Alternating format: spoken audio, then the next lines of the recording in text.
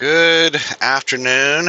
Hope you're having a great week. It is Friday, June 12th, 12:12 p.m. Central Daylight Time, local time here in, I think I'm in Tillatoba, Mississippi. Tillatoba, Mississippi. I'm not going to bother cleaning the window. It'll get dirty within a few seconds. So I apologize if there are bugs. So we're just about to get rolling. We are headed to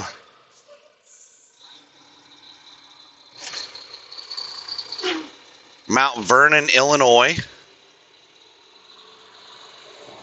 I should get there around 6 p.m. It's 340 miles.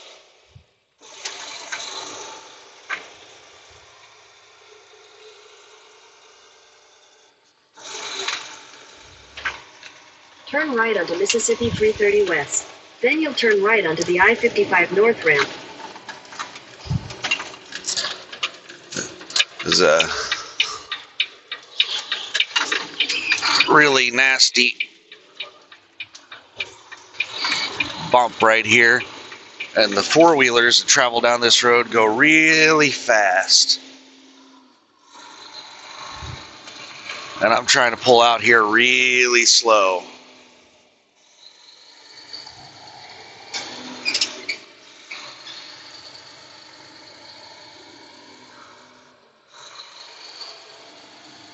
Turn right onto the I-55 North ramp. Then merge onto I-55 North. I just woke up a couple minutes ago, and I did not sleep very well. I am not sleeping well on these 10-hour breaks where part of it is at night and part of it is at day, because the climate control system in the truck doesn't have like a temperature setting. I just control the fans, and then it has like a temperature slider where you control the temperature coming out of the fans. So do you want really cold air blowing out of the fans, or hot air, or warm air, or what do you want? And how hard do you want it blowing out? That's all I'm able to control.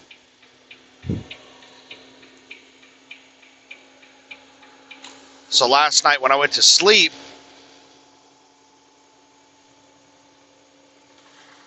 the air conditioner had it down to like 65 in the truck, which is ideal. That's the temperature I like to sleep at. But I put the air conditioner up on pretty high because I knew the sun was going to come up, and then the air conditioner was going to struggle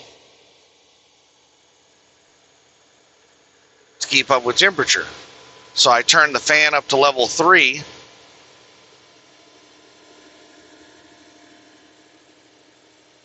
Oh, we're getting a little bit of rain. That'll wash the windows off. So I turned the fan up to level 3 when I went to sleep. So I woke up before the sun came up. It was like 58 degrees in here. I was freezing my ass off. And then when the sun came up, it got up over 70 in here. The air conditioner couldn't keep up with the greenhouse effect of the truck.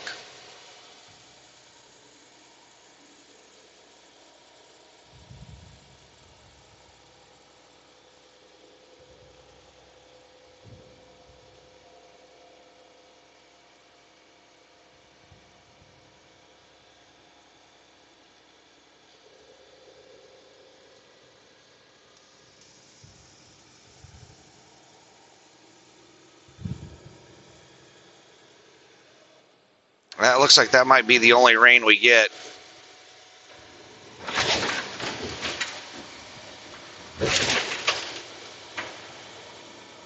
Just enough to smear the window up real good. I'm thinking about just putting water and soap into the... somebody on the shoulder It's like a Swift. I've got a truck alongside me right now.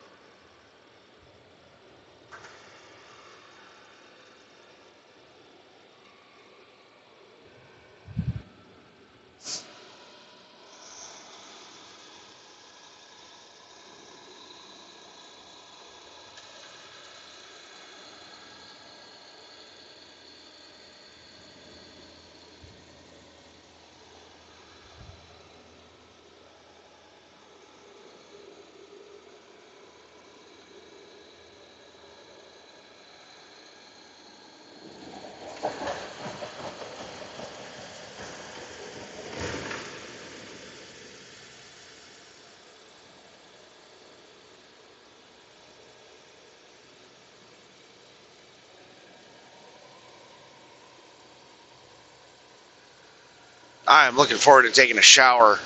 It's been a few days since I've had a shower. I feel sticky and icky and nasty.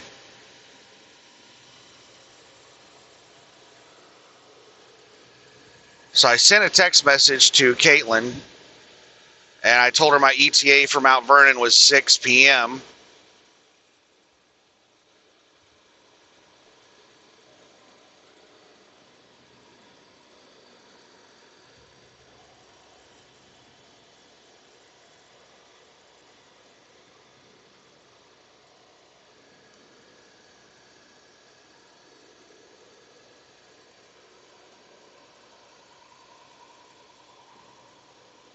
I just don't get how other trucks will cut cars off like that. I don't do that crap.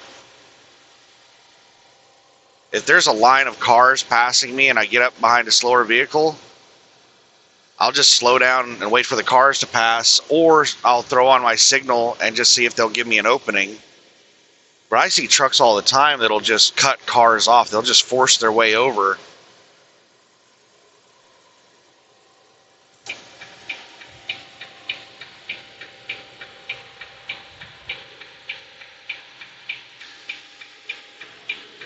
Venture Express. I remember these guys previously. I remember that trucking company. I remember there were two of them driving together once, and there was an accident in the... No, not an accident. There was an oversized load on the shoulder that had a whole bunch of tire blowouts. It was a trailer that had a ton of tires on it. Lots of small tires. And they blew out a whole bunch of tires. And there were several, like, mechanic trucks there.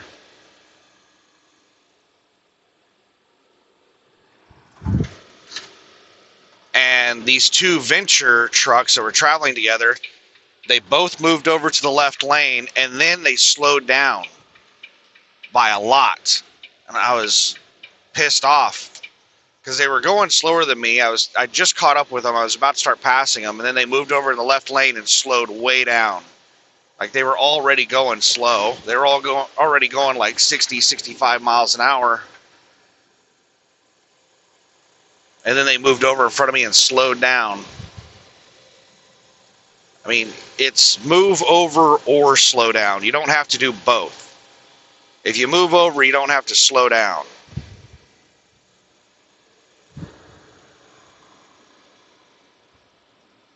Especially when all it is somebody changing a tire on the shoulder. You don't need to slow down to 50 miles an hour to rubberneck.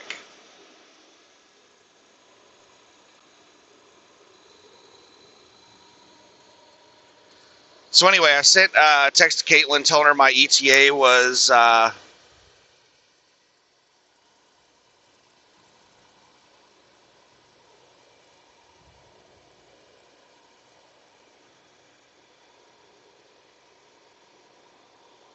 around 6 p.m. and I told her I'd have about 18 hours left on my 70-hour clock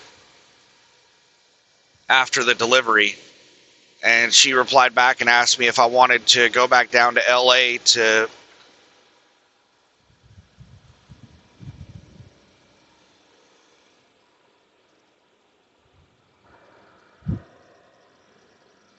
head in the direction of LA and take my 34 while I wait to get a load on Monday. And I said yes. So she said she'll send over the information after her lunch.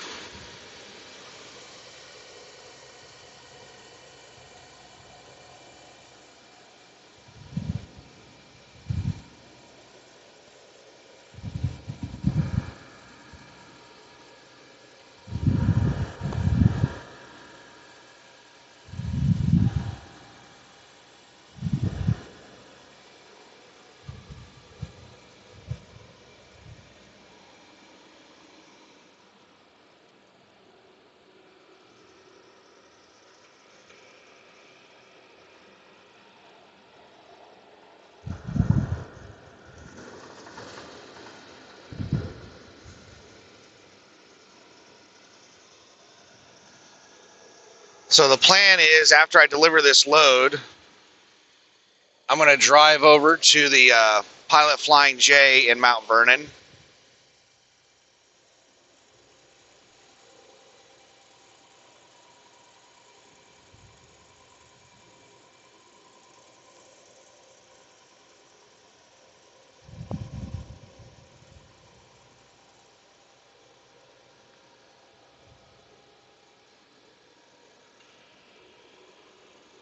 And I'm going to take a shower.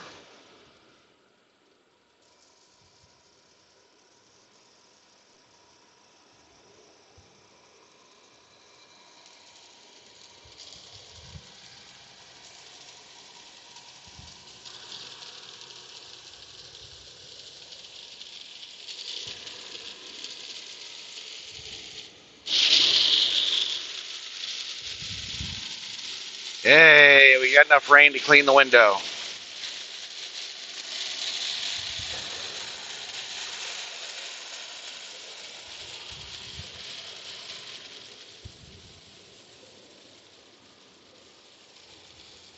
Kind of.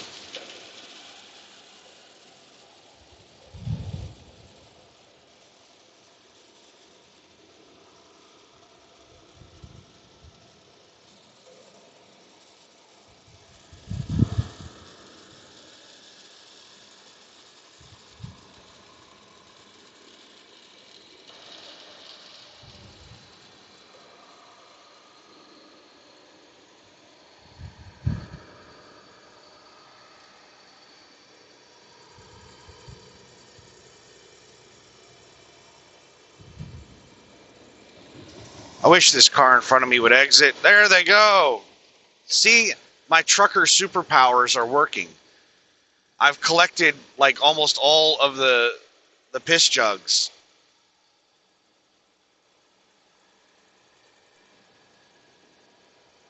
And my trucker powers are becoming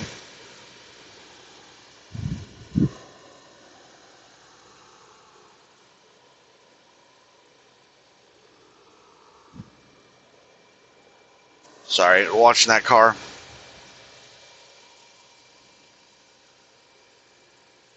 My trucker powers are becoming master level. I don't know, quite master. Maybe night level trucker powers.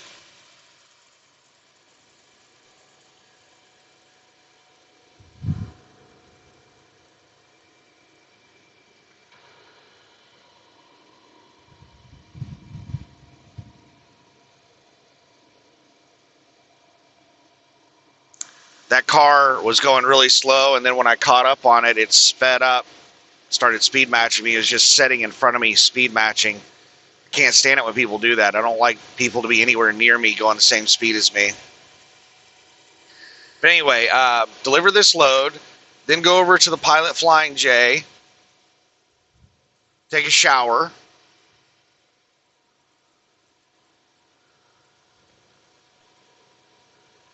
The U.S. World Cup game comes on at 8 p.m. And I plan on watching that.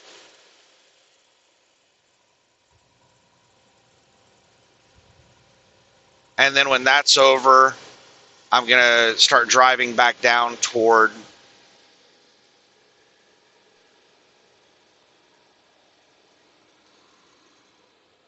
the New Orleans area and find a spot to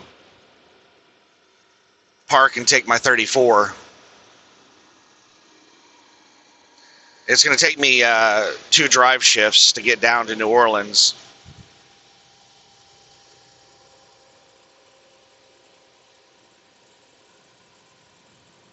I might try to find a truck stop over around Addis.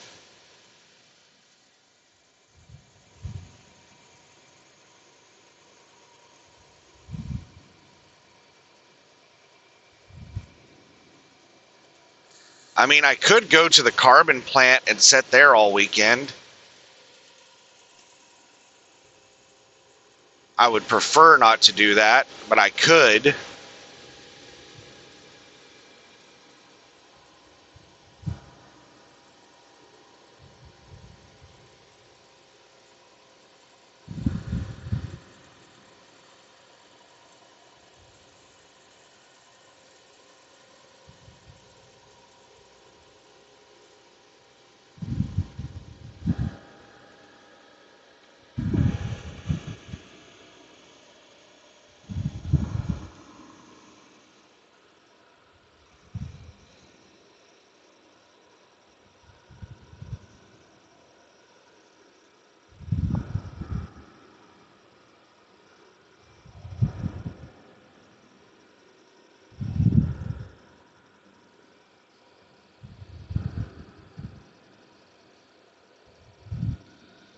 Yeah, top off fuel at the Pilot Flying J.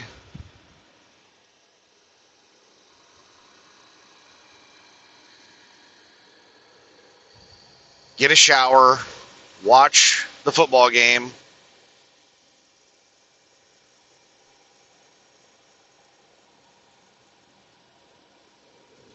And also go shop at Walmart. The Pilot Flying J parking lot is right up against a Walmart.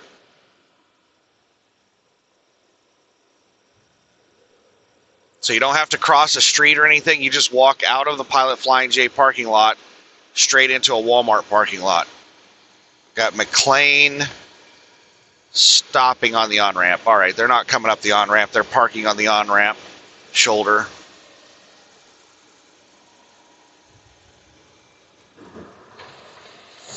So yeah, I should be able to knock out a whole bunch of things.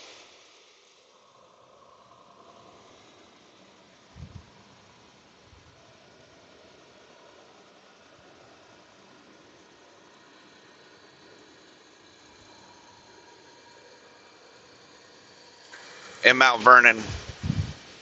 Wait, why do I feel so sticky and icky and nasty? When's the last time I took a shower? Let me try to remember.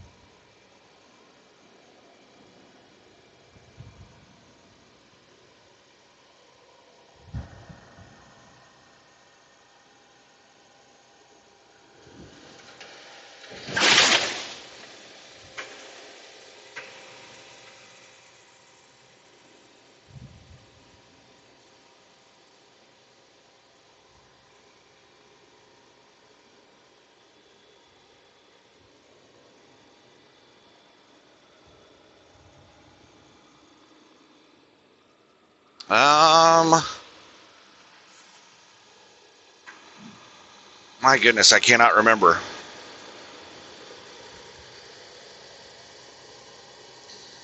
Everything just kind of, whenever you're working so many hours in a week and it's just drive and break, it's just work and sleep, work and sleep. Everything just starts running together. It's like one long ass day.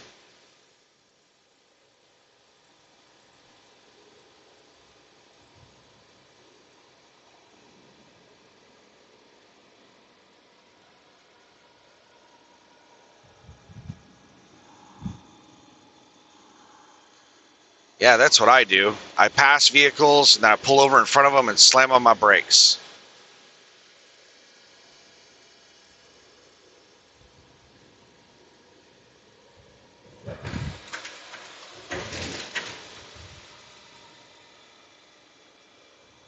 All right, let's get out and around this box truck. There's nobody behind me for about a half mile. There's a truck back there about a half mile. Damn it. When is the last time I took a shower?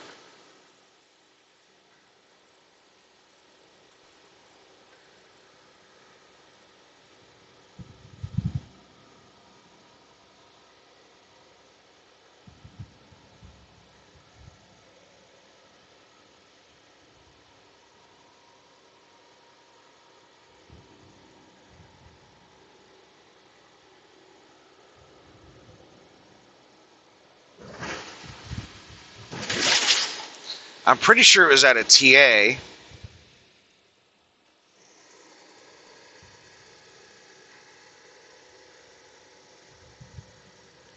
Using up my last shower credit at a TA on like Monday or Tuesday.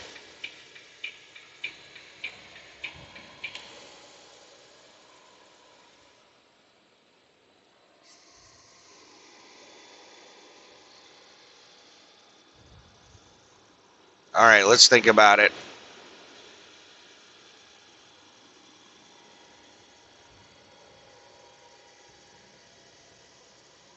Let's just go through the week. So Monday around noon, I left Amarillo, Borger, Texas.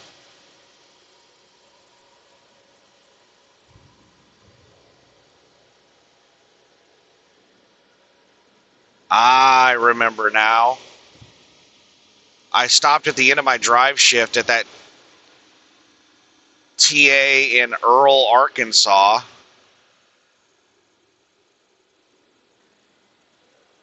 And I got a shower at that TA.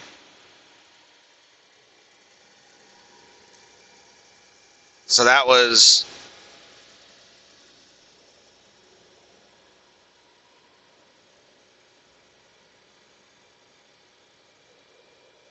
Monday night.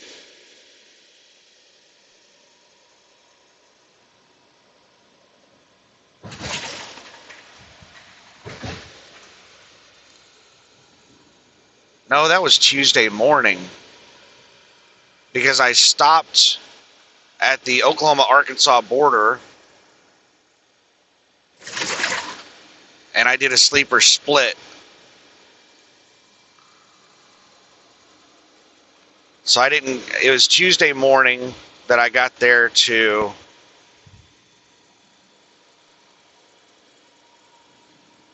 Earl, took a shower. And I don't think I've had a shower since then.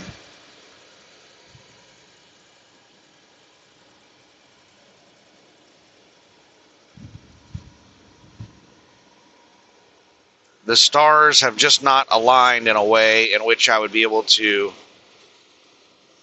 stop at a Pilot Flying J for a shower.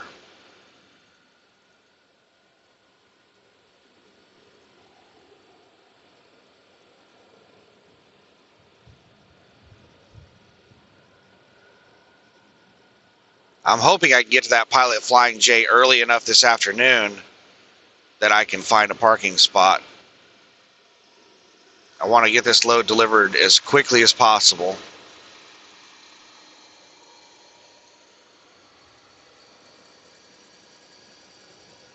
So I can get a parking spot. It'd be nice if I got there early enough that I could take a shower and do my Walmart shopping before the game came on. That way I could buy some food to eat during the game. You know, like a rotisserie chicken, some potato salad, some barbecue beans. Oh, that sounds so good. Go to the deli section, get a rotisserie chicken, potato salad, some deviled egg potato salad.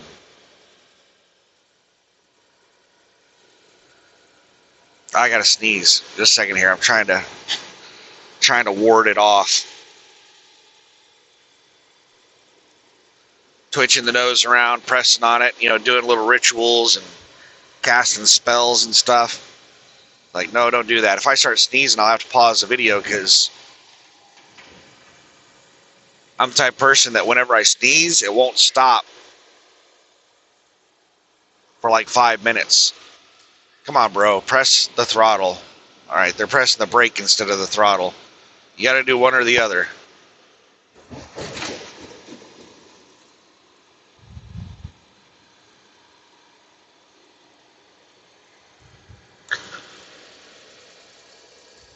Yeah, a lot of things I'm going to be doing after I deliver the load. Top off fuel, shower, grocery shopping at Walmart, watch the game.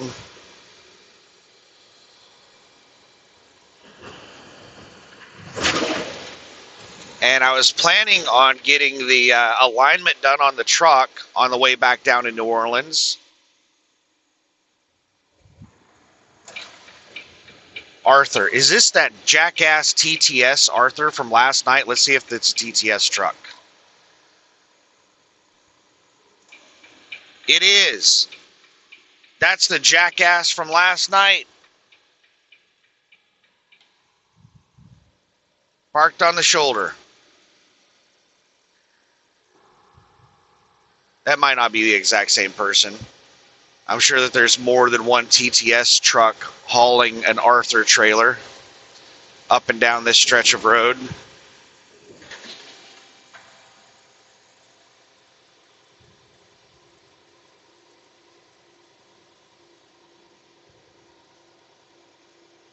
But if you didn't watch the driving video yesterday or listen to it, I had drama with Arthur. Arthur got really offended that I passed them. Mississippi does not give very much notice for lane closures. And I caught up with a slow Arthur, and I was flying by him in the left lane, and then a lane closure sign popped up. So I tried to finish the pass, but Arthur tried to block me from passing. I think we were in a 3-lane area, and Arthur would not move over to the right lane. The 2 left lanes closed really fast, and Arthur would not move over from the center lane to the right lane and tried to get me to stop. Tried to force me to come to a stop. I managed to barely make it around Arthur, and then that was right before we got into Jackson, Mississippi. And Arthur made it a point to get around me in Jackson. So the speed limit once we got into Jackson dropped down to 60. And Arthur drove 70 all through town to get past me. And tried to block me. Like, we had a couple of interchanges where you had to, jump from the right all the way to the left lane for left lane exit and stuff like that. And Arthur was behind me and tried to get out into the lane and block me from being able to change lanes. Like, he was just a complete jackass. He was so mad that I passed him.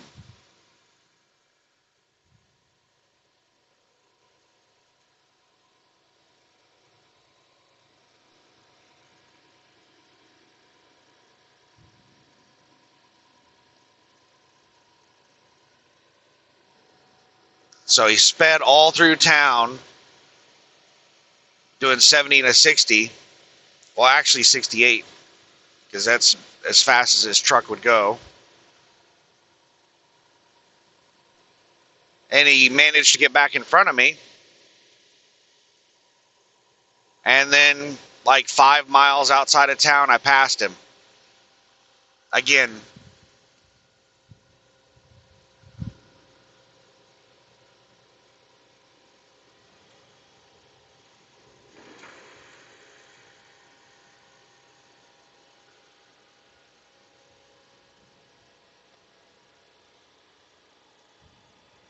Yeah, he was driving like a maniac through Jackson.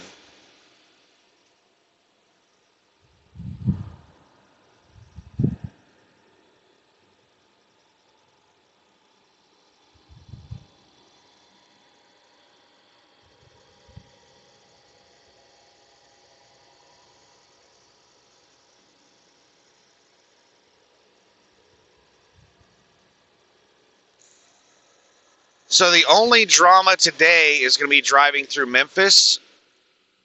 I should be hitting Memphis. Oh, I think I'm around 50 miles from Memphis.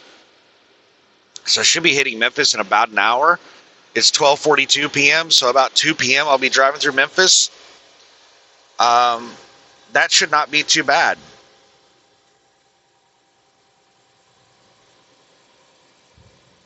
Memphis traffic has never been like, I've never driven through Memphis and traffic's been really bad. And I think it's because Memphis has so many roads. A lot of these cities, they just have like one main road through town. Like one main interstate or something through town. So everybody is getting onto that interstate to travel around town. Memphis has tons of roads. And the interstates that I drive on don't typically go right through the middle of town. They go around the edge of town.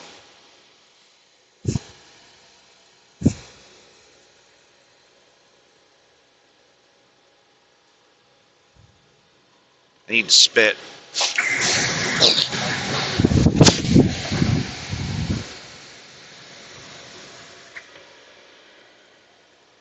Sorry about that.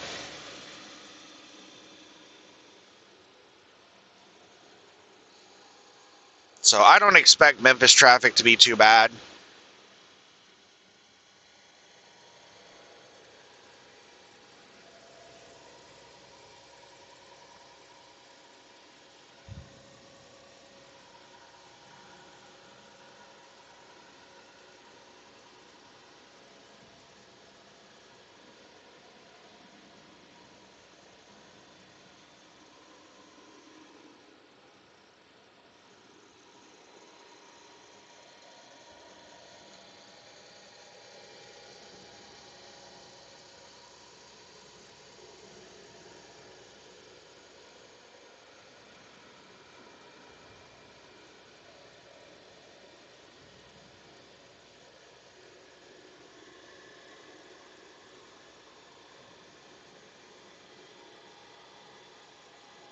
Dealing with a little bit of left to right wind.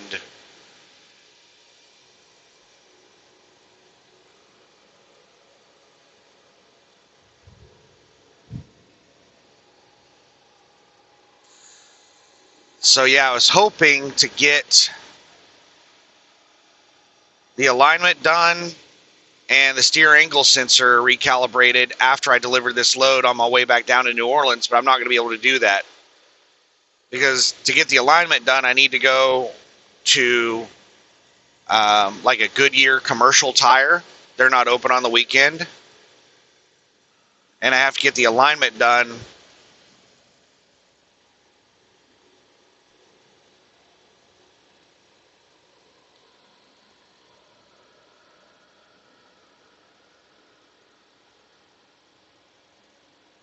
before I can get the steer angle sensor done.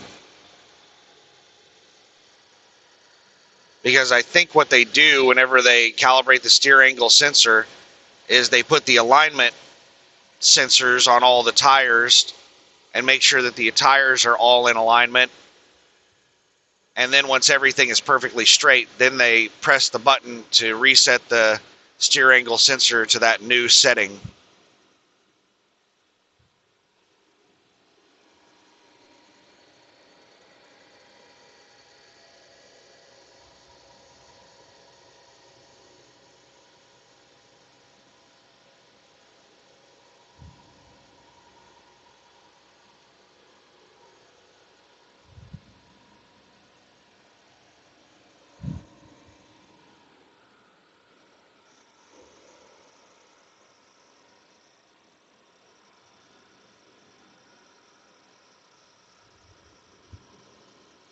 I'm going like half a mile per hour faster than this truck.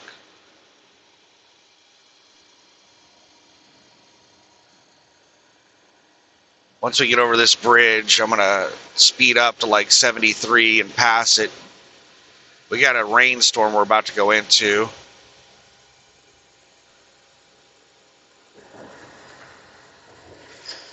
I'm debating whether or not to pass this truck because of that rainstorm. I just don't know what this truck's going to do. Are they the type of person that's going to like haul ass in the rainstorm and drive like a maniac? In that case, I want them in front of me, not behind me. Or are they the type of person that is going to slam on their brakes and slow down to like 20 miles an hour? In that case, I want them behind me, not in front of me.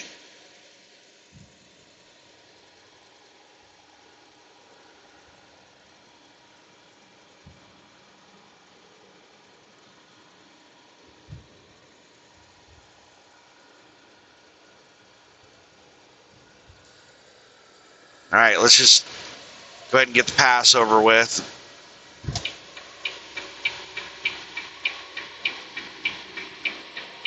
Yeah, that signal is for real, bro.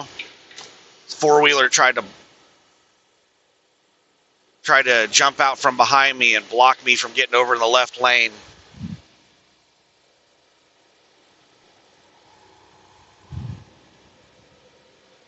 And now there's somebody trying to pass on the right.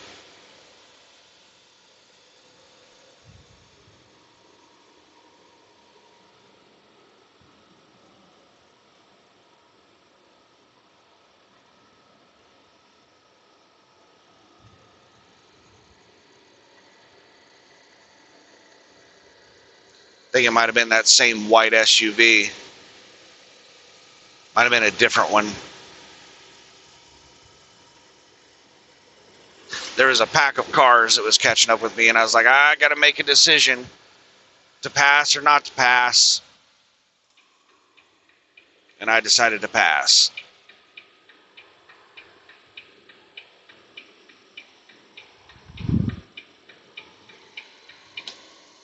And here's the jackass tried to block me in this Toyota SUV.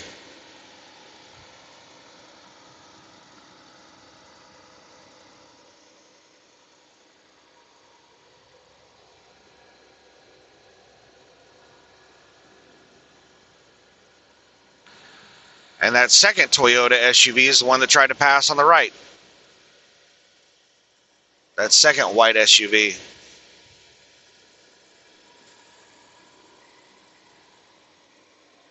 All right, we're about 1,000 feet, about 500 feet in front of total. So I'll let it drop back down to the cruise speed.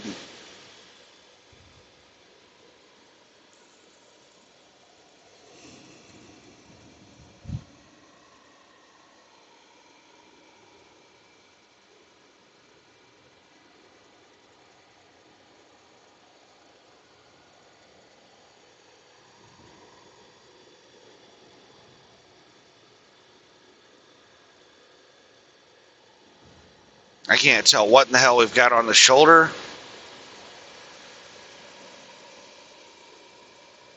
Got a bunch of flashing lights. Looks like it might be a mechanic. Might be I don't know what it is. There's somebody walking down the fog line. It's a cop.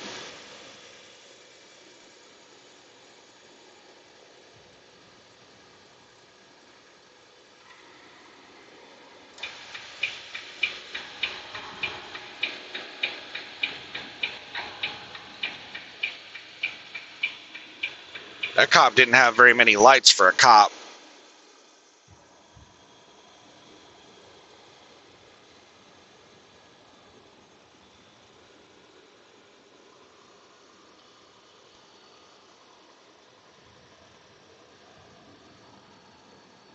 They had almost no rear-facing lights.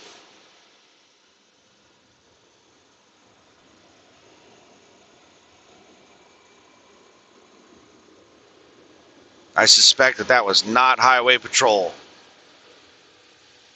All right, we're starting to hit some pretty big wind gusts. We're getting close to the edge of the storm.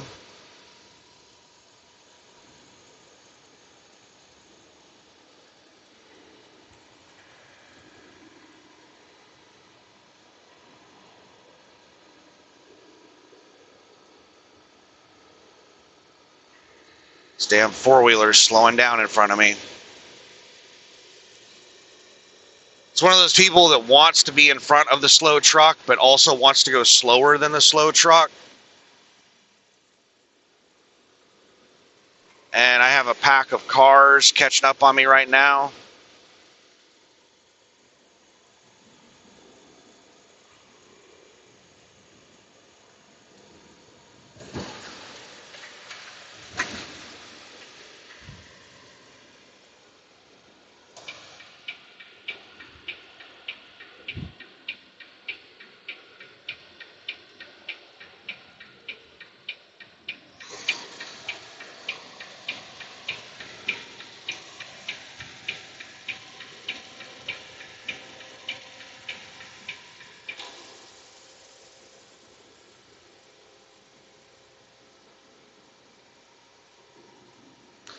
One of them let me in.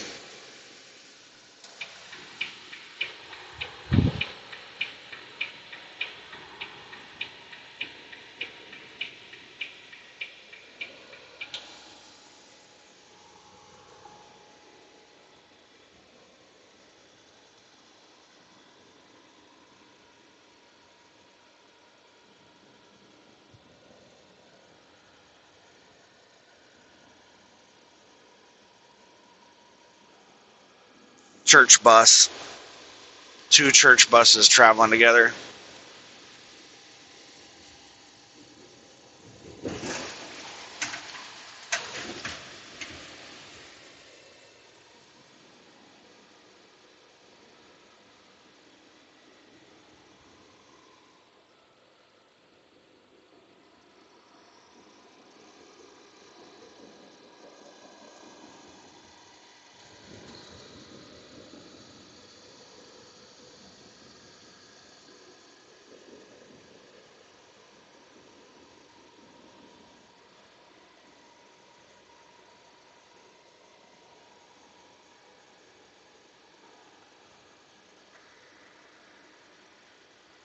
"32 miles to Memphis."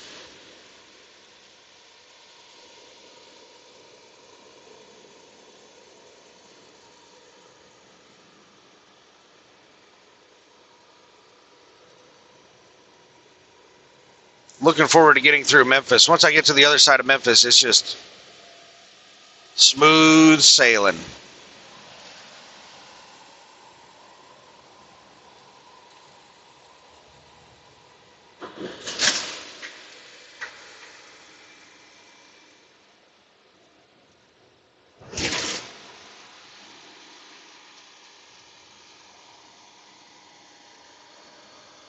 Speed limit is 70. I have my cruise set at 70, if you're wondering how fast everybody's going. Everybody passing me is speeding.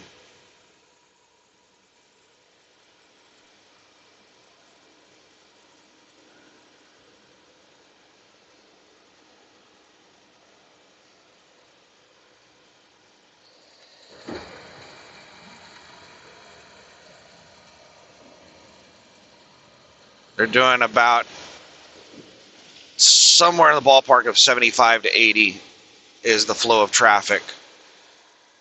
If a 5 mile per hour difference is a fairly slow, steady pass. If somebody moves by you really quick, they're going about 10 miles an hour faster than you.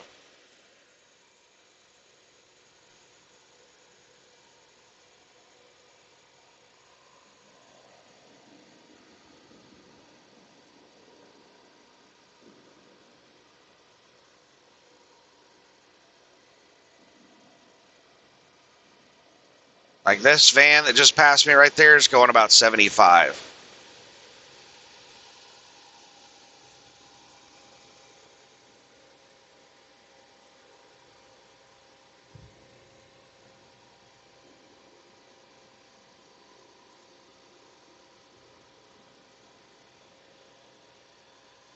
That SUV is going about 78.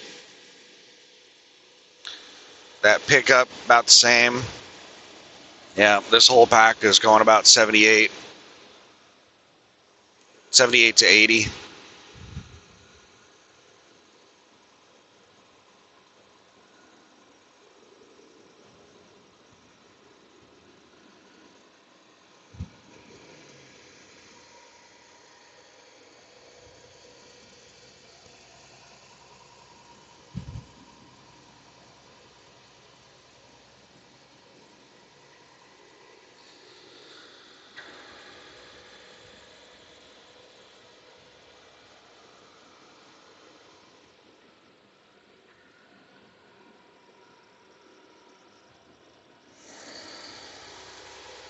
All right, I'm going to go ahead and start passing this container before the pack of cars behind me catches up.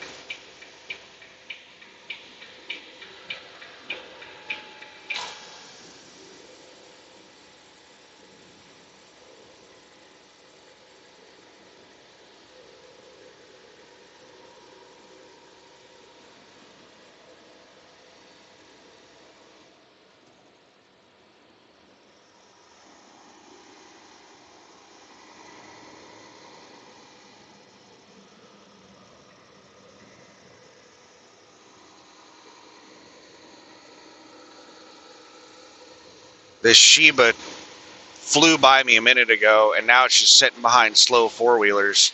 It's probably going to wait till the last second, then hop out in front of me.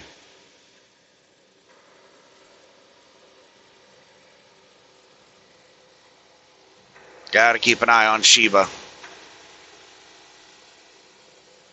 because they flew by me doing about 75 miles an hour a minute ago.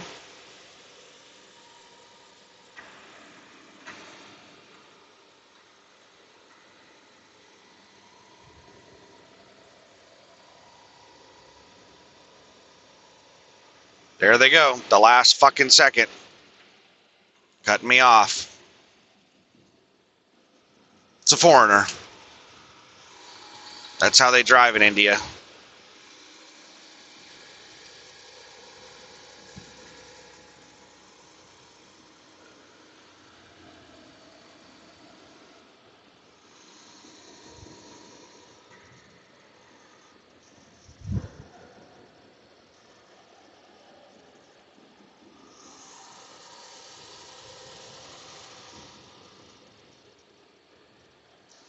And we just keep slowing down. I don't know if traffic is slowing Shiba down or if Shiba is just going slow. I can't see around Shiba, but we've slowed from 70 down to 60 since Shiba got in front of me.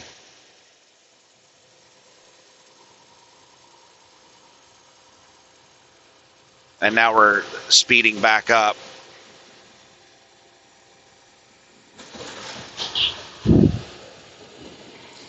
And there's a large pack of vehicles that caught up with me.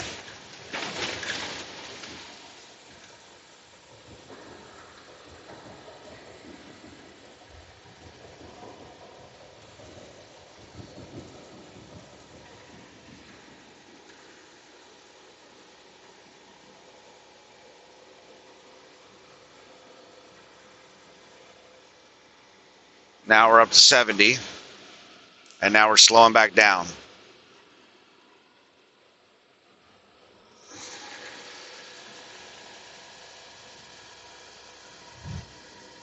Looks like this RV is the reason for all this traffic jam.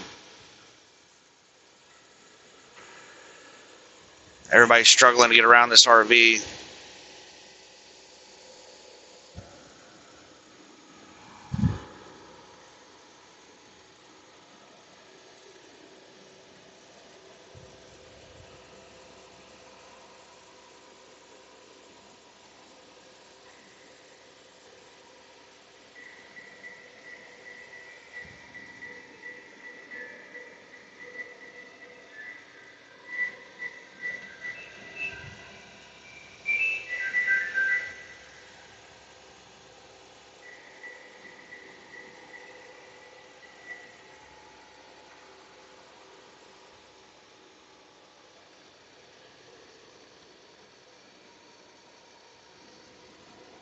It is so annoying that Shiba cut me off like that.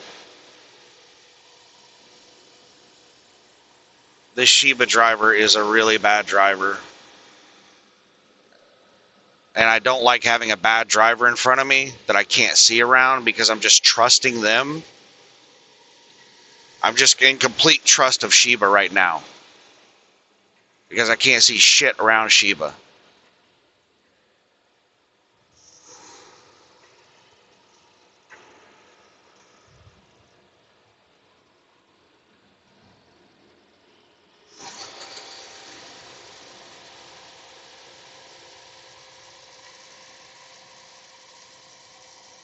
It looks like Shiba is tailgating a four-wheeler. Sheba is right on the ass of a four-wheeler. There's a slow four-wheeler with a big space in front of it. There's a four-wheeler just speed matching an SUV in the right lane that's blocking the left lane.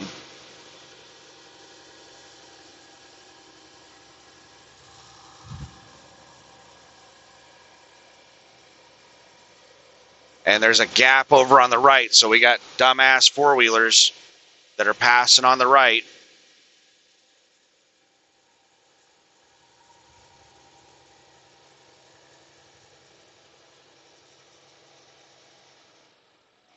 I'm really heavy, so I can't stay up on the ass end of Sheba while we're going up these steep hills.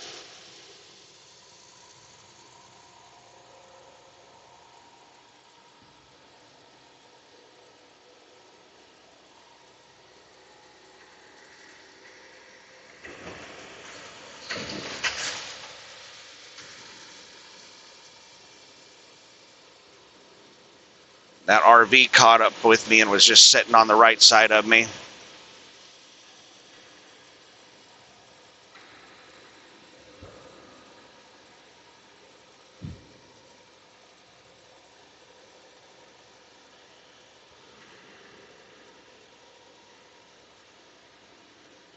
Oh shit, that slow four-wheeler. Sheba almost got into an accident with that slow four-wheeler. They both moved to the right lane at the same time, and Sheba almost rear-ended it, and then Sheba jerked back over to the left lane.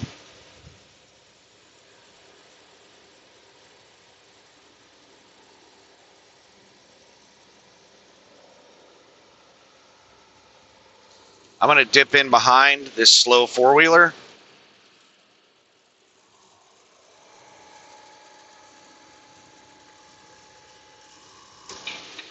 And let traffic go around me. I don't like being behind this slow four-wheeler, though, when it's starting to rain. Because somebody that drives like this is liable to do something, like they're very likely to do something really stupid in rain.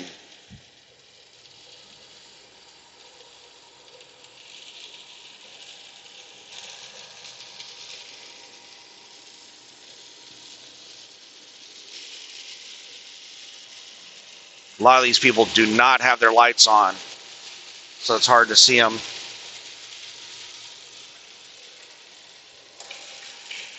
And the slow four-wheeler is slowing down in the rain.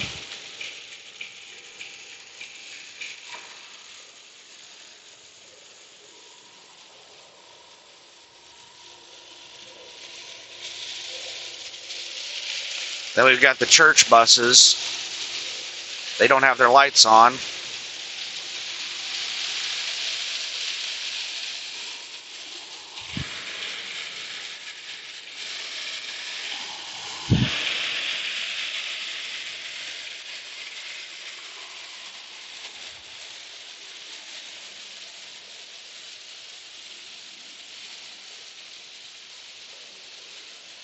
Yeah, they've got their lights on. I'm just jammed in right here.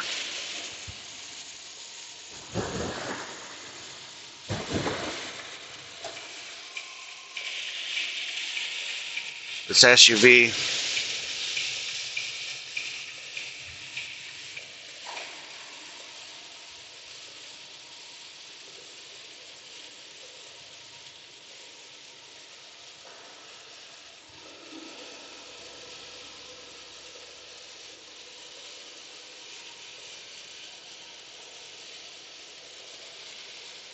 Caitlin wants me to give her a call. So I think Caitlin just called me.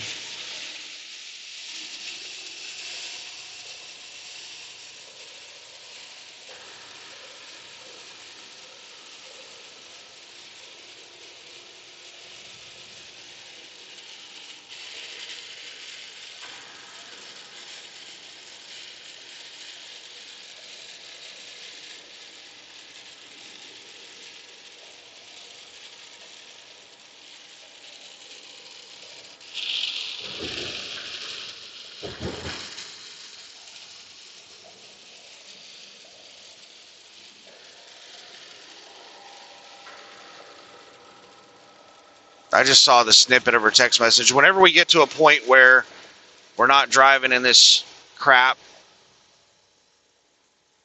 I'll check out her text message and I might call her. It's probably going to be after I get onto Interstate 55 because it's likely going to be pretty crazy traffic and weather all the way until I get past West Memphis, Arkansas onto 55.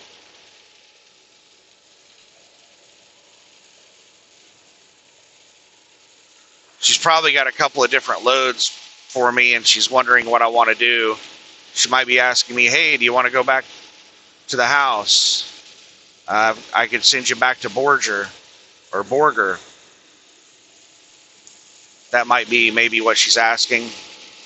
Because I told her, well, last time I was in town, I didn't really have any time off. I was in the shop the whole time. So yeah, it would be kind of nice to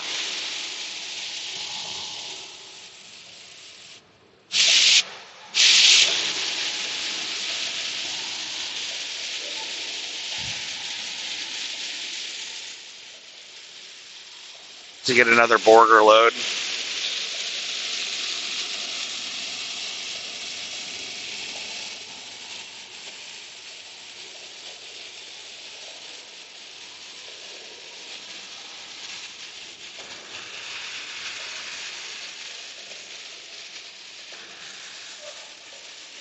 All right, traffic is slowing.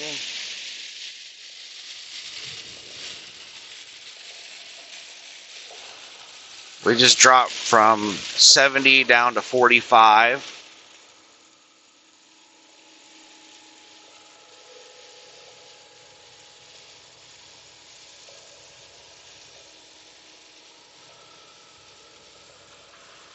Just takes one dumbass doing like 30 miles an hour in the road to slow the entire interstate down.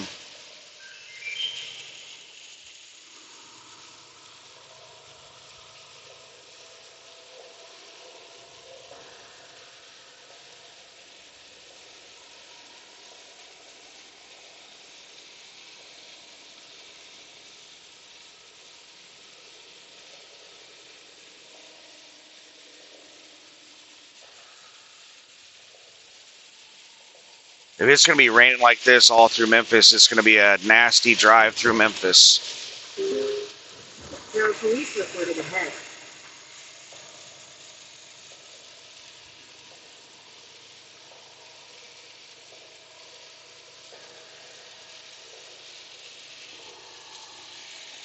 All right, I want to move over to the right lane because they've got me. We're going uphill and they brake checked me at the beginning of the hill. I can't accelerate uphill, so they pulled away from me.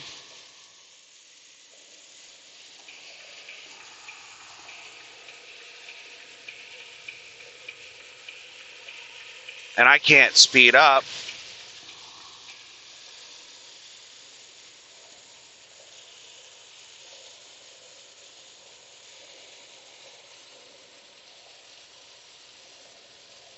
Because I'm max weight.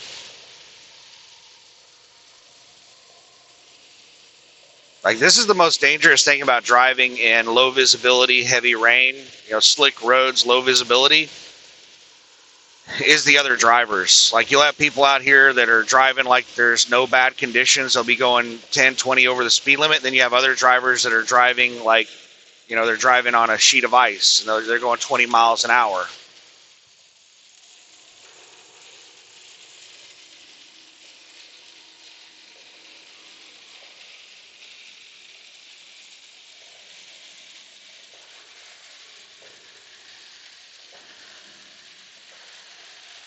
So the fear is coming up on somebody that's going really slow.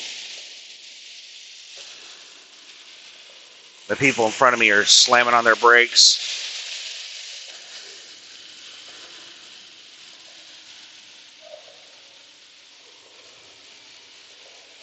So we've got people across all lanes of traffic going really slow. I don't like that. It's making it really dangerous for me, for the 80 mile per hour people coming up behind me.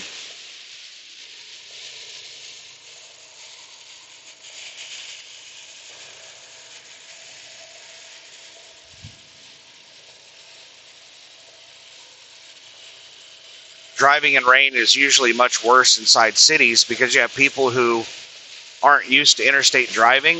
They just use the interstate to get around in town. So they'll drive really slow on the interstate during rain.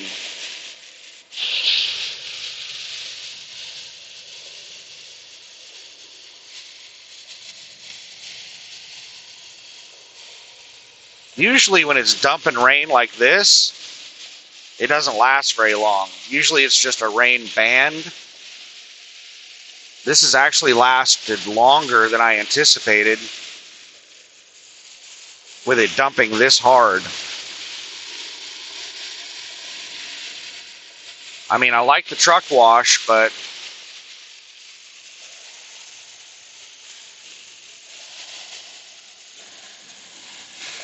the people brake checking in front of me,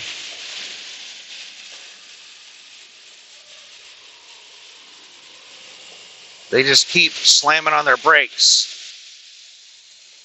You can't stop in the interstate. If you need to stop, get off the interstate, jackasses.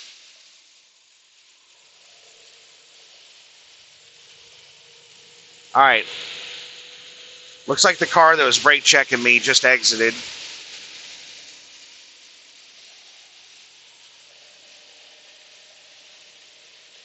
And people are going around the car that's blocking the left lane.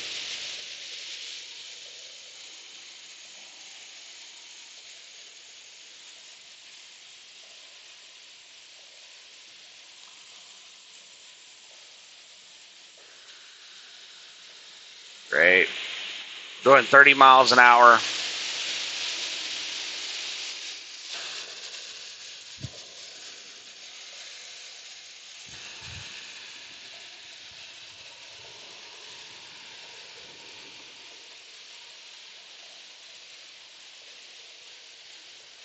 Got people flying up behind me. People are just doing really stupid shit. They're just pulling over to the shoulder. There's people just doing really stupid shit. People don't know what they're supposed to be doing, and they're just doing really stupid shit.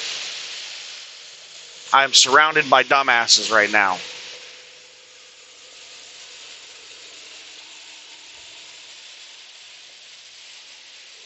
All right, so people just merged on, and they're going like 15 miles an hour. The traffic that just merged on is doing like 15 miles an hour.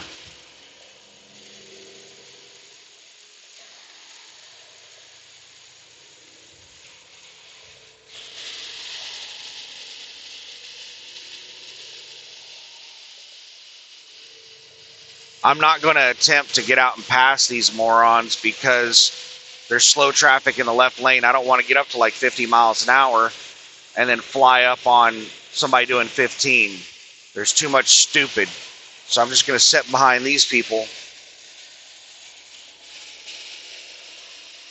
It's too dangerous to try to travel at normal speeds and get around these people. Now we're up to 50 miles an hour.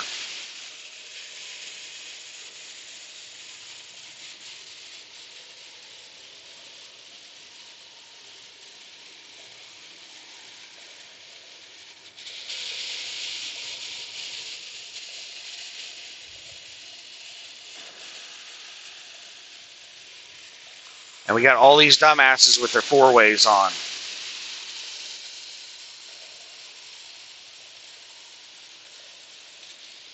They see one idiot doing it, and they all start doing it.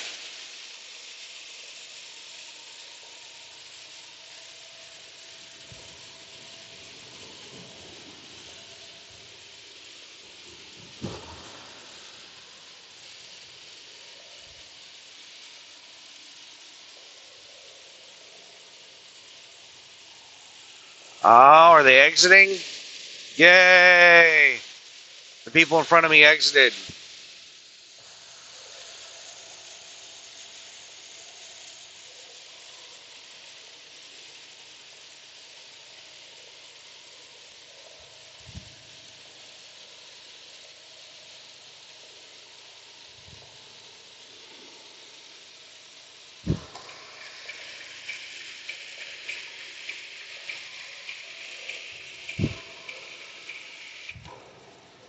There's a car riding my ass.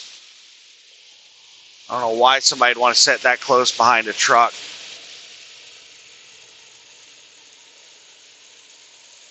Why did I just change lanes to the left? We just got a whole bunch of lanes. Visibility is clearing up a little bit.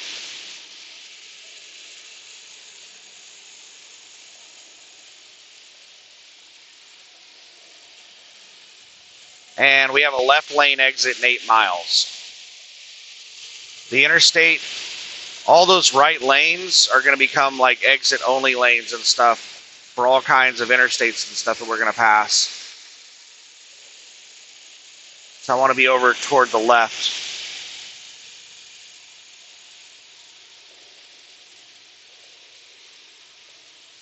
Flash flood warning in effect until 4:15 p.m.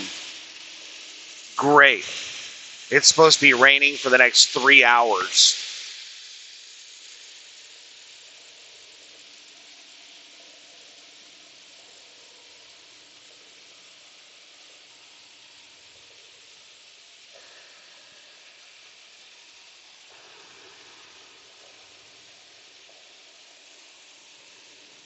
Looks like water is pooling over on the left lane right there in that little dip. Looked like it was pretty deep.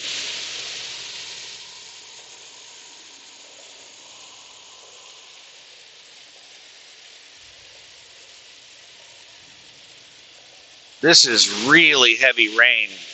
To be lasting for this long, rain this heavy does not usually last for very long.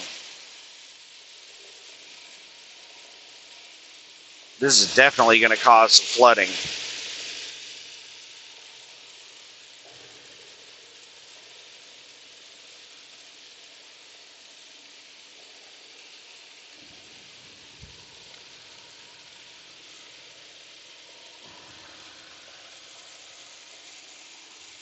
What in the shit is in the road?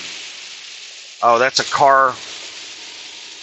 I thought it was a big ass tire in the road, but it was the Welcome to Tennessee. It was the rear windshield of a car.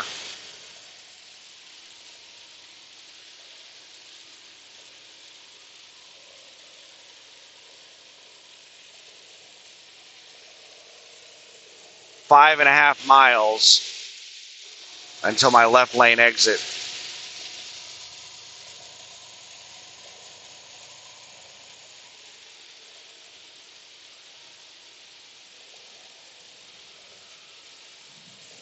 The 2 right lanes are blocked in a couple of miles.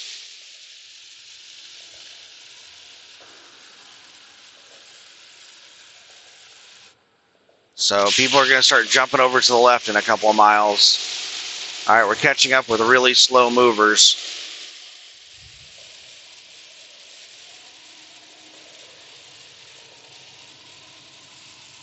I'm doing 58 miles an hour right now.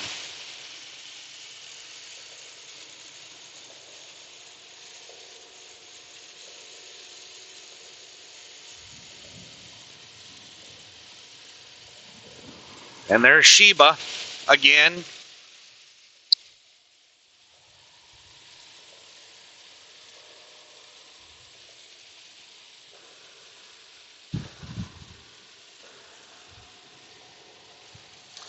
I don't think Sheba can read English. And Sheba is speeding up. They're speed matching me, and I'm hitting slower traffic.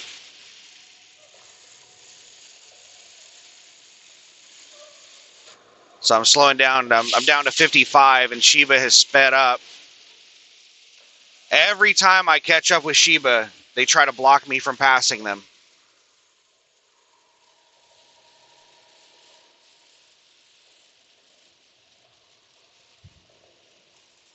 Oh, sweet. Looks like the sky is clearing, so it looks like we're getting out of the rainstorm.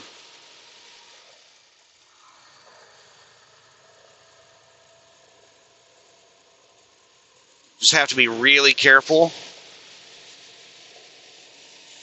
about the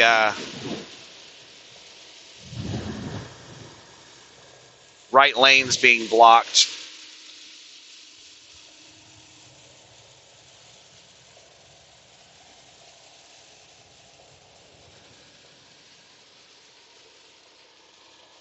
Chiba is slowed back down.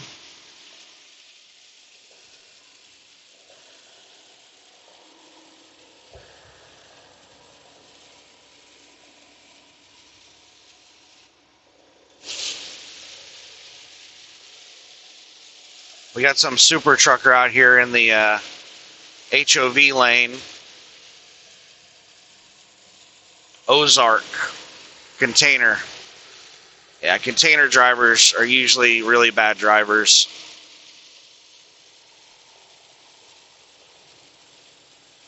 Loggers, grain haulers, container drivers. There's probably more than that, but you see anybody hauling any of those things, they're usually really bad drivers.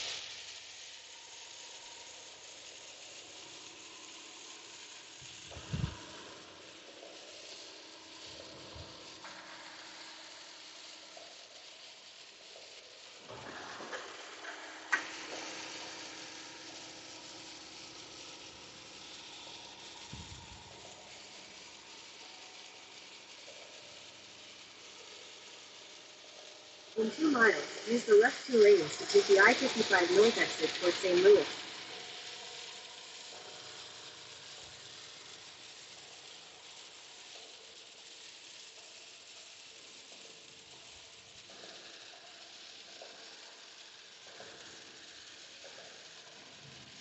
All right, we're slowing down.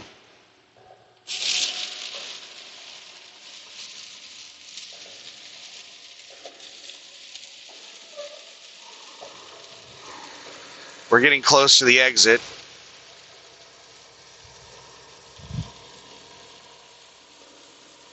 Normally, I would just pass these people in front of me that keep slowing down.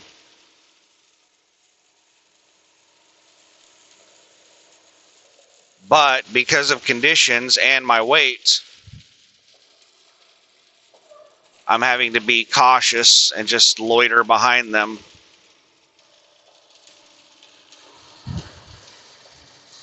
And I cannot see the damn lines in the road.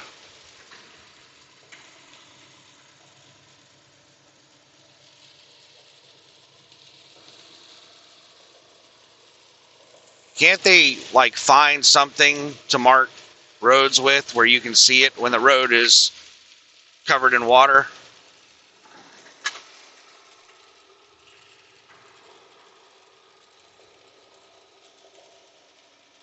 In half a mile, use the left 2 lanes to take the I-55 north exit towards St. Louis. It's a really tight turn. Ugh.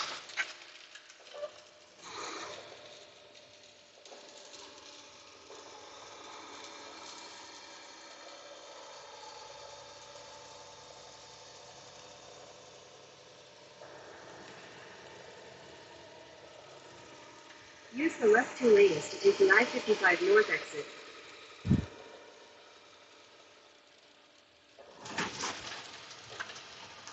45-mile-per-hour turn, and we're doing 45 right now. We're going to slow down even more, though, because I'm heavy and the roads are slick.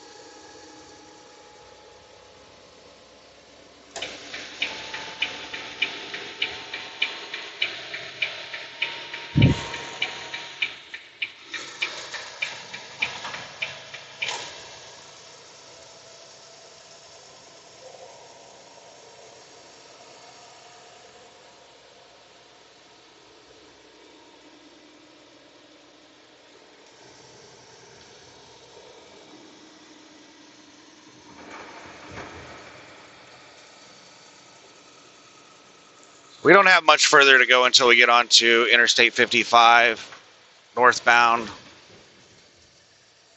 I'm just gonna sit behind these slow fuckers until. Keep left to stay on I-55 north.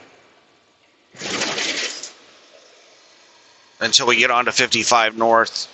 I'm not wanting to get out and try to pass in these conditions.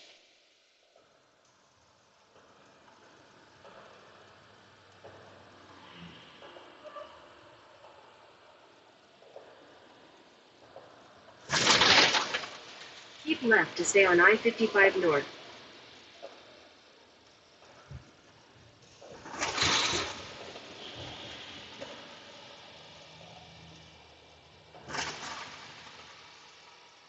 Continue on I-55 north for 12 miles.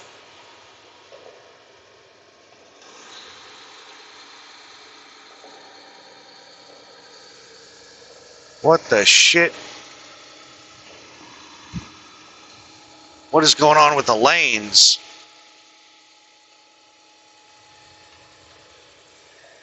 There's all kinds of different lane markings.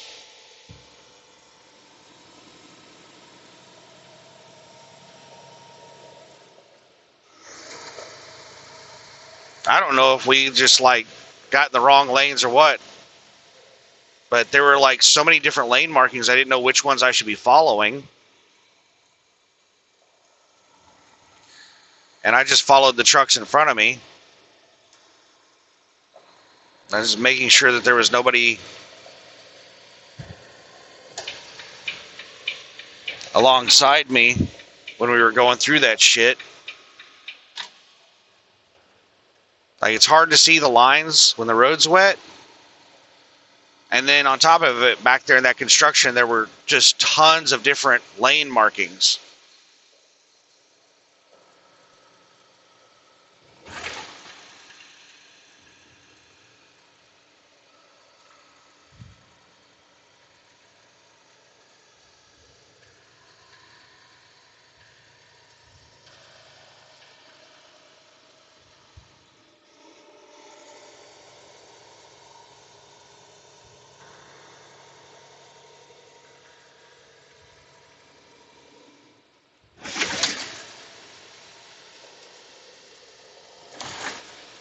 All right, we made it through that shit without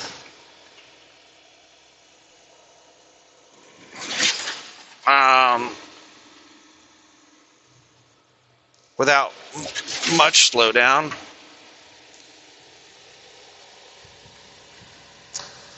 I'm trying to pass this guy, but it's every time I try to speed up to pass, I get jammed in behind him by four-wheelers flying by me, and then we start hitting hills, and I can't accelerate going uphill.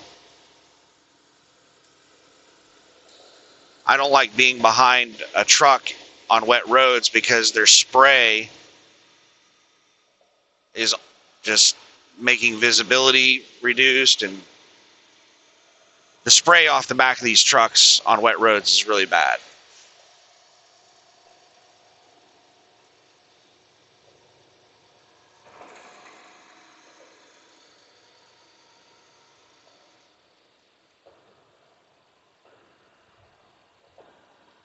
And now this truck is sped up.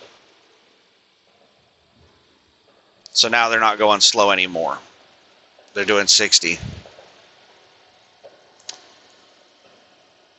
And now they're slowing down.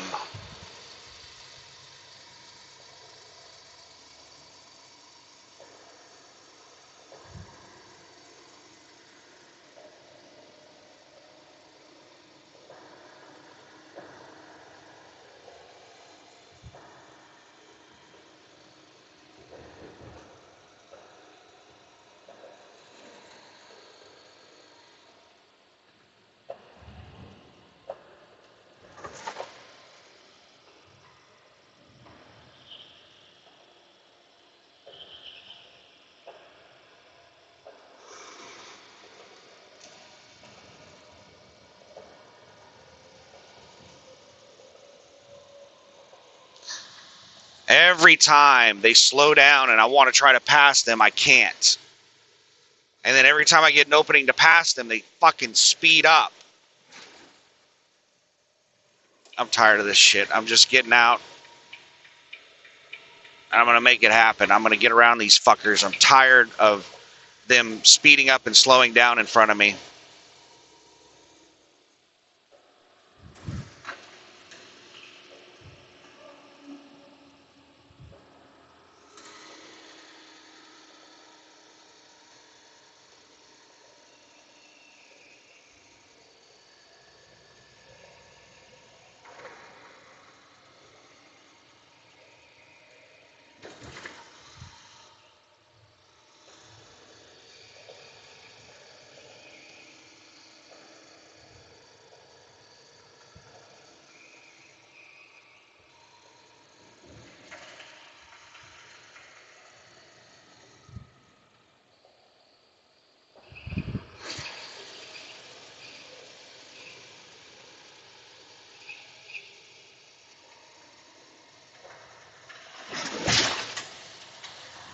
All right.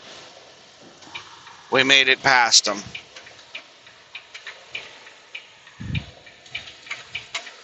Welcome to Arkansas. Welcome to Arkansas. We're going across the, I think it's the Mississippi River right now.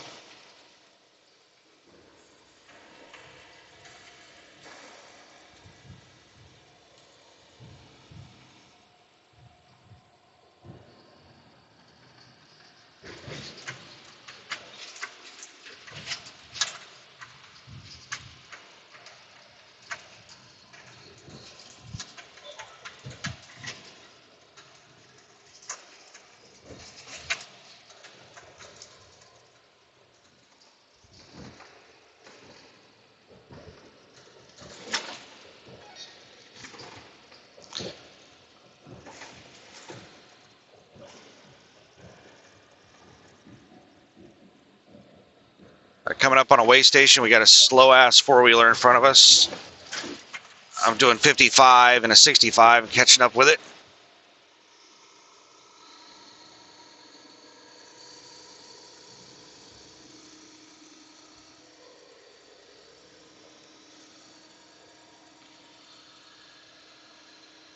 Way station is open, and it said pull in unless closed. So I've got to pull into the way station.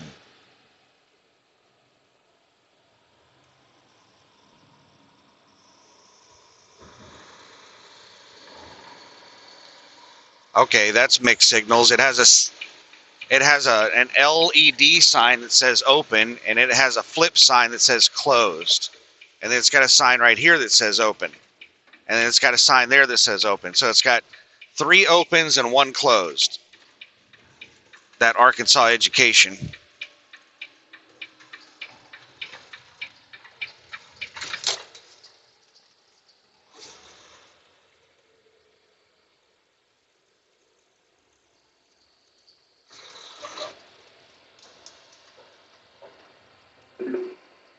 Keep left. Looks like they're just bypassing everyone. In 1,000 feet, merge onto I-55 North.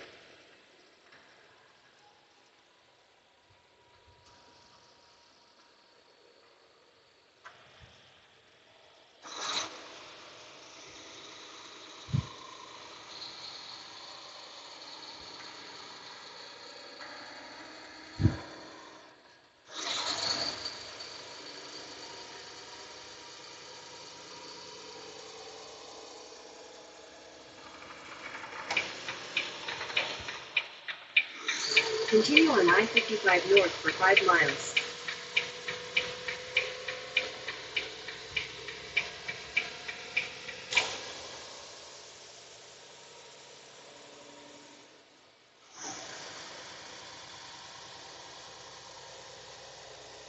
Everybody's just flying by the way station. I don't know if everybody's getting bypassed or they're just ignoring it.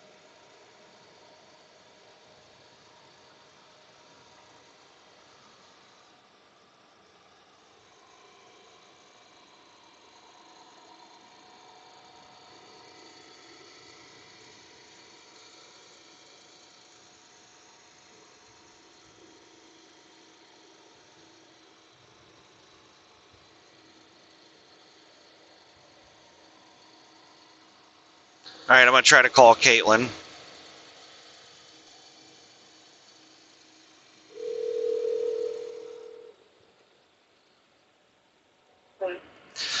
Hello, can you hear me?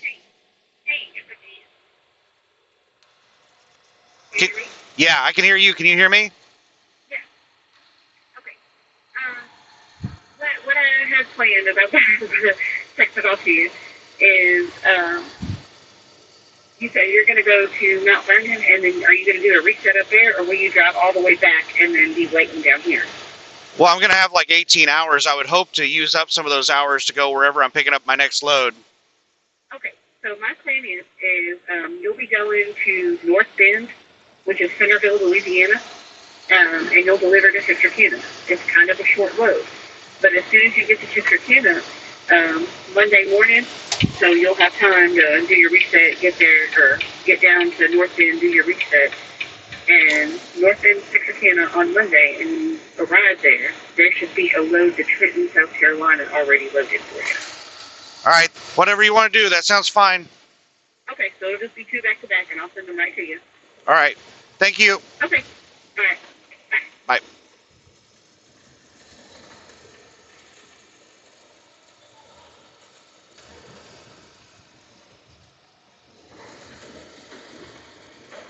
All right, so she's, I don't know if you could hear that.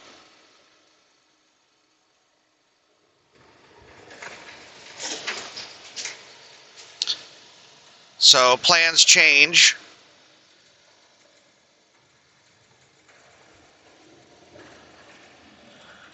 So now what she's wanting me to do is I'm going to do a short run to Texarkana.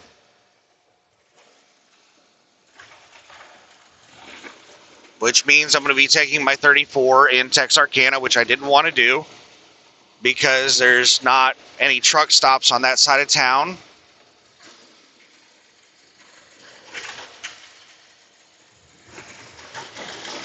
Oh my goodness, this is some rough ass road.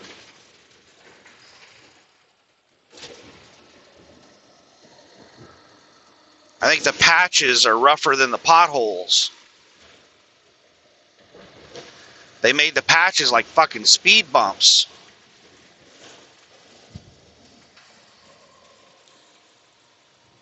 So I'm not sure exactly what's happening. In half a mile, keep right to stay on I-55 North. Follow signs for Blytheville.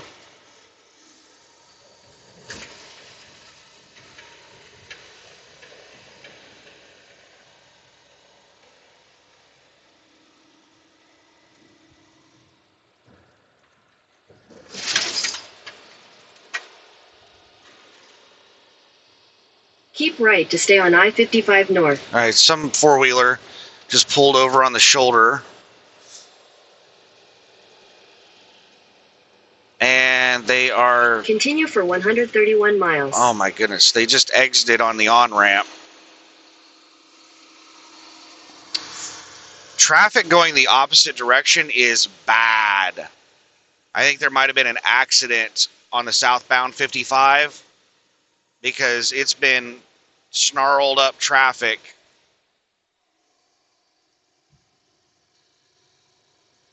On the southbound side for a long ways. I'm glad I'm not going southbound.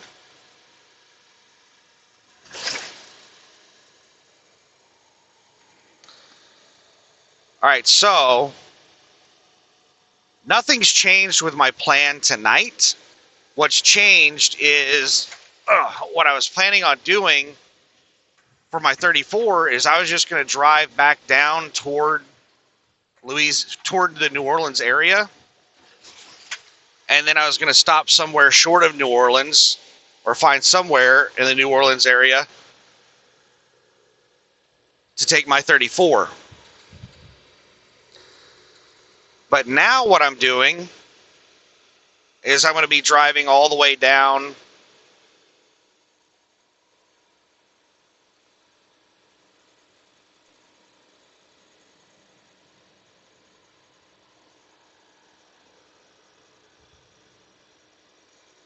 to New Orleans to a carbon plant. I've never picked up a load. I think she said North Bend, Louisiana. I have no idea where in the hell that's at. I'm going to be driving there, picking up a load, and taking it to Texarkana. And then there's going to be a preloaded trailer on Monday for me to take out of Texarkana.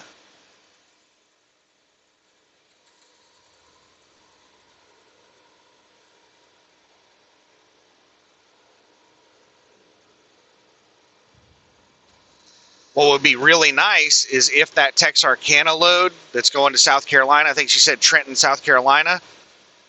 What would be really nice is if that trailer is ready whenever I get to Texarkana this weekend, and I can go ahead and pick it up over the weekend and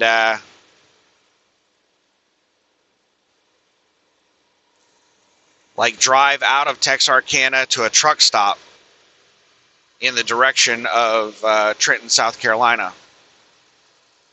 Ugh.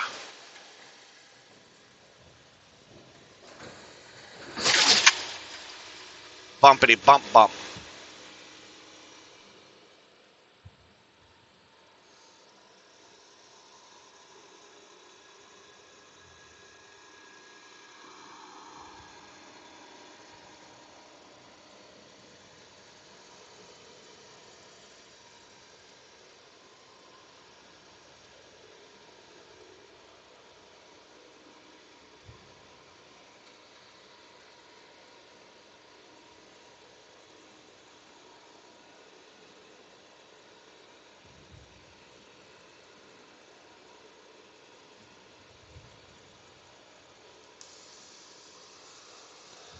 But we'll see.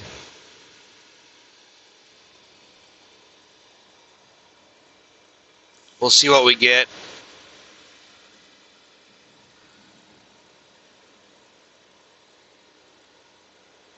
And I hope all of this doesn't get screwed up by an empty not being available in Mount Vernon. If there's no empty available in Mount Vernon, that's just going to screw everything up.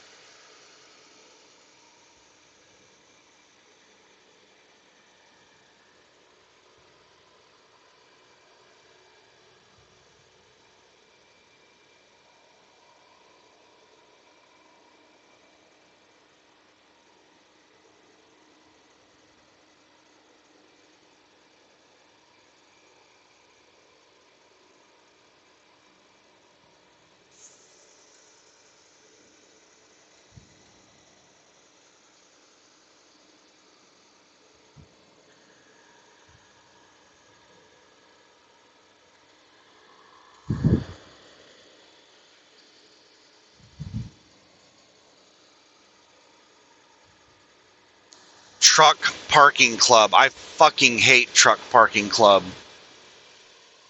I've seen those things popping up all over the place.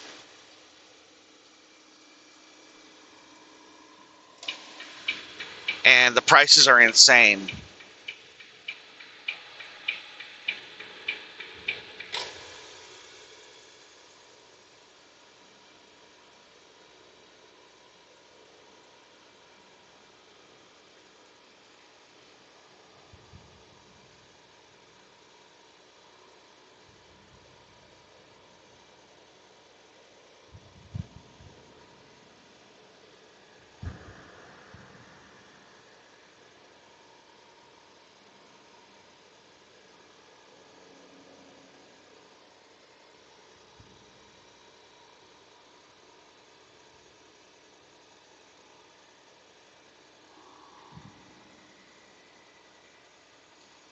Stop flashing your high beams at me, Frito-Lay.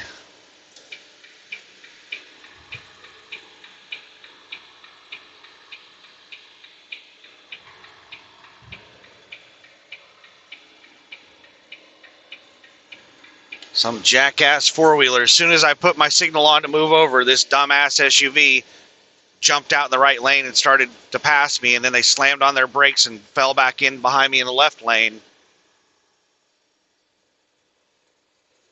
Impatient jackasses. I'm not going to cut people off just because I have impatient jackasses behind me.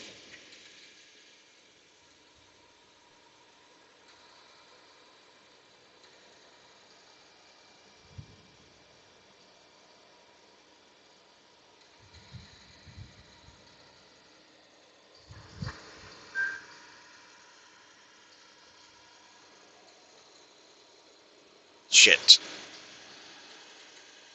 I got a text message from Caitlin. I tried to click on it and it disappeared just as I pressed, and it clicked on some shit on the map. I was like, fuck, don't mess up my GPS. Oh my goodness. Monday first load.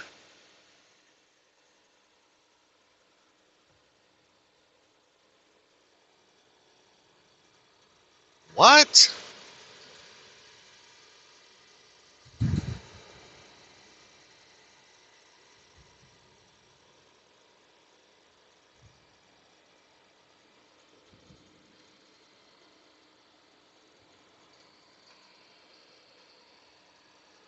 Okay, so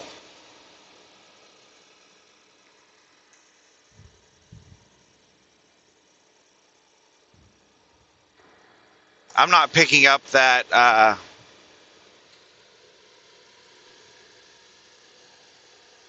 North Bend, Louisiana load until Monday.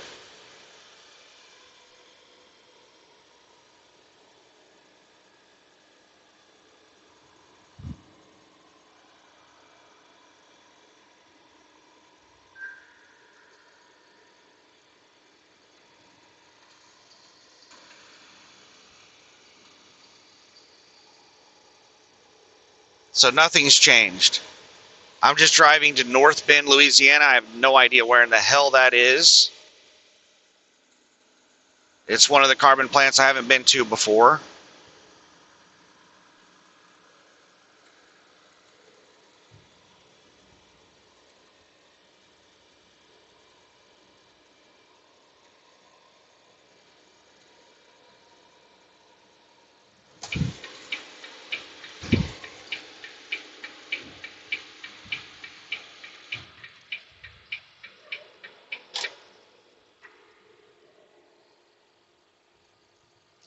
What a dumbass. There's some slow fucker in the right lane that just slammed on their brakes and cut off the truck in front of me to move over for somebody on the shoulder.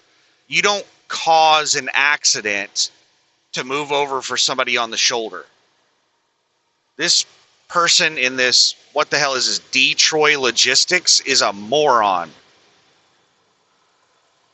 You have traffic moving at like 70 to 75 miles an hour. This jackass is doing 65. They slammed on their brakes and slowed down to 60 and then cut off the left lane traffic.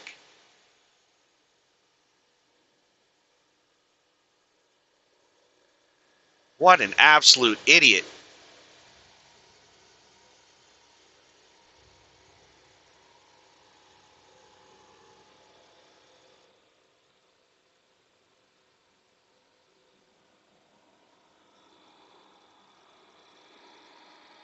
You have the option of slowing down. You do not have to move over.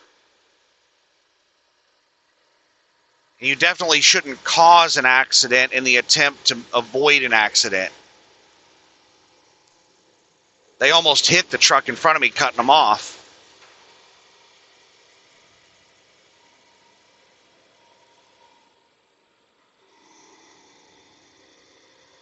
How long is this pack of 65ers going? There's some truck that just got out in the left lane, and it's going slow. So it looks like a 65 truck just hopped out in the left lane.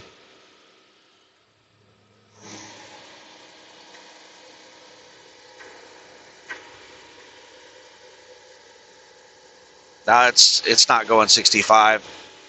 We're still cruising at 70.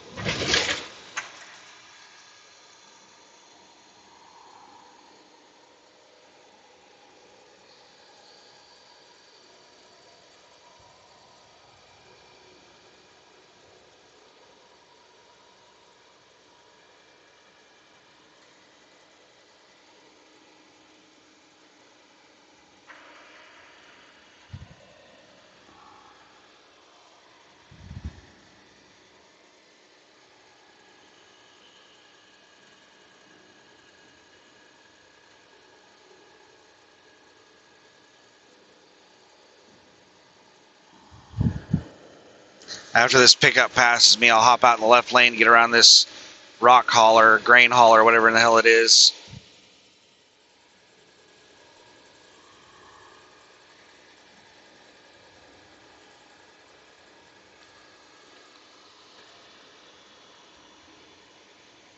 Fucker appears to have sped up. I was catching up with it really quick.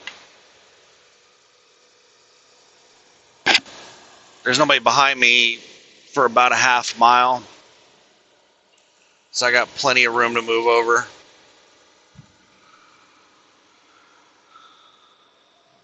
Once we get in the clear, I'll try to peruse her text messages to get an idea of what in the hell is going on.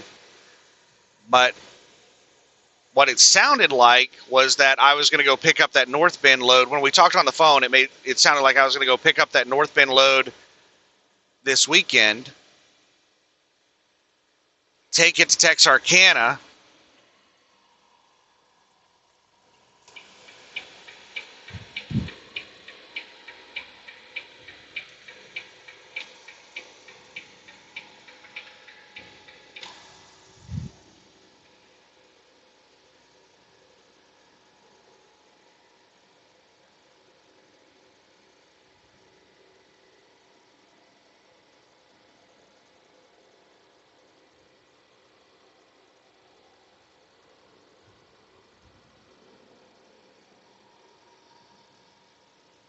and then I was going to set in Texarkana and wait for a load on Monday to go to South Carolina. But just skimming that text message she sent a minute ago, it sounds like I'm going to go to North Bend and wait until Monday, and then on Monday pick up a load going to Texarkana.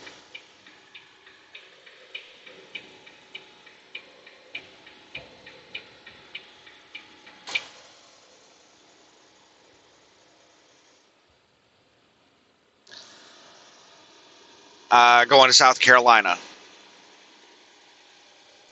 All right, let's so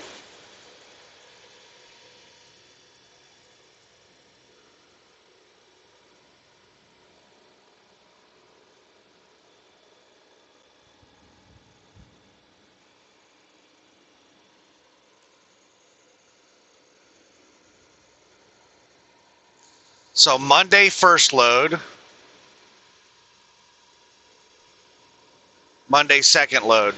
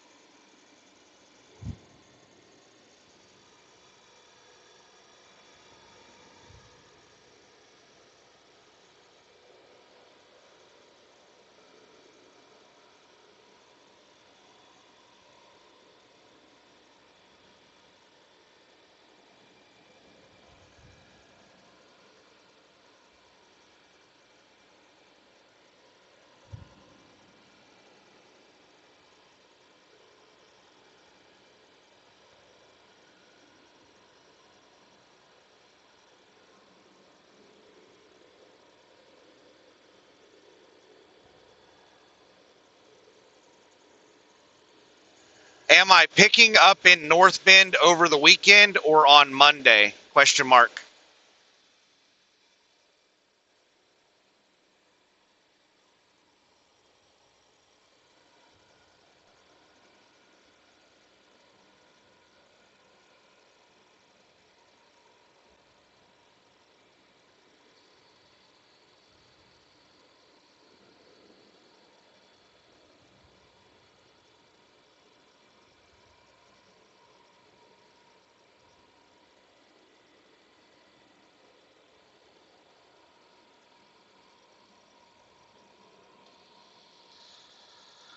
What I might end up doing is if I'm picking up that North Bend load,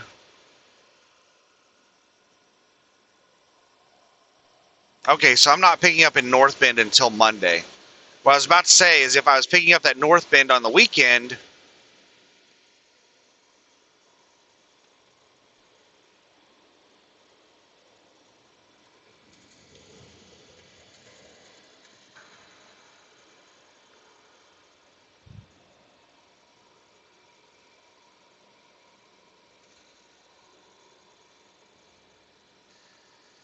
then I might take my 34 at their transload facility. Be by myself there all weekend. Like, just take a shower before I head there. Just stop at a Pilot Flying J, grab a shower, and then just go sit there all weekend long. Oh my goodness, that would actually be pretty awesome. Because their transload facility is like, there's no one in that area. Like, I would be all by myself all weekend. It would be super, like, quiet, nobody around. I could pee anywhere I wanted. Like, it'd be amazing.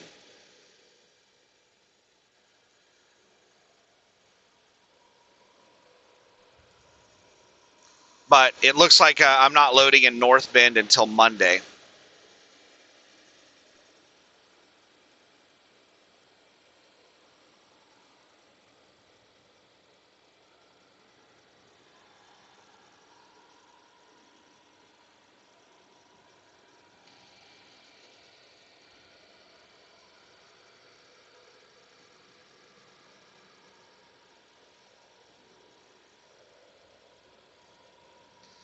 So I'll grab that load in North Bend, Louisiana, Centerville, Louisiana. She put Centerville in parentheses.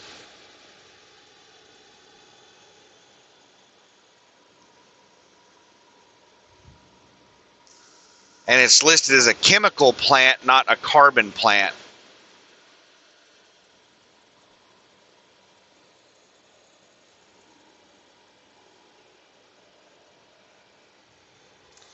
So I'll have to figure out the route I'm taking to get there.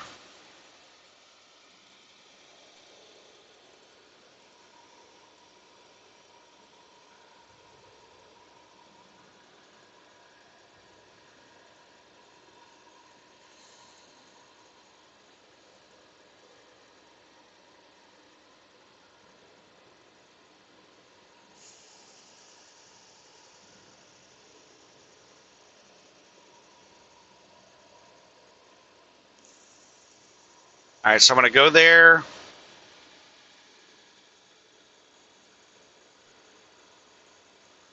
Take my 34 somewhere in the area of North Bend.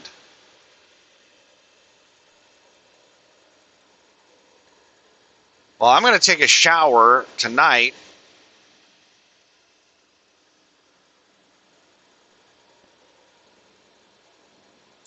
So if this chemical plant has on-site parking, I might just go straight to the chemical plant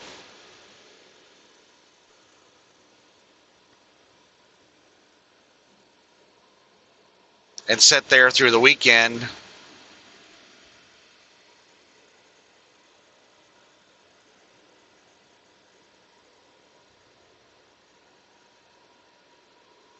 Sounds like I'm going to get live loaded.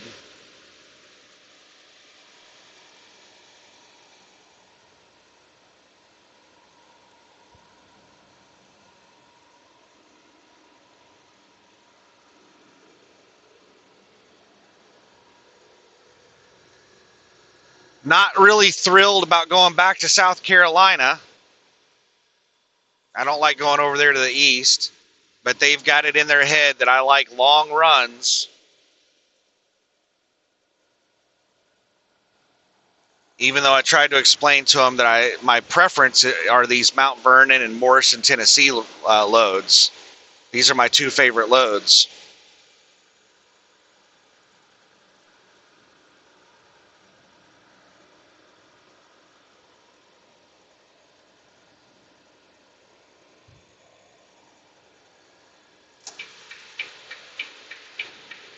But they keep sending me to South Carolina. At least I'm not going up into Virginia like the other Landstar driver, Derek. They sent me one of his rate cons last week. And I was like, yeah, all the information on this is wrong. And Tony was like, well, I'll reach out to Caitlin and see what's going on with it.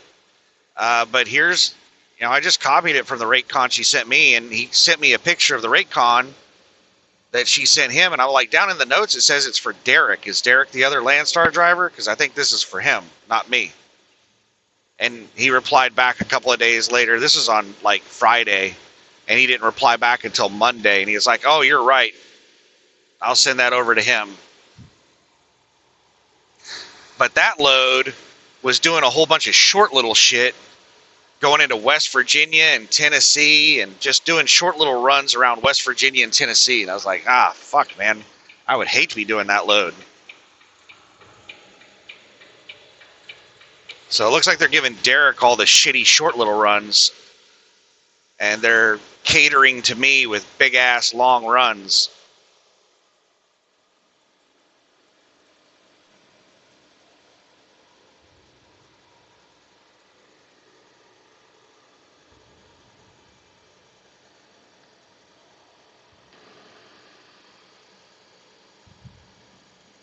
I'm hoping that they like me and they keep me on a little longer than they anticipated.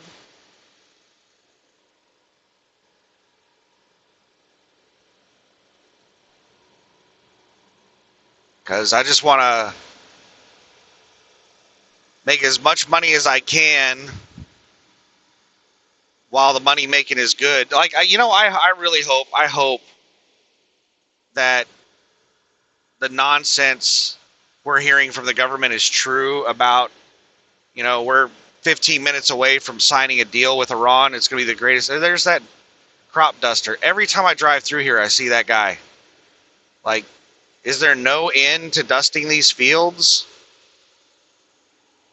Is it just all day, every day that this person is dusting the fields?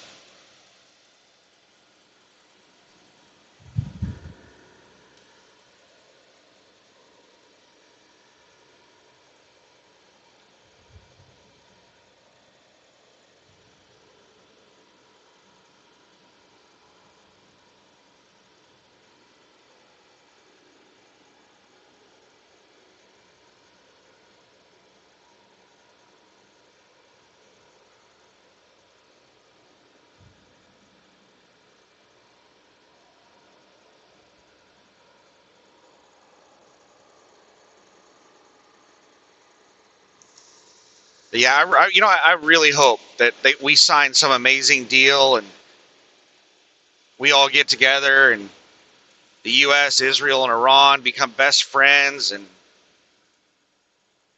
I hope everything works out. I really do. But I just don't think that's a reality. So I'm hoping for the best. I'm hoping that what Trump says is true, that we're going to sign a deal this weekend and it's going to be the greatest deal ever. And Iran has agreed to completely shut down their nuclear program and completely reopen the Strait of Hormuz. And they're going to help us clear mines, and it's going to be peace, love, and happiness. I hope all of that is true. But I don't think it's true, and I'm planning for the worst. Well, I'm not planning for the absolute worst. I'm not planning for Mad Max. I'm planning for realistic worst case scenario. which is a recession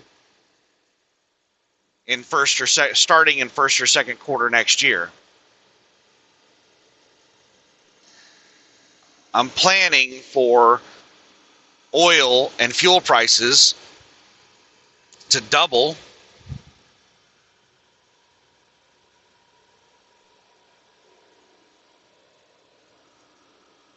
by the end of this year.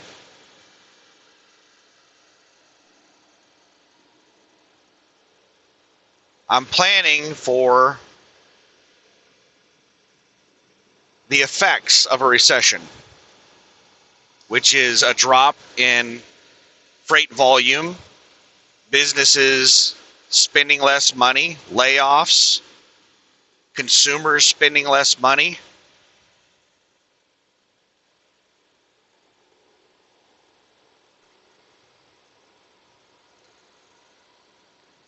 We're also likely going to have stagflation, which is when the economy stagnates. We basically have like a recession or a depression, and at the same time we have inflation, which was something that was theorized, but economists thought stagflation was impossible, because if you ever had a stagnant economy, then the flow of currency would drop and it would cause deflation. So if you ever have a stagnating economy, that would naturally cause deflation. But the problem we have now is we have out of control government spending.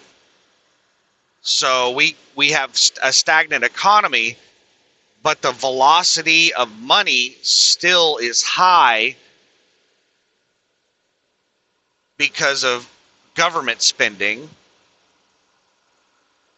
So that keeps inflation high. And we've gotten to the point where just the interest payments on our debt are so high that I think the interest payment of our debt is higher than what we spend on the military. And like, that is a huge problem for our country. The debt that we're in is a massive, massive problem. And people don't seem to be concerned about it. We're spending more on the interest than we do on our military. Could you imagine having so much money on your credit card that the monthly interest payment of your credit card was higher than your like mortgage payment? How wasteful is that? That's incredibly wasteful to be that far in debt.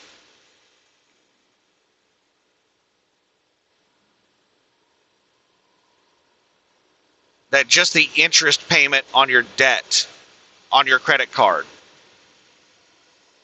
is more than like your entire house payment. And our interest payment is climbing rapidly. It's going to get to the point where just the interest payments alone on our debt are more than the tax revenues that are collected. And we're going to have to default on the debt. We'll either default on the debt or our currency will become worthless, one of the two. And if we default on our debt, it's also going to cause our currency to basically become worthless. So if we don't get our debt under control as a country, our currency is going to become worthless. And one of our Government Accountability Office people, basically the top accountant for the government, the comptroller, I think his name was David Walker. When he was comptroller, he was going around trying to talk politicians. He was trying to educate politicians about our. You're just gonna pee right there in front of everybody. That dude just got out and just stood beside his truck and started peeing right there next to the interstate where everybody could see him.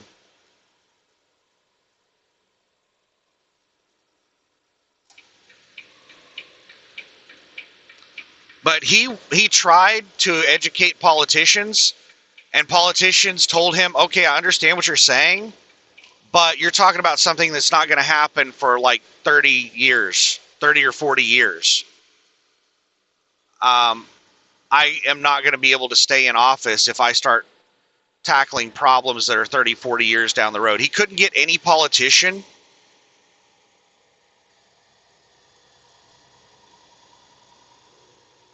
or enough politicians on board with doing something about it.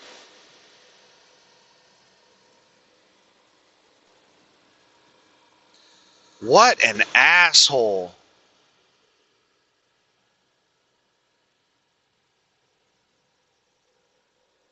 Great. We've got a whole bunch of assholes. So it's extremely rude if somebody moves over for you. Like when you merge on, if somebody moves over for you and they start to make it past you, it's really rude to speed up and jam them, like hang them out in the left lane.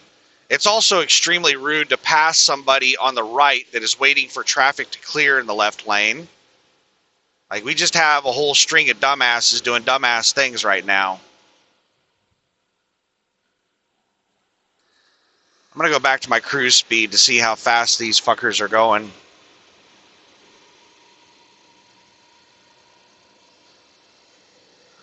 So the truck that was going slower than me, that's in the left lane in front of me, is actually going faster than me now.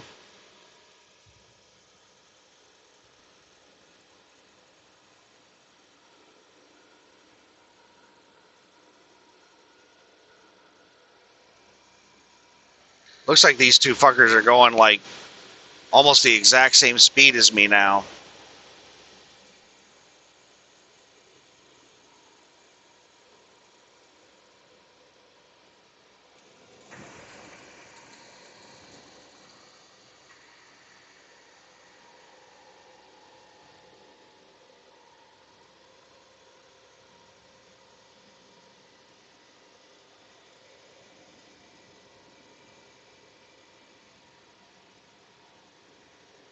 So I'm just going to speed up to 75.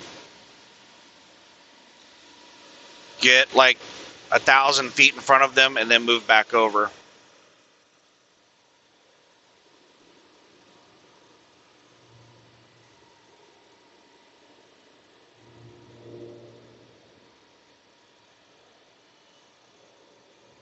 God, there's a nasty lip right on the left edge of this lane. I like, when I'm passing somebody, I like to hug the left edge of the lane.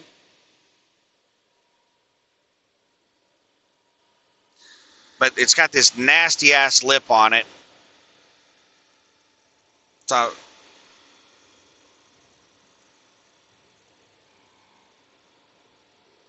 this jackass has sped up a lot. Fuck both of these people.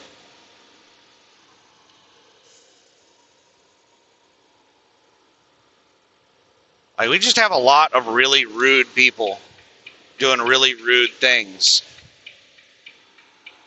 Speeding up when somebody's trying to pass you, that's fucked up.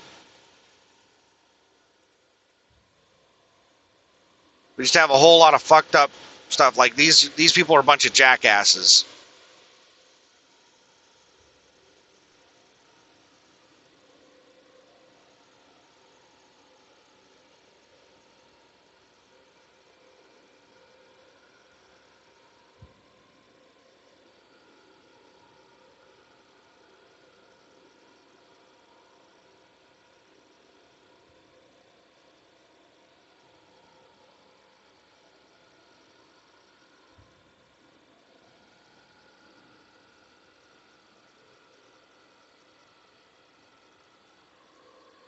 All right, I'm about 500 feet in front of them. I'm doing 72 right now.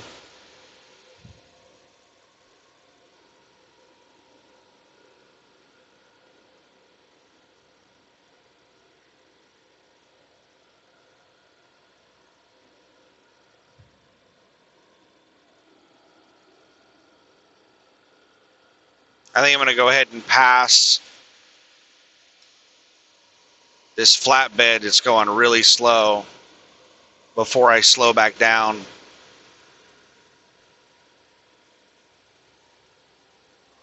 To my cruise speed.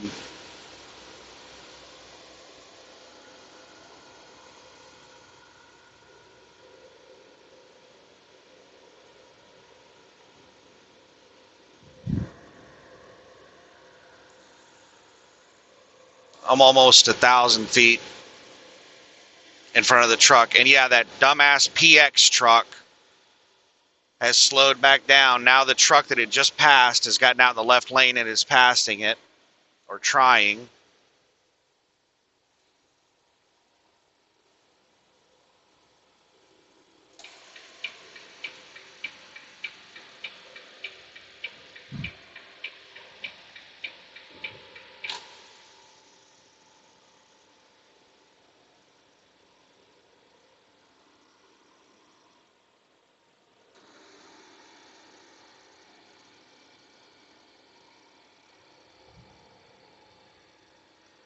Oh man, that sucks. He's driving down the road with his windows down. It's 85 degrees outside, no air conditioning. That's gotta suck. I've been in that situation. That's one of those things that if it breaks, I've got to get it fixed immediately. I cannot drive around without air conditioning. It's just intolerable.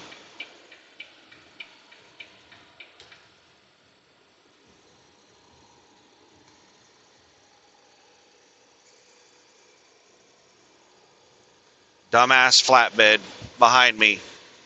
Got out in the left lane because of that van on the shoulder. And now there's a truck trying to pass it on the right. And the flatbed just turned its signal on and started moving back over to the right lane without checking and almost hit the truck that was passing it on the right.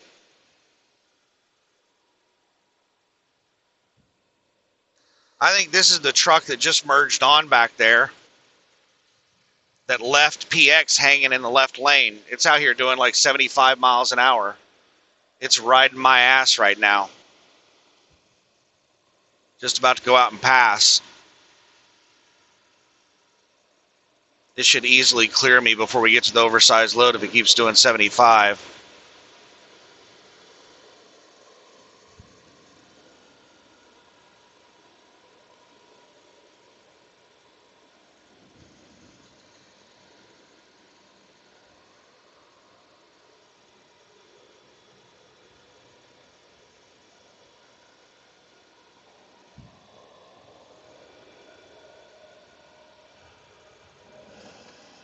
Some foreigner. Get in your lane. Just swerved at me.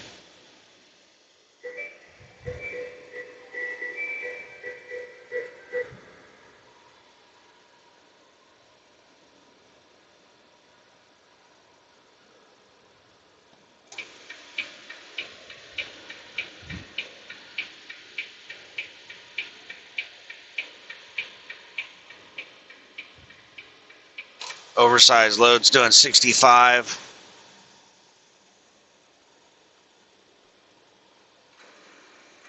And it's not very oversized. It's just a couple inches wide.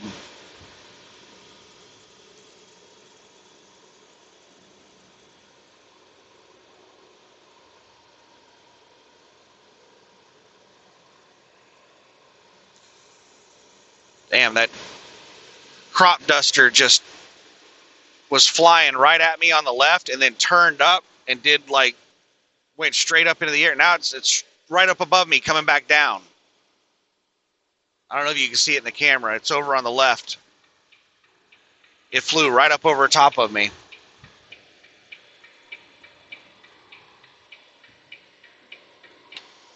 Oh yeah, you can see a big cloud of crap coming out whenever it's swooped down.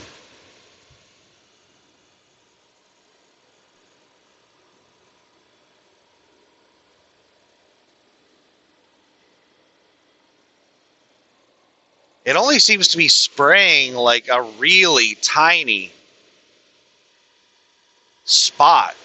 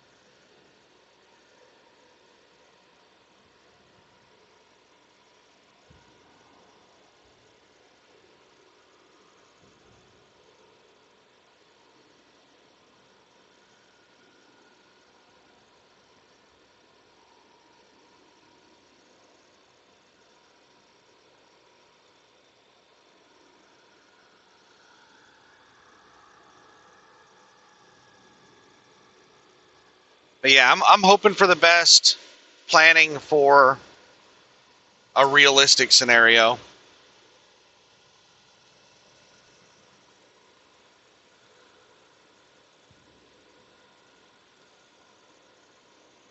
What I've been hearing from the US government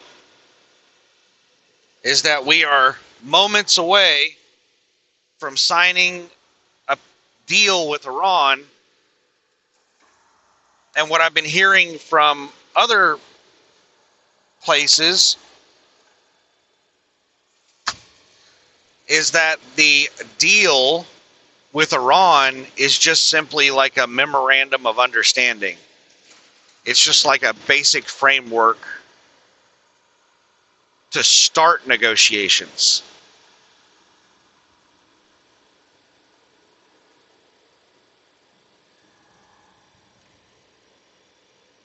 Like, that's how far disconnected we are, is that we can't even agree on like the procedures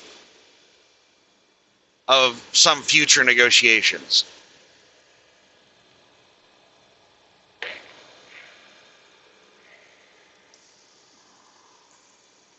And Trump is saying that same crap that he's been bluffing for a long time. He said this will be like, I don't know, I've lost count of how many times he's threatened to, annihilate Iran if they don't sign a deal within the next couple of days.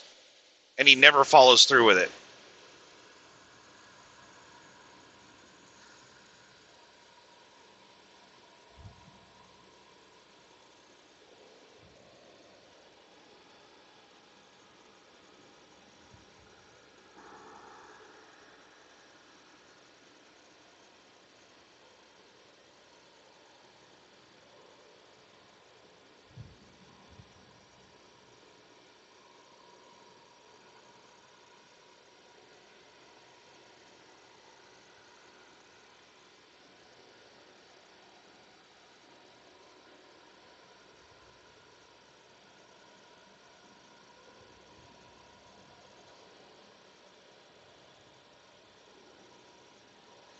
Oh, I just had a good idea. One of my coolers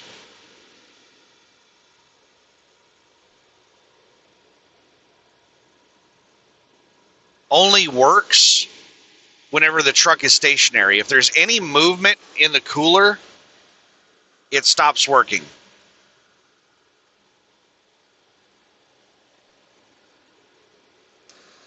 which is not a huge deal because even for the 5-6 hours or so that I drive, the stuff is still able to stay below freezing because I have the cooler set at -4 Fahrenheit.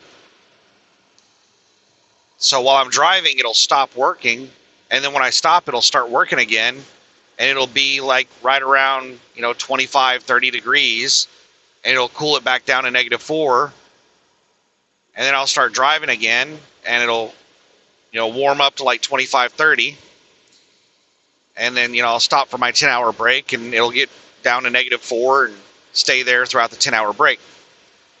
Well, I need to replace that cooler because I want it to, stay at -4 all the time. I don't want my food to go bad in it.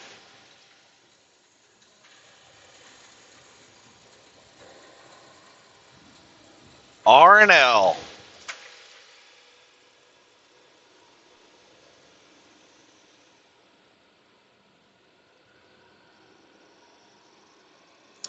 That's kind of strange to be passed by an R&L when I'm doing 70.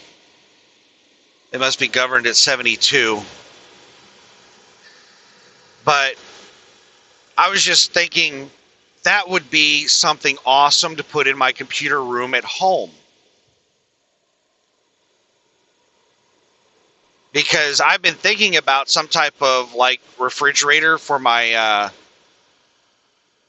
computer room.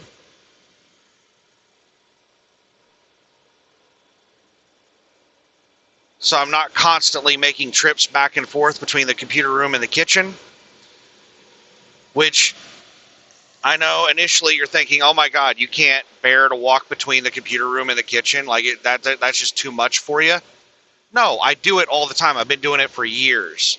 I would just prefer to have a little refrigerator in my computer room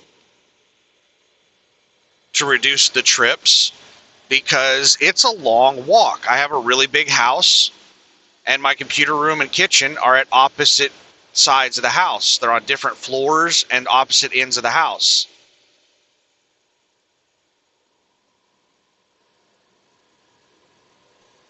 So it's a pretty long walk.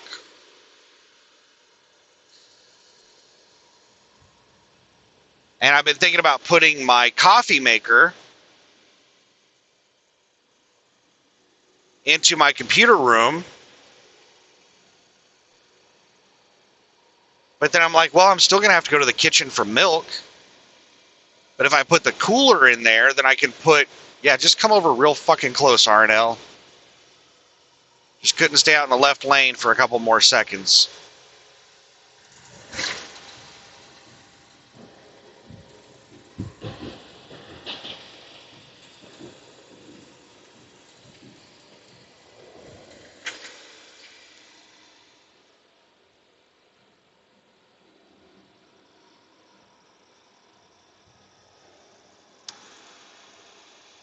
But with the cooler in my room, that changes everything. And coffee is like a big deal at home because I drink cups of coffee so fast. I'm just constantly going back and forth between the kitchen and the computer.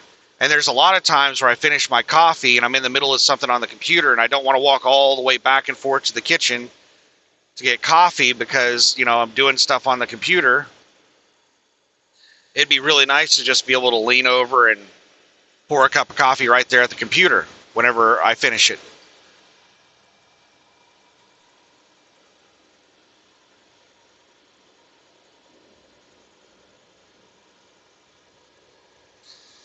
But yeah, since it works perfectly fine when it's stationary, this thing's going to work great in my computer room.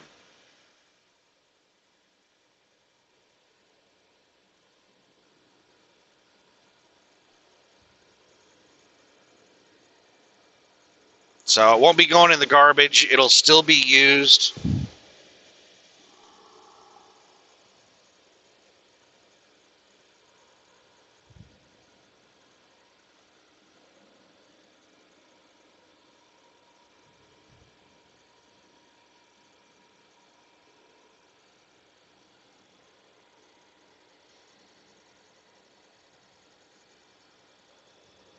and I'm really happy with it. I've had it for almost, well, it's been right at 6 years I've had this thing. It's the first one that I bought, and I bought the second one about probably 6 months after I bought the first one. So they're both roughly the same age.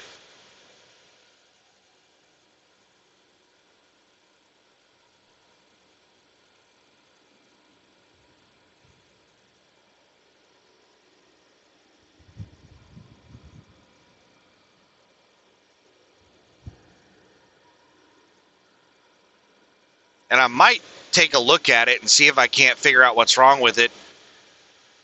I'm guessing that there's a wire loose. A wire has probably come loose.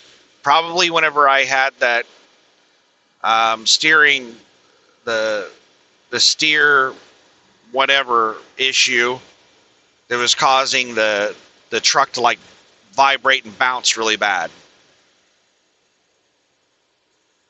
It probably knocked something loose on that cooler.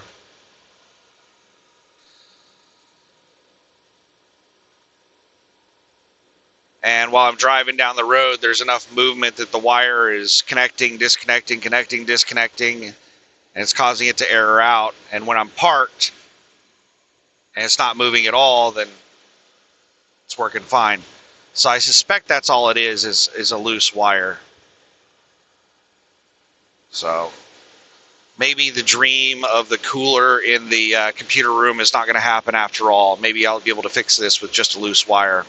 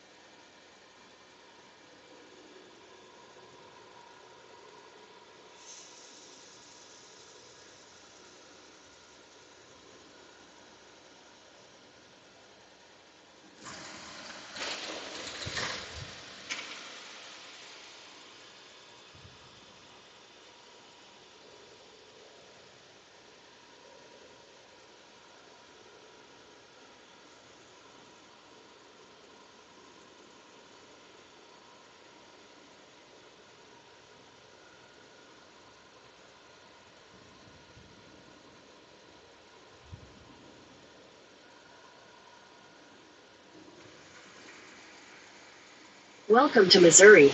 Welcome to Missouri.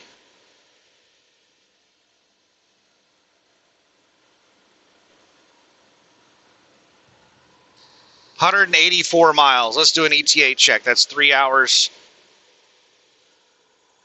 Almost exactly 3 hours. Another Texas plate. Texas plates everywhere.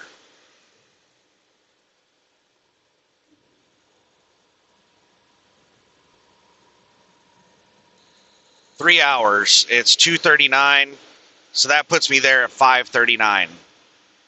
So I'm right on schedule for the roughly 6 p.m. And if I can get in and out of there really quick, that would be amazing.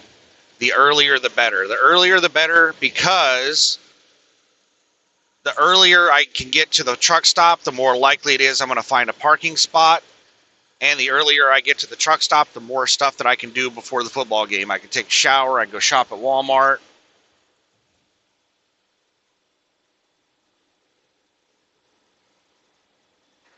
It's going to be a little party in the truck for the U.S. soccer game tonight. If I'm able to do some Walmart shopping beforehand. If I'm not able to do Walmart shopping beforehand, there's still going to be a party in the truck.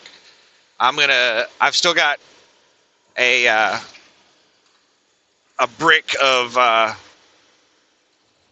cheese and Rotel and tortilla chips. So I'm going to eat some chips and dip.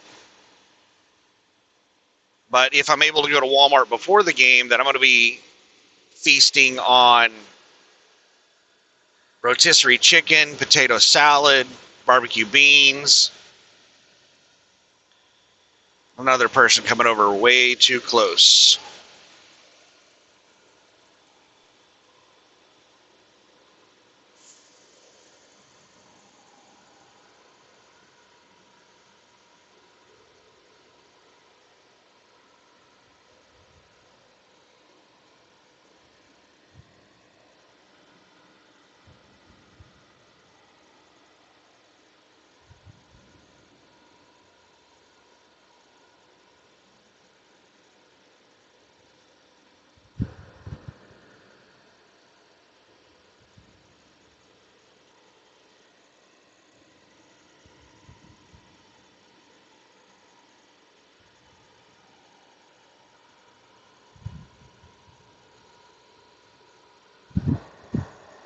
And milk. Oh my goodness, lots of milk. I can fit 6 gallons of milk into the truck.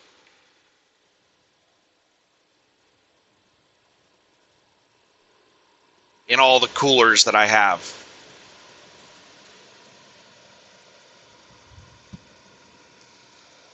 Drive for Dart. Drive like a boss.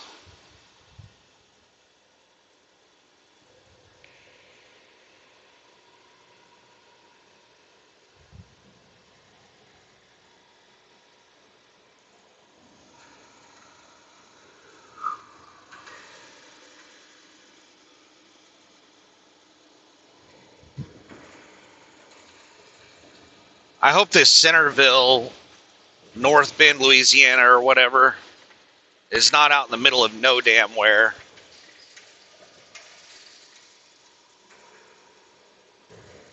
It would be nice if it was in northern Louisiana, to where I didn't have to drive down into the New Orleans area. That would be pretty sweet.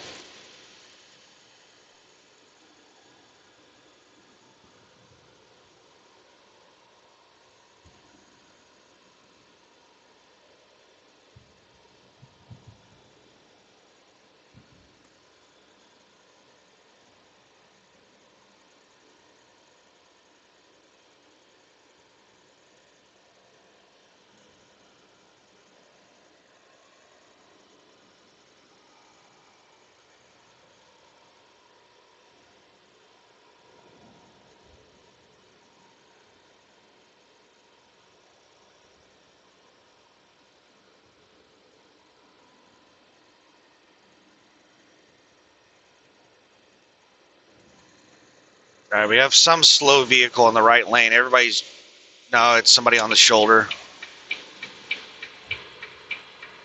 Everybody's trying really hard to get over. Oh yeah, he's walking down the damn fog line.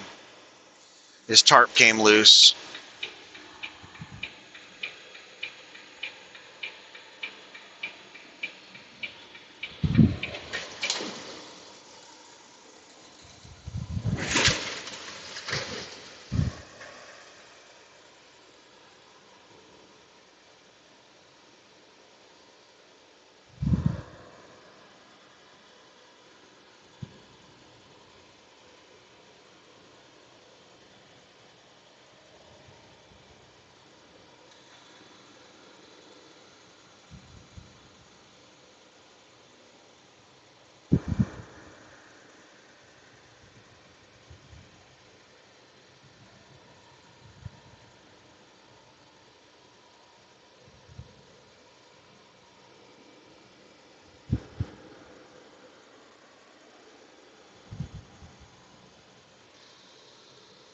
"59 miles left on this interstate until I get onto the 57. Traffic is awesome on this interstate. It's flowing really good. Quite a bit of people on the road, but traffic is flowing pretty good.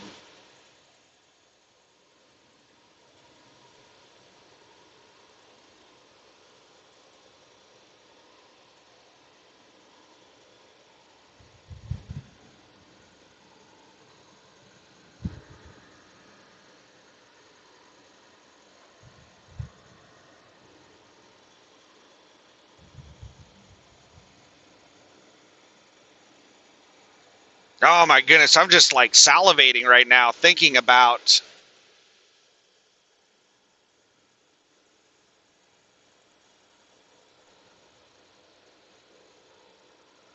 doing some grocery shopping at Walmart.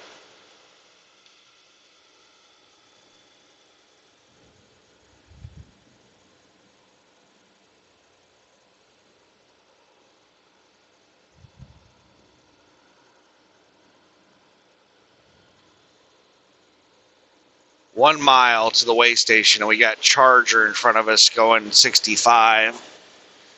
Gonna have to slow down. Let's go ahead and turn the cruise off, because I need to stay in this right lane. Looks like the way station's closed.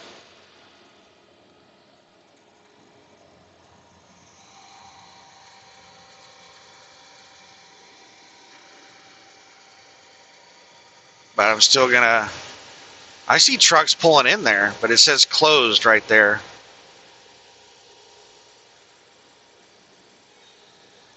Pull in unless closed, says my DriveWise.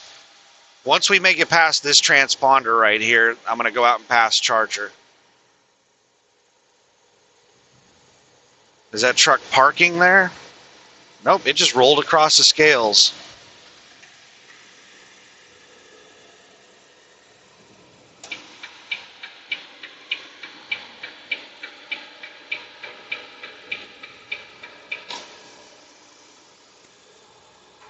All right, get your slow ass back over in the right lane, Charger.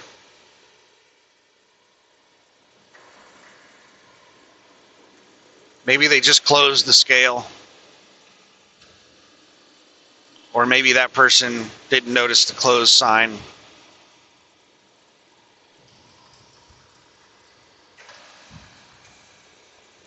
Or maybe they just wanted to know what their weight was. I've pulled into closed scales before that I knew had a little readout that would tell you what your axle weight was.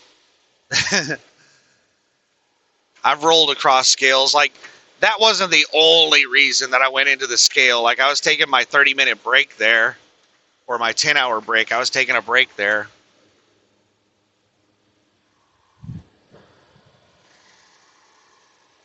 This jackass is going to pass me on the right. I'm going to go ahead and turn on my turn signal to keep him from doing that. I'm not going to move over early. I'm just going to try to get him not to pass me on the right.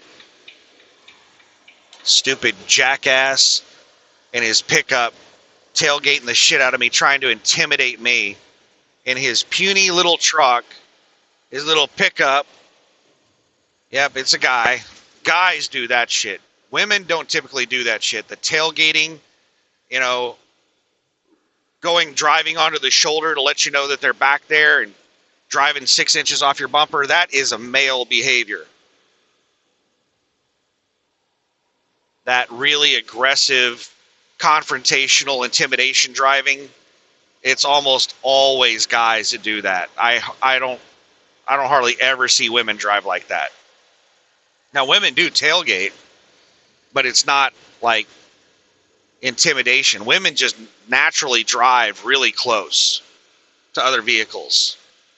And if there's just no space for a car to get into, a woman is more likely than a man to pull into that space. Women, for whatever reason, just feel much more comfortable in tight spaces. Like tailgating and like being in between two vehicles really close. There's definitely traits that are very specific to men and women in driving.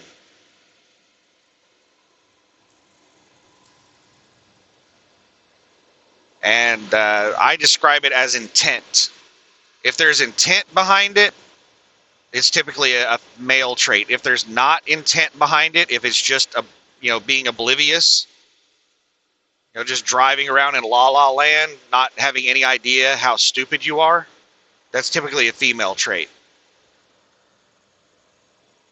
If somebody does something aggressive and there seems to be intent behind it, that's almost always a male driver. If there doesn't seem to be intent behind it, it's just somebody doing something stupid, they don't realize how stupid they are, that's typically a female driver.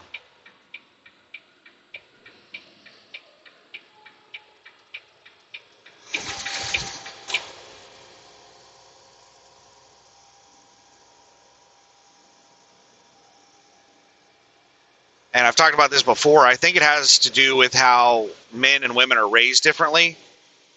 Men are just raised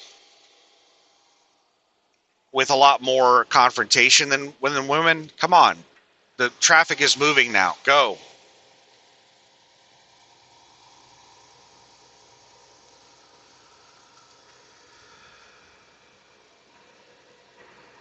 So men tend to be more confrontational. Well, not more confrontational, but more aggressive.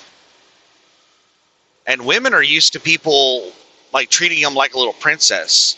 So they just expect that people are going to let them in, let them over, let them in front, open the door for them, that type of thing. So they don't see it as being aggressive. They see it as, oh, these people want me in front of them, or these people want me next to them, or, you know, this is just what people want.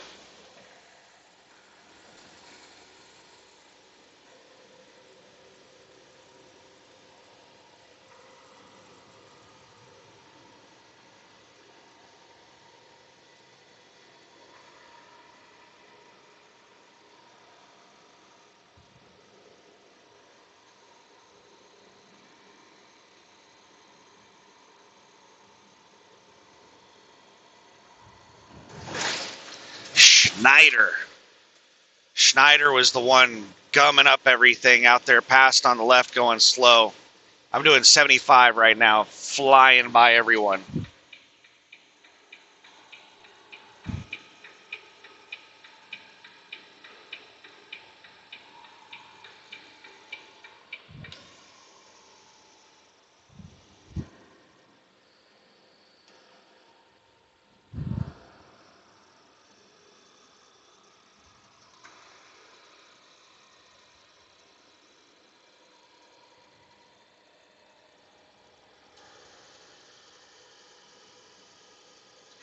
We're out here driving like a boss. Just Dart and I just bossing it up.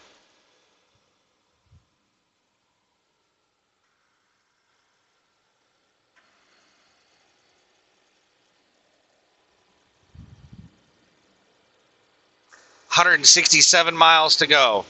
49 until we get on to Interstate 57.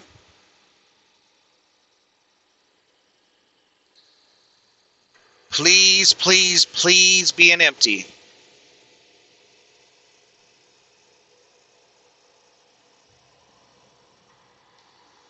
No empty could screw everything up. I might still have enough time to take a 34 over the weekend. Oh my goodness. If there's no empty, I don't know, it's going to be cutting it close.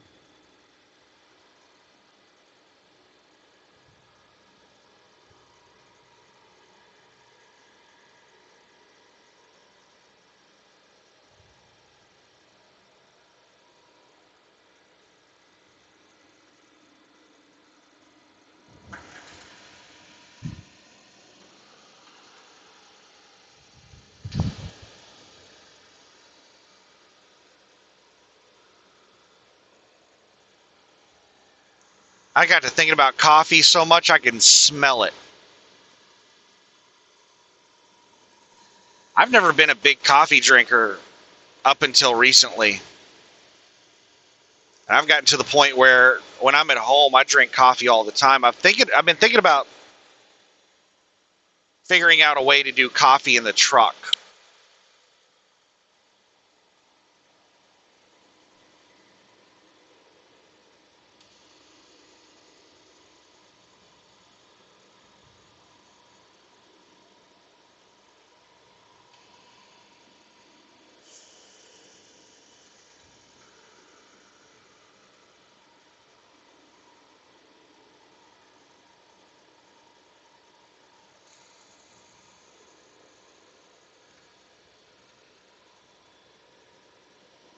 I'm sure there's some kind of mobile coffee maker.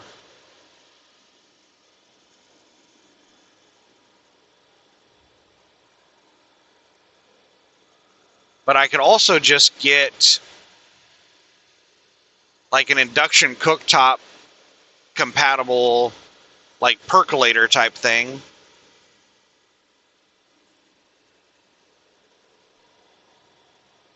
And then I just need a coffee thermos that I don't have to pour into a cup, something that I can drink out of while I'm driving down the road. Something that I can pour like an entire pot of coffee into, put milk and sugar into it, and it'll keep it hot while I'm driving down the road. And I can just sip on that through my drive shift.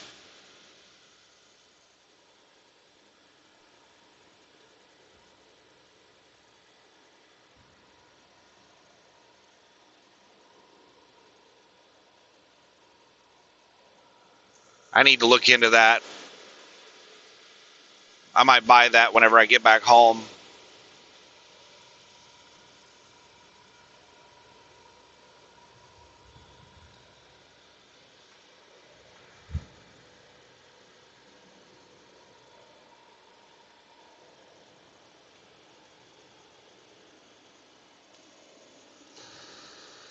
So we are quickly approaching the 30-day anniversary. I think I started on this account May 14th. Not 100% on that date, but I think it was May 14th. We're on June 11th right now. No, June 12th.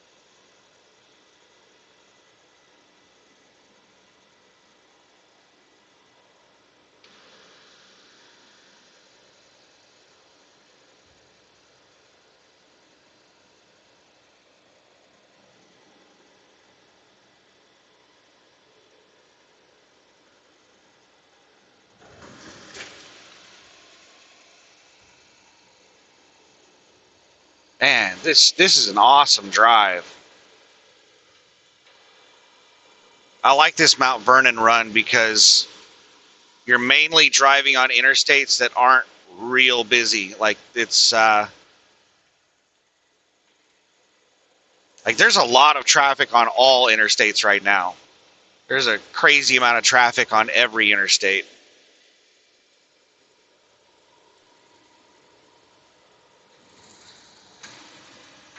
But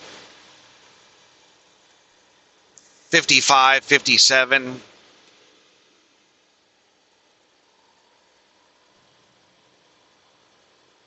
these are a lot lower traffic than main interstates like 10, 20, 40, 95, 5, 35, the major corridor interstates.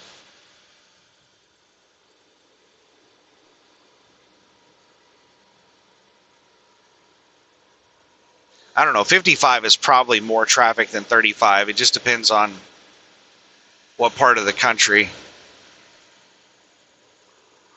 like what state, what area. But in general, 55 is probably more traffic than 35.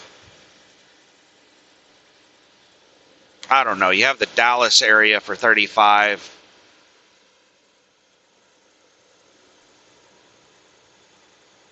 But a lot of 35 is out in the middle of nowhere.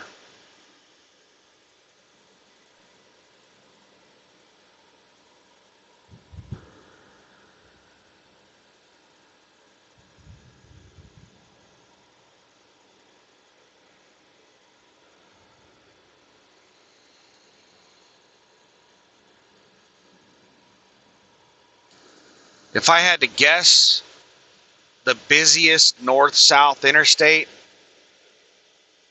my guess would be 95.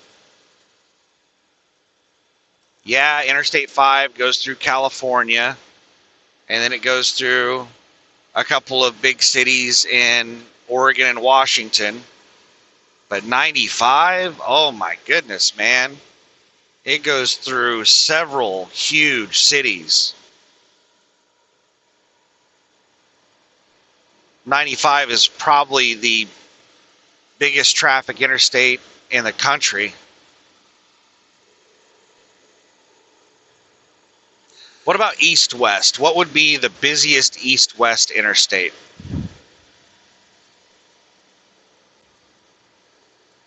That's a tough one. Because I can't think of a single interstate that's consistently busy east-west.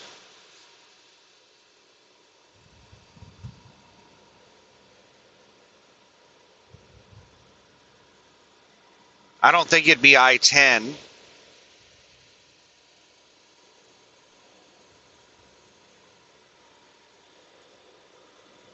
It might be I-10.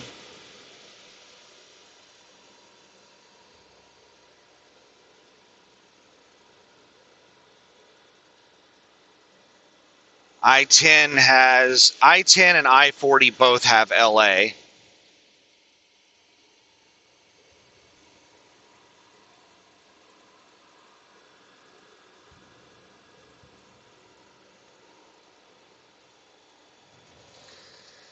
And then I-10 doesn't really go through any major metropolitan areas until like San Antonio, Houston. San Antonio isn't even really a huge town. So it's LA, Houston, Jacksonville, Mobile. Yeah, I-10. I don't know. I would suspect that the busiest east-west is probably one of the northern east-wests. Even though they have almost no traffic in the western half of the country, they have crazy amounts of traffic in the eastern half of the country. Like, I-90.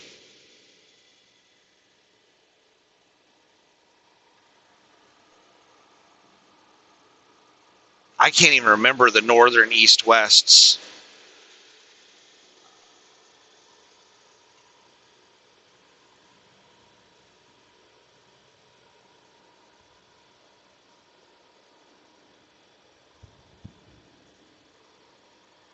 I think 90 would probably be the busiest east-west.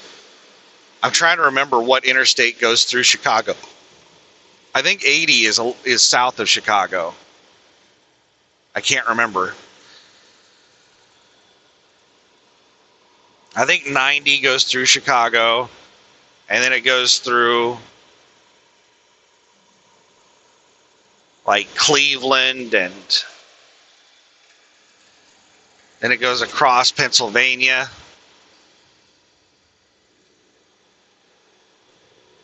I don't know. I would have to look at a map. I can't remember what the east-west interstates do up there in the north.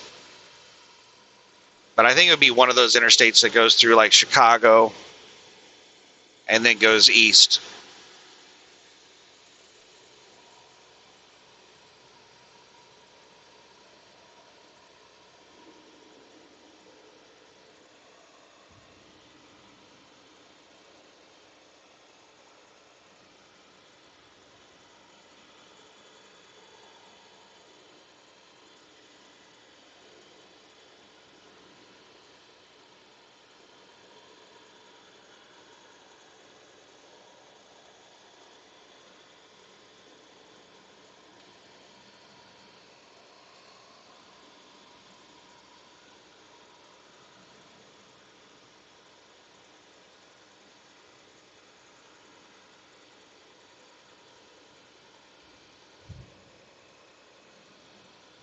I've got a truck riding my ass. 2 trucks riding my ass.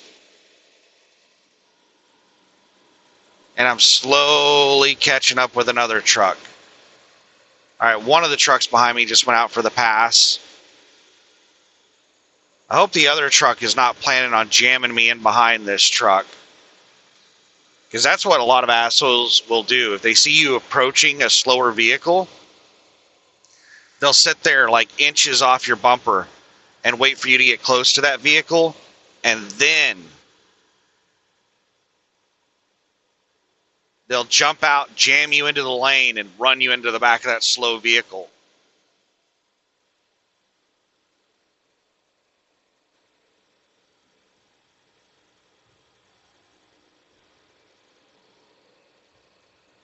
There's a big pack of vehicles passing me right now. I'm going to get jammed in behind these vehicles in front of me. Luckily, they're not going too slow. They're only going like a mile an hour slower than me. 1 or 2 miles an hour slower than me.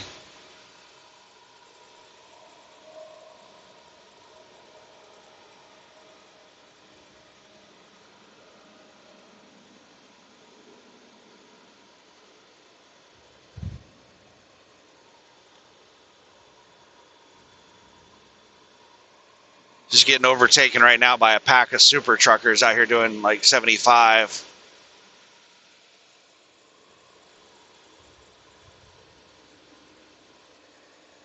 There's still 2 more trucks riding my ass, and they're not going out for the pass right now.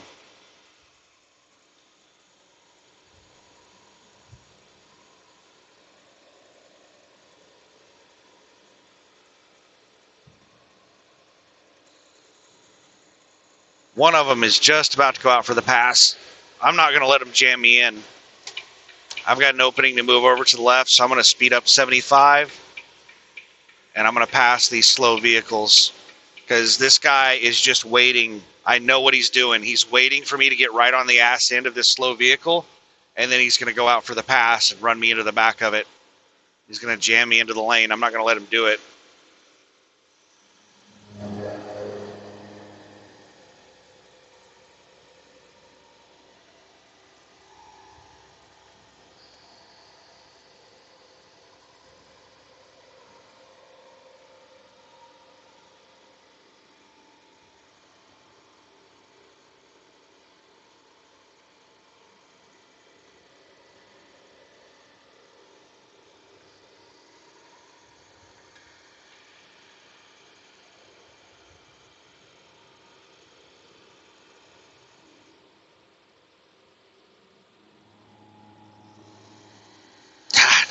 They've got the rumble strip like an inch past the yellow line, and I like to ride the yellow line whenever I'm passing people.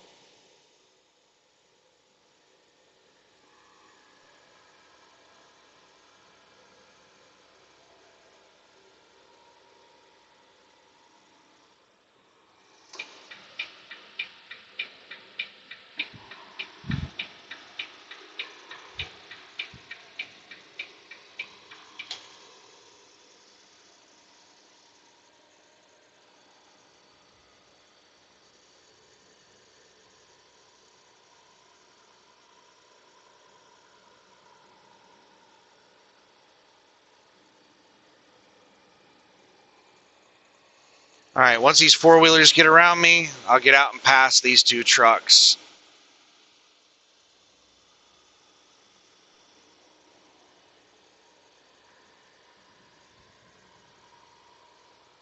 And I need to ride the ass end of this car because this truck wants to pass this other truck, and I don't want him to cut me off.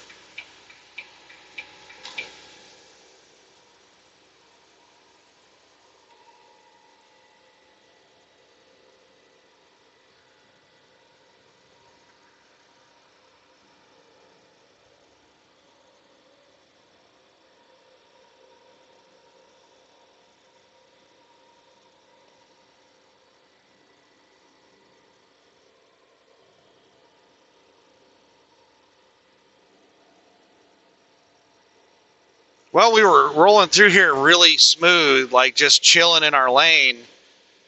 And then we caught up with these slow fuckers right here, just a big pack of slow vehicles.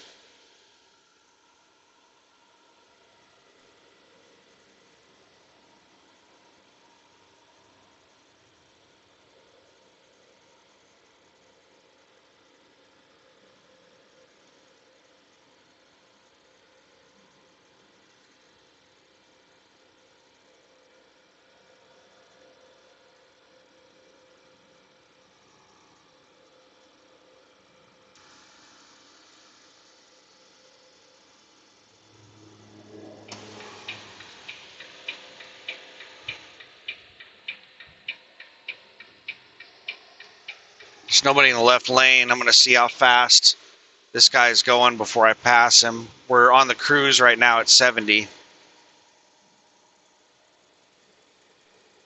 And he's going like 68. All right, so I'm going to speed back up.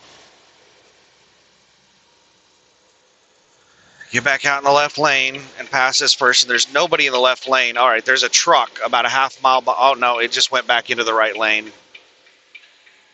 There's a truck about a half mile behind me that looked like it was about to dip out in the left lane to pass.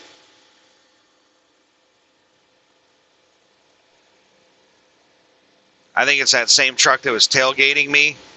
It's behind that box truck right now that it was trying to jam me into.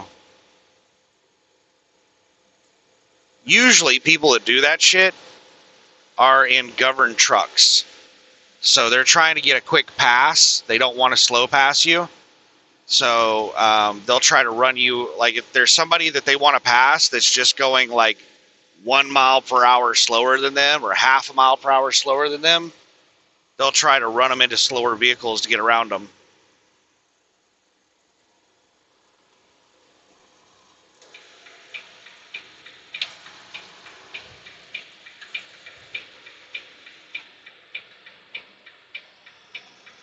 And this is just a massive pack of like 68 mile per hour trucks. All right, this one's exiting. That's good.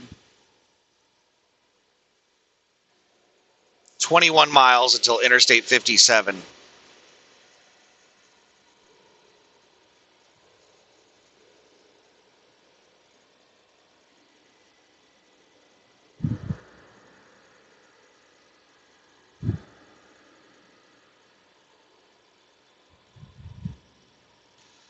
All right, hopefully the next 21 miles left on this interstate, we can just chill in the right lane like we were doing up to this point.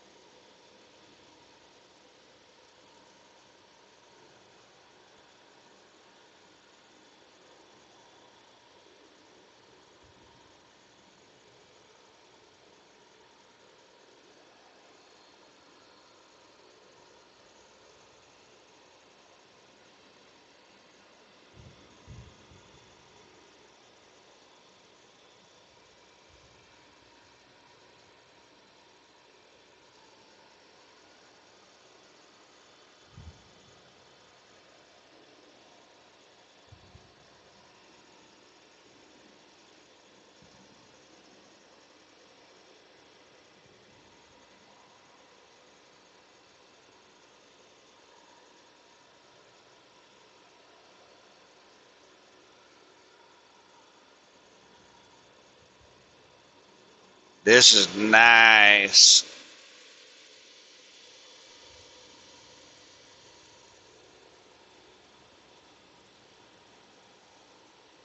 I got to think of all the things I'm going to buy at Walmart.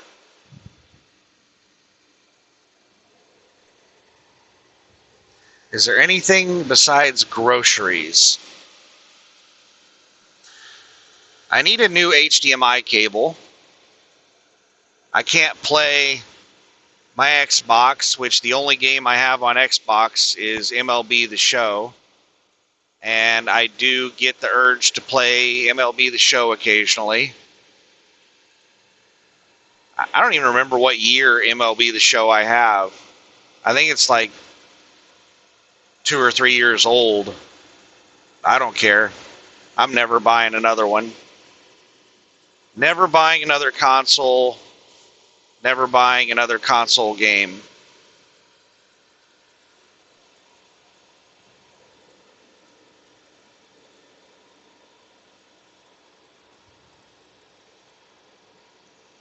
Releasing games console only is just greed. You know, there used to be a time when consoles made sense. But now, game companies that release like console exclusive games that they don't release on computer, that's just greed.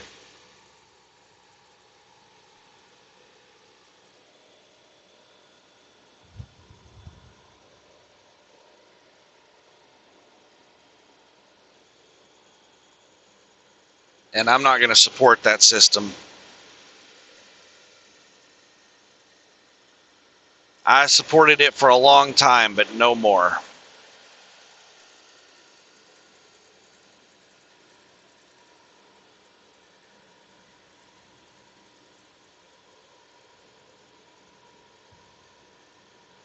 They even got so greedy that they stopped doing backwards compatibility with games, which doesn't make any sense. Because all the new consoles they're the exact same program. It's basically the exact same operating system. It's just better hardware. And they make it to where your old games won't work on the new hardware, or the new games won't work on the old hardware. You have to buy all new games. That doesn't make any damn sense.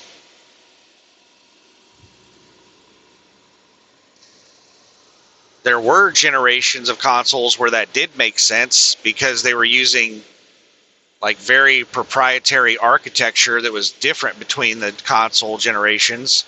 But now the consoles are just basically a computer. It's using like the same code that a computer uses. There's nothing like crazy about it anymore. It's easily compatible with a computer.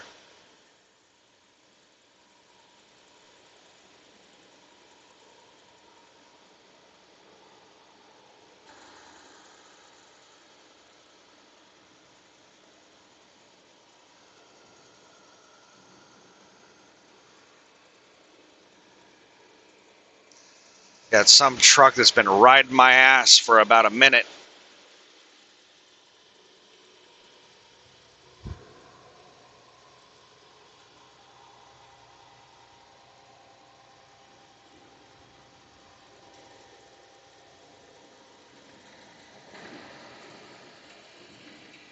I don't know what it's waiting on to pass me.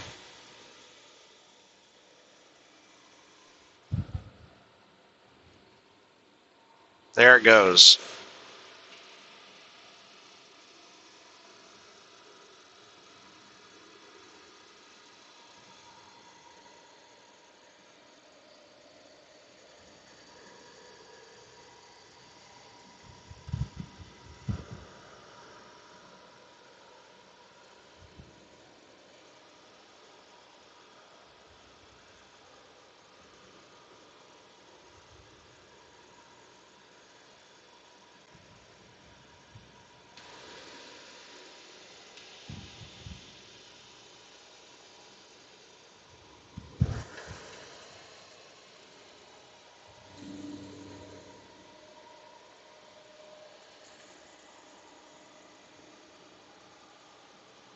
All right, so sandwich materials. I definitely want to get sandwich materials.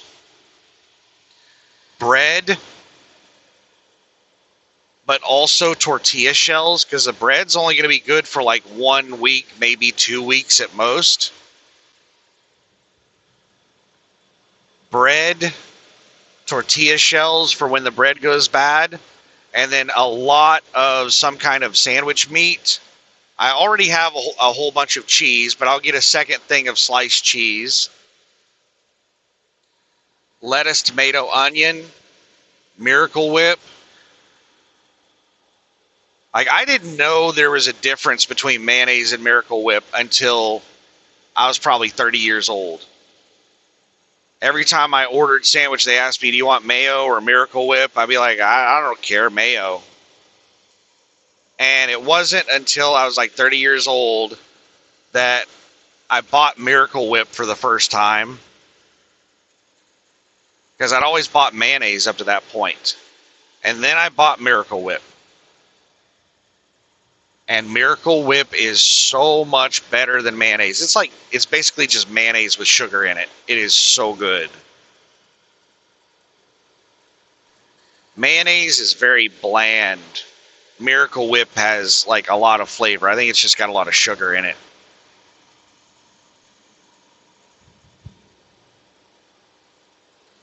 It is awesome.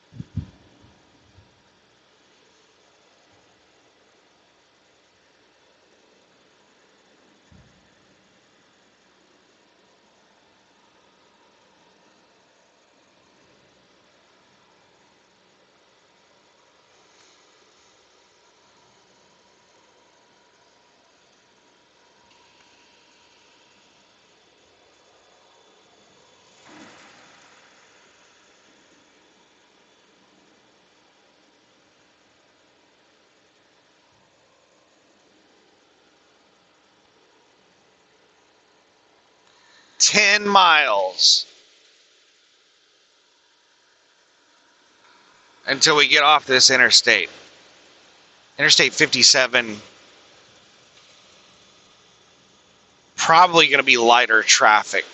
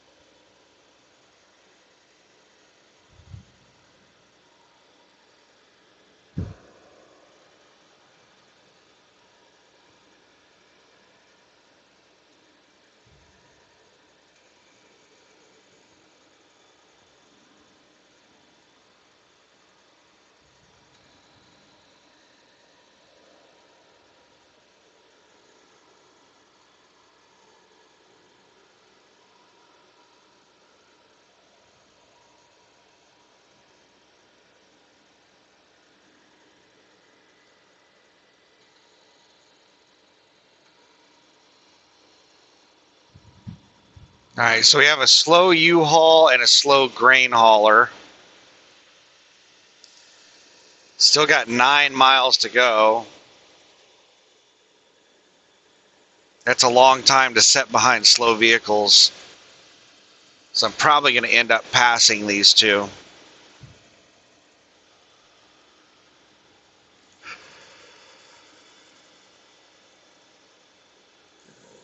Looks like they're going somewhere between 65 and 68. All right, I have some vehicles catching up with me. They're about 500 feet behind me, so I'm going to go ahead and speed up and start the pass. Oh, it looks like that fast truck that just passed me a few minutes ago just exited. What an asshole. They just finished passing these two vehicles and then took the exit.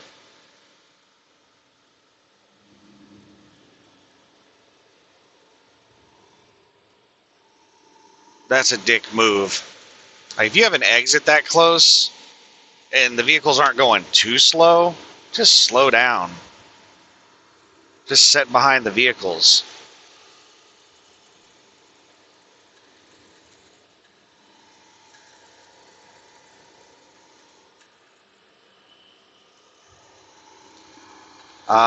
Did this guy speed up? This rock hauler? I'm slowing down to 72. Now I'm still flying by them pretty good at 72. But it seemed like they sped up. I was like, I don't want to get in front of them if they're, going fast now. But that U-Haul was riding their ass, and now the U-Haul is way behind them, so I think they did speed up. But they still appear to be going slower than 70.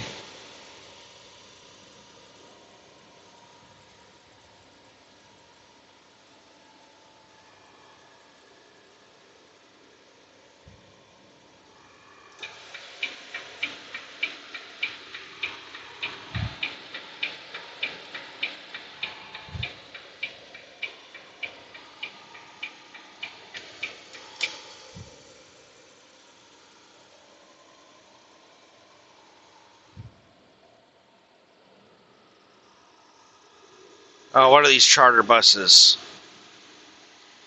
Gray Line.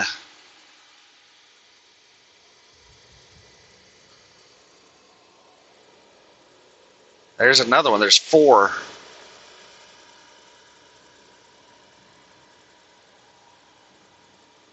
Tennessee charter buses.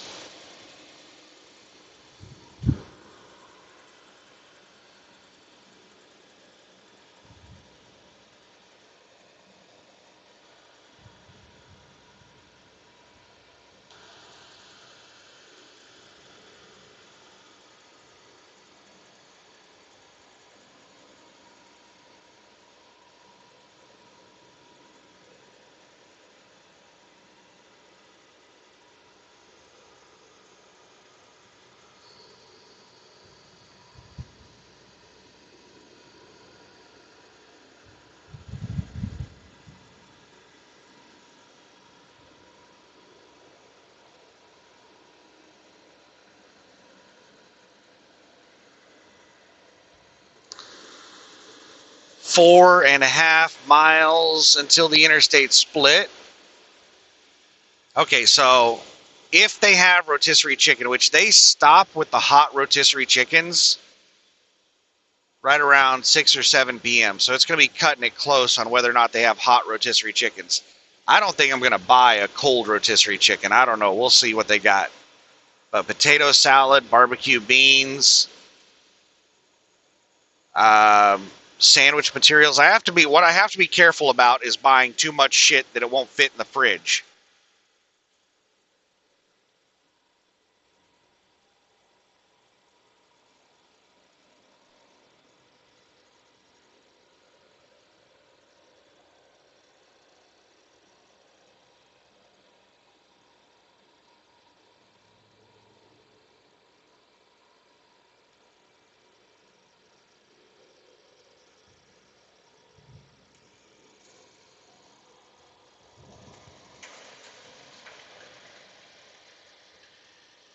Definitely need new chips to go with my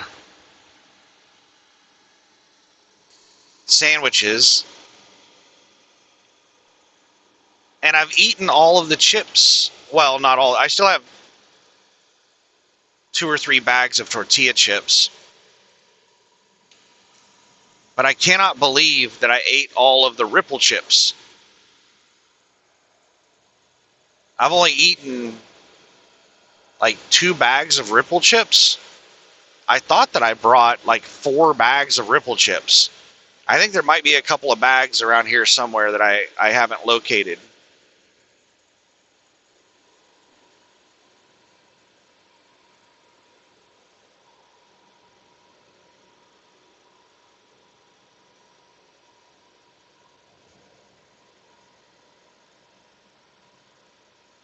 In 2 miles, take exit 66A for I-57 North, US 60 East toward Chicago.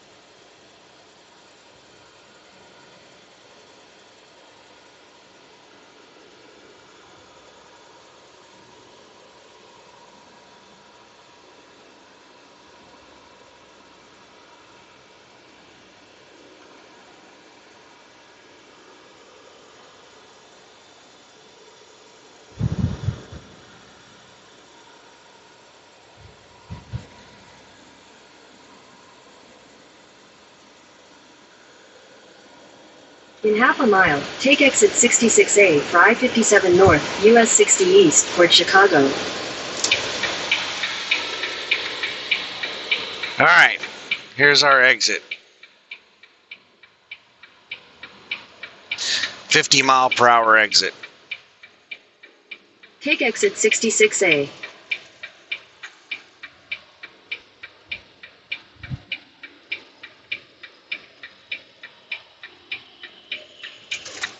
Oh, wow, I'm doing 45, and I feel like that's too fast. 35-mile-per-hour turn up ahead.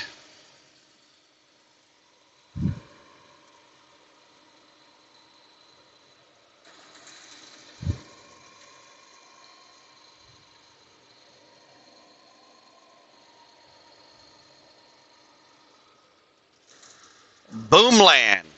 You're almost there. Exit 10. Doesn't even say what it is. I'm guessing it's a fireworks place. All right, as soon as we get on, we got somebody on the shoulder. I'm only doing 40 miles an hour, so I'm going to stay in my lane. I'm not going to move out in front of cars that are doing 80.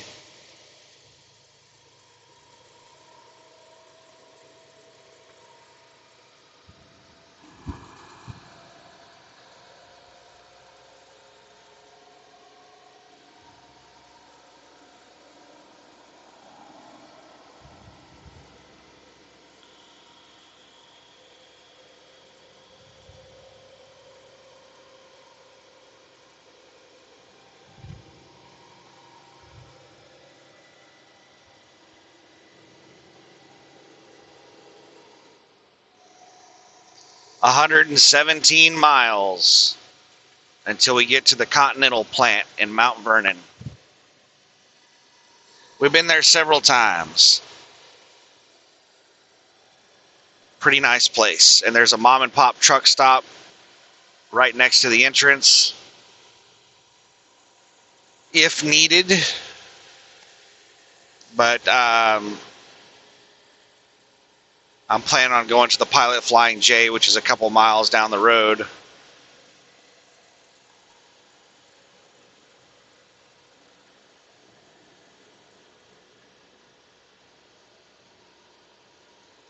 Entering Mississippi County.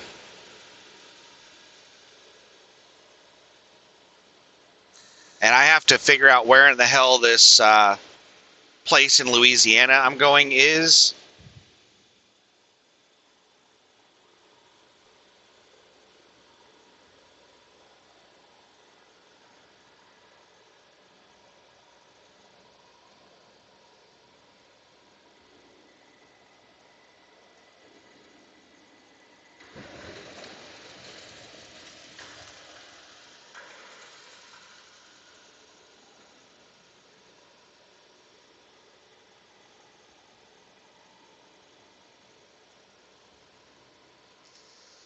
And figure out how long it's going to take me to get there.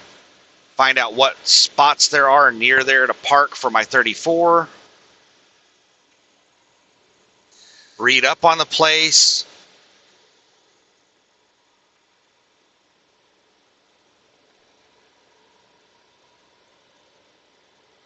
Because I might just go straight there and stay there through the weekend if they have on-site parking. Because I'm going to be stocked up on food. The only thing I'm going to need is a restroom. And all these places that have on-site parking, they have porta potties. So I can pee in my bottle and dump it out in the grass. And if I need to do other things, then I can get into some nasty-ass porta potty. Michelin. Oh, my goodness. Michelin had overnight parking. And they had real restrooms that were spotless. Oh my goodness.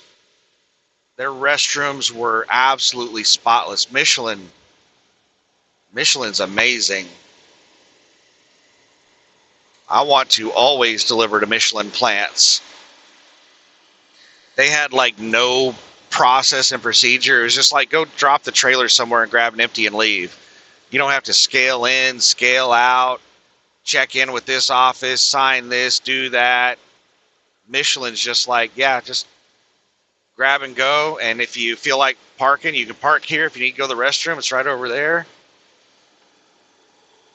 Like, Michelin was awesome.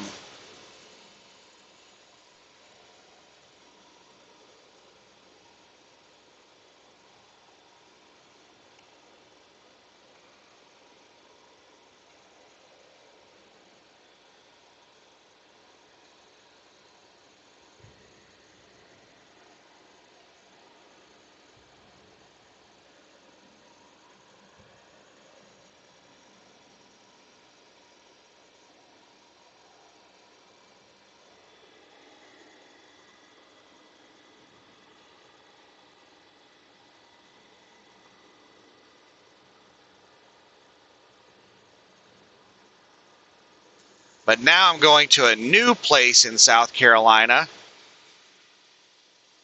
I think it's if I remember correctly, it's a Bridgestone. I can't remember if I've delivered to a Bridgestone before. I know I've done Goodyear, Michelin, and Continental. I don't know if I've delivered to Bridgestone yet.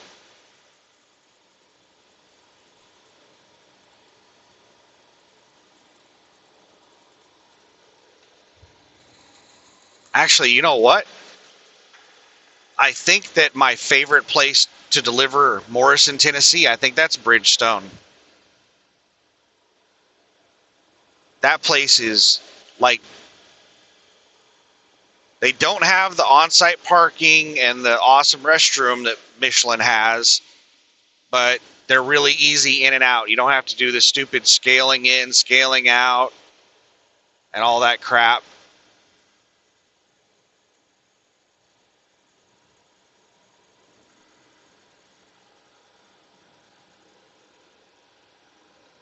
Yeah, that Morrison, Tennessee, I think that's a Bridgestone, and that place is awesome. Really easy in and out.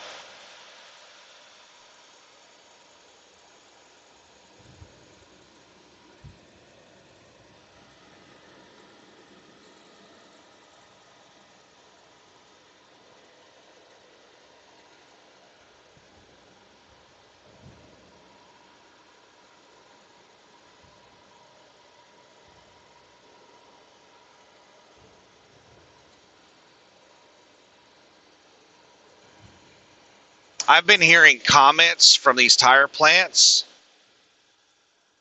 about the number of like carbon black trailers that are getting delivered. Like when I was at Michelin in South Carolina, talking with the guy who unloads the carbon black, or not unloads, but uses the carbon black to make the tires or whatever the hell they do with it. The manager in the office, and his office was just full of computer screens monitoring all kinds of crap. And he was telling me that he didn't know why in the hell they were ordering so many carbon black trailers. He said their lot was full of loaded trailers.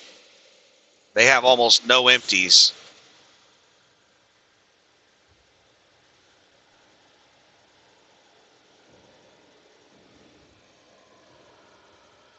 All right, let's speed up and go out and pass these two trucks. We got this guy that's hauling a couple of bobtails, and oh my goodness, the flatbed is way the hell up there. Okay, so we're not going to pass the flatbed. The flatbed's going faster than us. So the flatbed must have just passed these bobtails recently.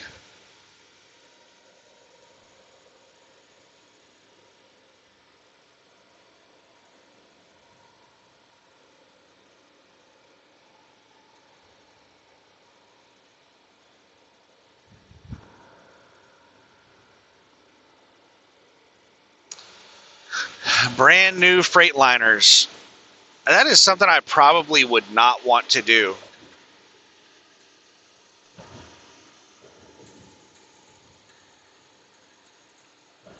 That sounds like it might be a fun job,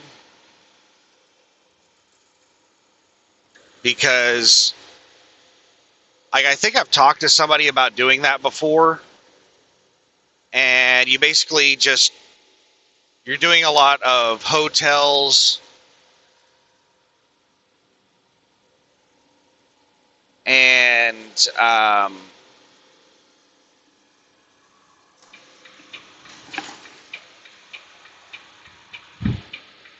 you're doing a lot of flying, a lot of cab rides.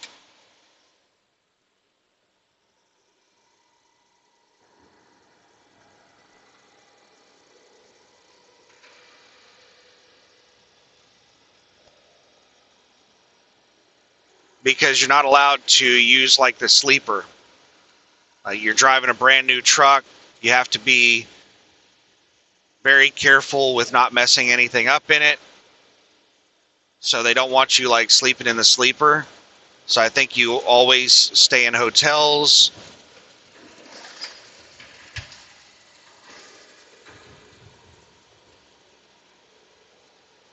And once you deliver the trucks, you like take a cab to the airport and fly back to go pick up new trucks to deliver them somewhere. Now, for a lot of people, that sounds awesome, the adventure aspect of it. But I'll tell you from experience, that kind of shit gets old really quick. Dealing with the airport, you know, if you, like for people who like haven't flown a lot, they haven't stayed in hotels a lot, the idea of having a job where you travel a lot, you basically live out of a hotel and you're constantly, you know, flying in airplanes and stuff like that, that sounds really appealing to a lot of people like that haven't done that before.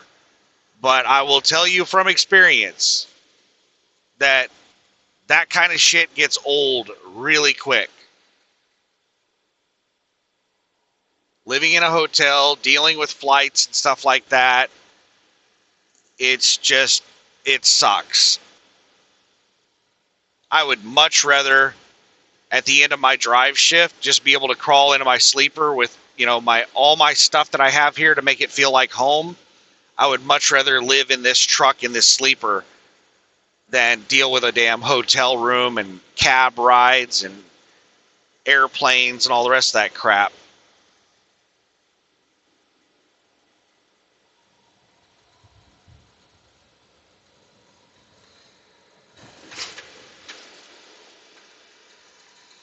There's a lot of things that sound awesome until you do them. Like I thought having a job where I was on call would be awesome. You know, I work my regular shift and then, you know, I'm on call if something happens. Makes you feel important. No. After you actually do it, it just makes you feel abused. Makes you feel like you're taken advantage of.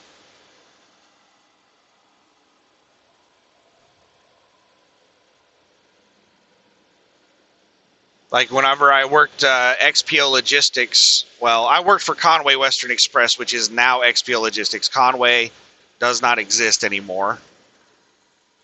Oh man, I felt important when I started there. I had keys to everything. Like they gave me a set of keys to the gate, to the building, to everything. And, you know, I was on call and... There are police reported ahead.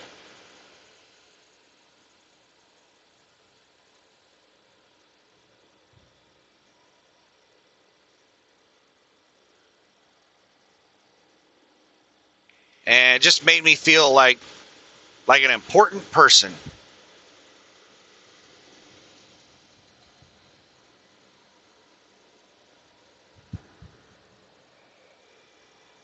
That wore off really quick.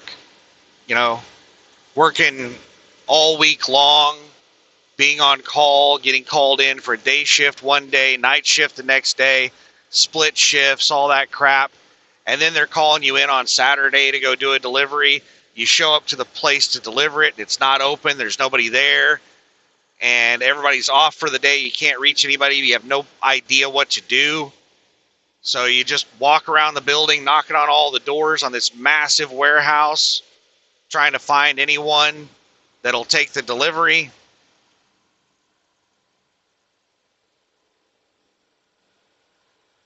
And then you end up just driving back to the terminal and parking the truck and going back home. Huge waste of time. That was the kind of crap that I dealt with at Conway. It sucked. There was something that I almost signed up for when I worked at the TSA. I started with the TSA whenever they were initially created. So initially we were under the FAA, the Federal Aviation Administration. And the FAA people were arrogant jackasses. Like, I could not stand the FAA people. And they would come in there and lord over us. But we weren't under the FAA for very long. They moved us under DHS, Department of Homeland Security. And that was a lot better. The FAA people are jackasses. I cannot stand the FAA people. Like, that's a level of snobbiness and arrogance that's hard to comprehend. Like, the FAA person would come through the security checkpoint all the time with, like, huge groups of people, like 10, 12 people. And he wouldn't want to show any kind of identification or anything. Like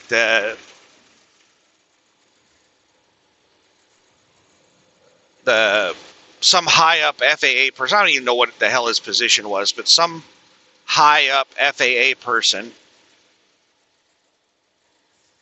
he didn't want to deal with our process. He thought that he was too high up to deal with our process and procedure. So he wanted to, like, he felt like we were making him look bad in front of the group of people he was bringing. He was basically trying to show off that, yeah, I'm so high, I'm so important that I can just take anybody I want and go anywhere I want. And there's a lane closure ahead.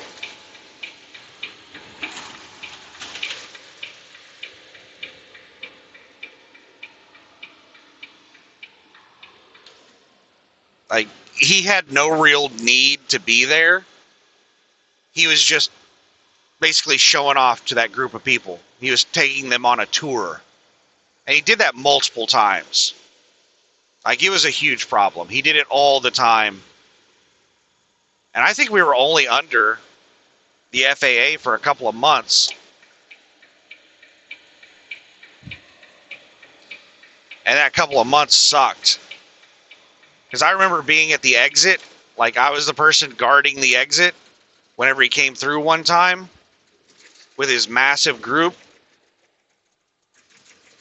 Oh my goodness, we got some asshole that's slowing down to like 45 miles an hour in the single lane. There's always somebody. There's always some jackass. Whenever you can't pass them, they're like, oh, finally I can go slow as shit. And nobody can get around me.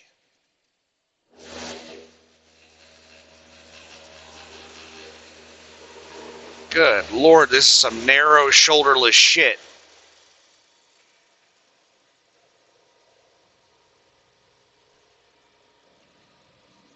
This is really dangerous.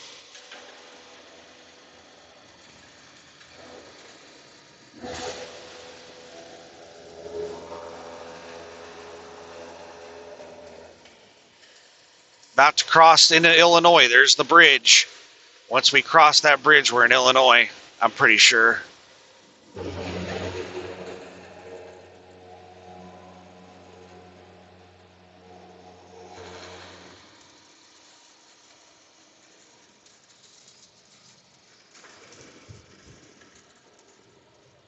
I'm surprised that there are no trucks in this ditch with how narrow this shit is.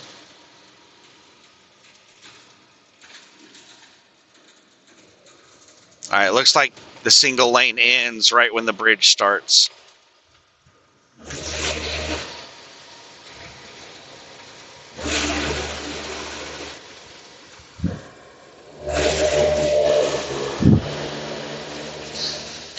this damn rumble strip that we're driving on.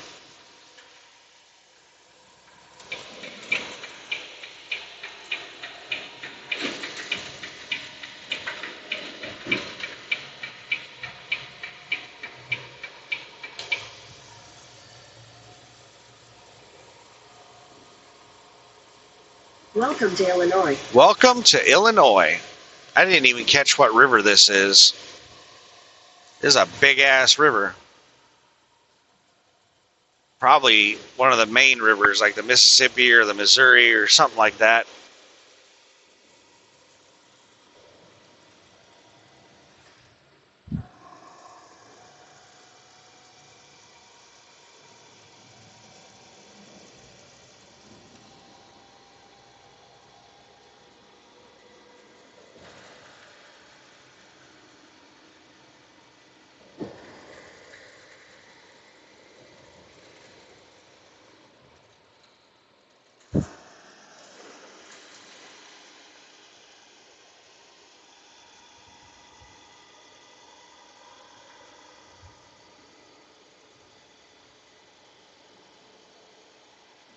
Ugh.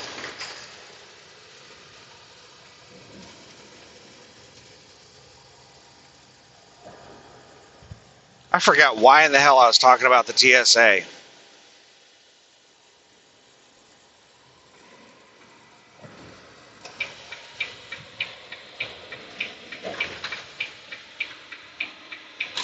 You know, it'd been nice if you'd have thrown on your turn signal before you started slamming on your brakes. Let us know what you intend to do. Not the I meant to do that light.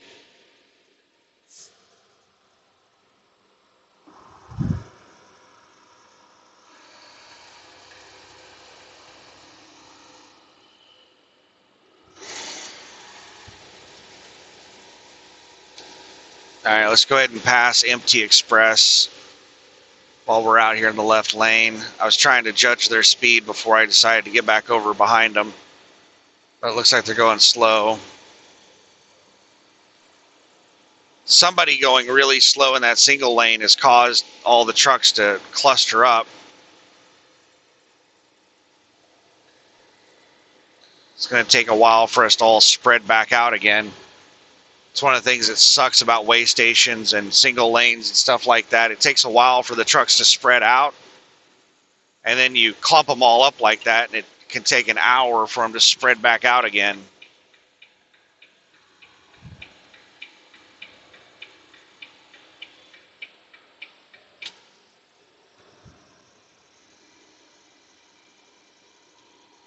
Why in the hell was I talking about the TSA?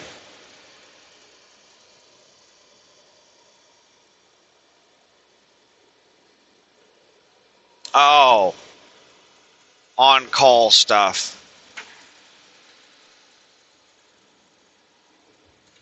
So when I started at the TSA, we had staffing issues. I don't know why we had staffing issues.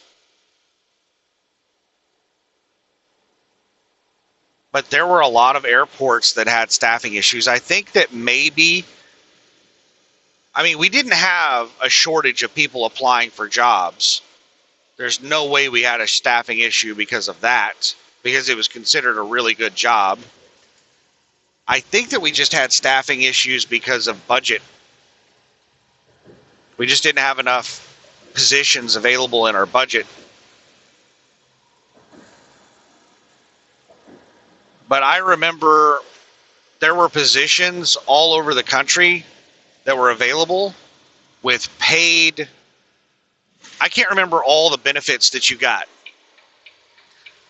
but you got like relocation money. You were paid money to relocate. There was a lot of incentives to get you to go to certain places. Like I remember Barrow, Alaska was one of them. Barrow, Alaska is like, I think the northernmost airport in the United States. It's up at the top of Alaska.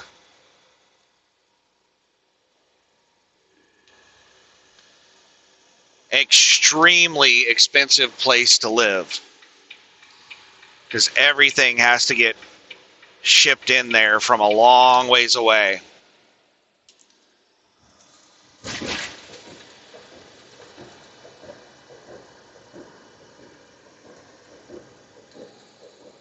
But there were positions all over the country at airports that were short-staffed where you could relocate, and they would there were incentives to relocating, like covering your moving costs, and I think you got bonuses and stuff like that. I can't remember. But they also had this stay in your lane, bro. They had this, I forget what they called it, but you could sign up to be on this team that would just go to airports in need. I don't remember how many people were on this team. 20. There's construction ahead. Max width 11 feet ahead. So we're going to go back down to single lane. Let me see if I can see like where in the hell this is happening. I don't want to be passing somebody when the lane ends. So let's try and get around this person pretty quick.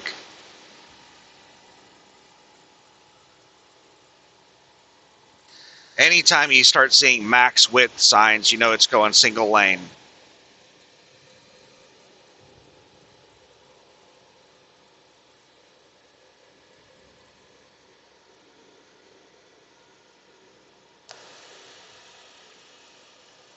But I cannot remember the incentives for signing up for that team.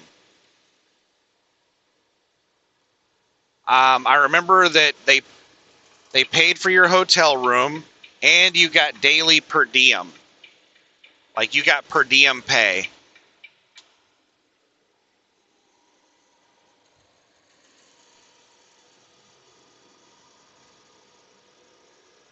And you had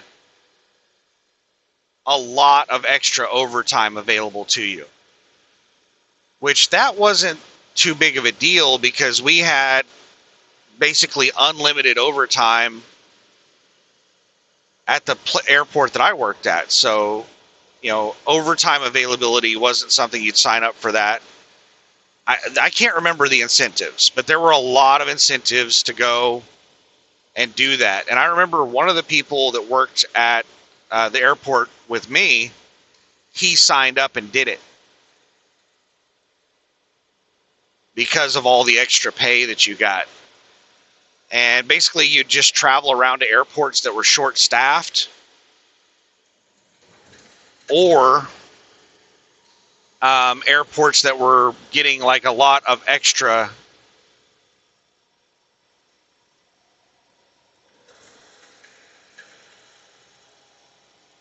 Sea-Doo.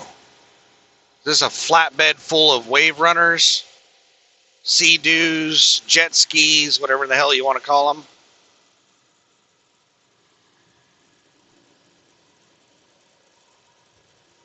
But he made a lot of money.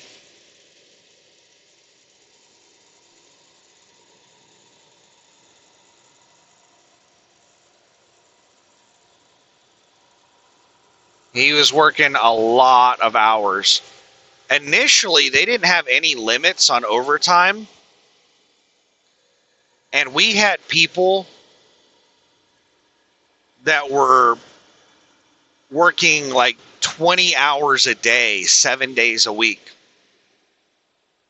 Just getting crazy amounts of overtime. And then they put limits on overtime to where you can't work more than like 15 hours in a day. I can't remember the limits that they put in. I never worked overtime. I couldn't stand working there.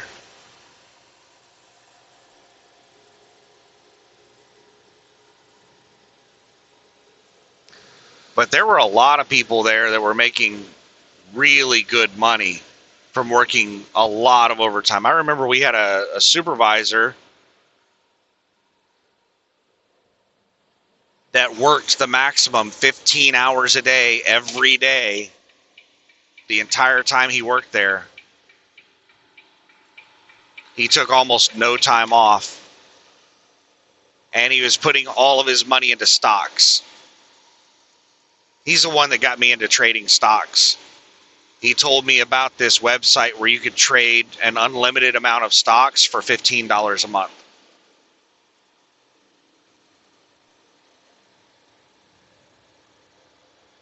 And he was investing all of his money into BlackRock, into these like mutual funds, these BlackRock funds.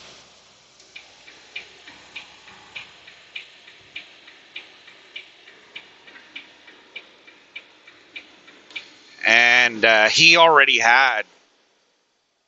he was in his early 20s. He was close to the same age as me. And he had, I can't remember how much exactly, like $200,000 to $400,000 in stocks.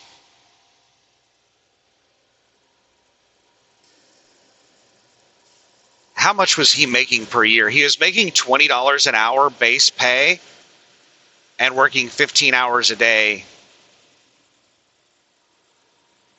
6 or 7 days a week. Probably 6 days a week.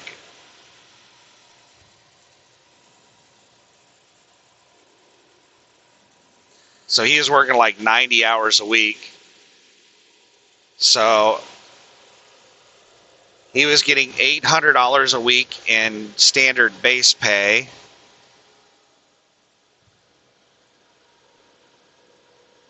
And then $1,500 a week in overtime. So he is making about $2,300 a week.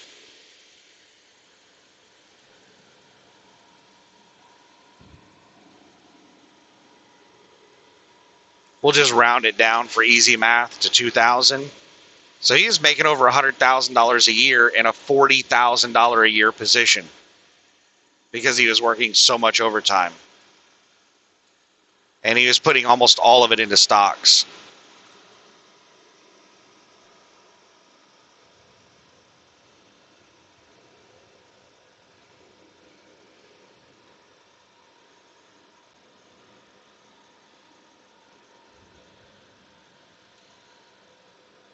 If he kept that up, then he's a millionaire by now.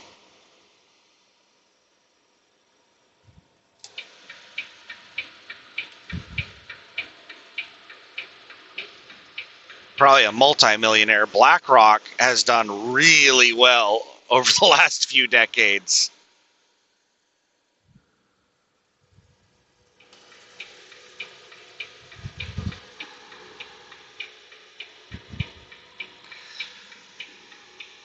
That person on the shoulder, they grabbed every orange thing they could find in their truck, and I thought those were triangles at first, but they weren't triangles. There was like an orange vest and then an orange helmet, and I can't remember I didn't see what the third item was, but there was just orange items that they had found in their truck and put them out there along the roadway as a form of like triangles.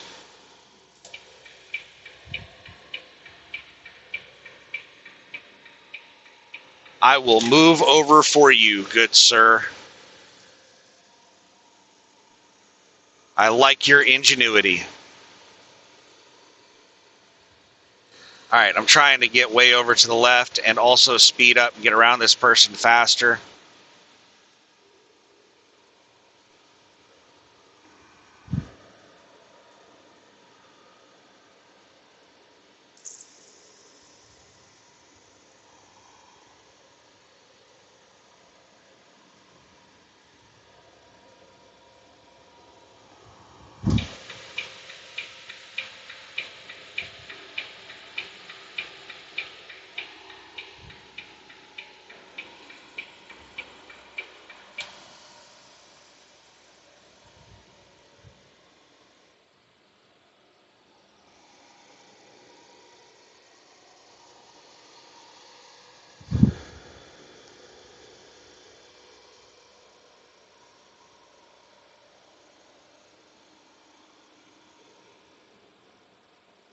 Yeah, I should have I should have worked my ass off while I was there at the TSA. I should have done crazy amounts of hours.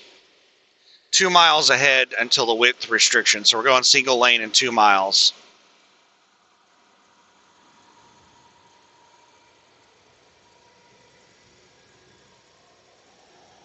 I worked almost no overtime when I worked at the TSA.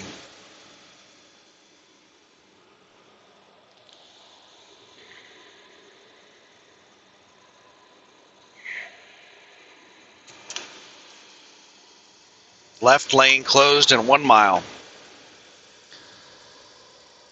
And I should have worked a lot of overtime.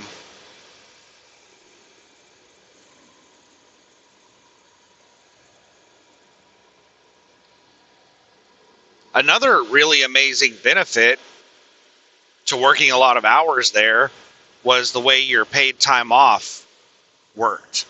Is that the amount of paid time off that you got? Like the last job that I was an employee at, you just got a flat amount of time off every year. Like at the beginning of the year, all your time would reset.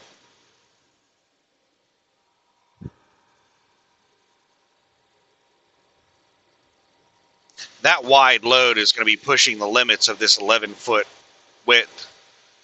A standard tractor trailer is 8 feet wide, not including their mirrors. So we need about 10 feet for a standard tractor trailer. I do not think that wide load is going to make it through there. That was really tight. I kind of want to sit here and see if that wide load makes it through. Because I don't think it's going to make it through. Traffic behind me might stop because that wide load might get stuck right there.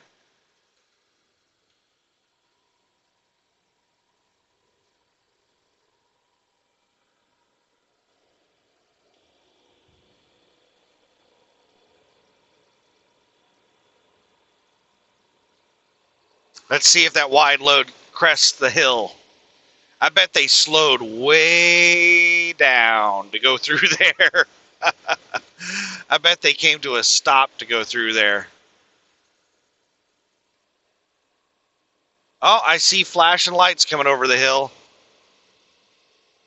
Looks like they made it through.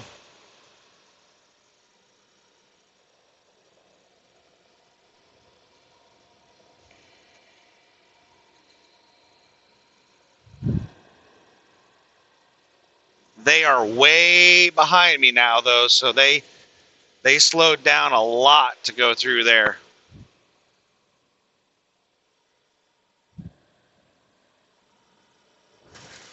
I'm glad I got around them before that single lane.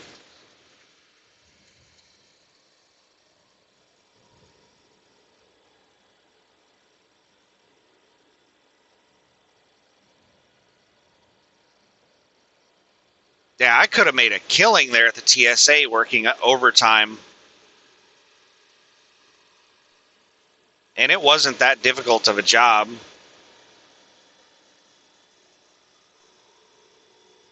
It was just demeaning. People were constantly making comments.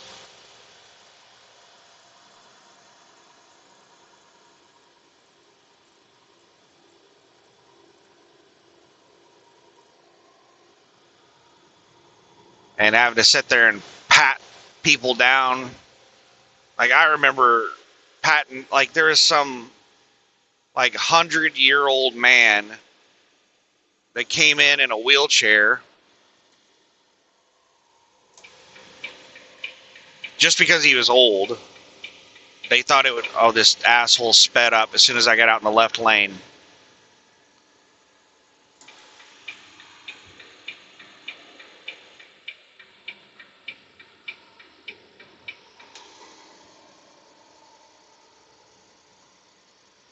It's a woman, and she is ranting and raving about something. She's turning her head back and forth and swinging her arms around and all kinds of shit.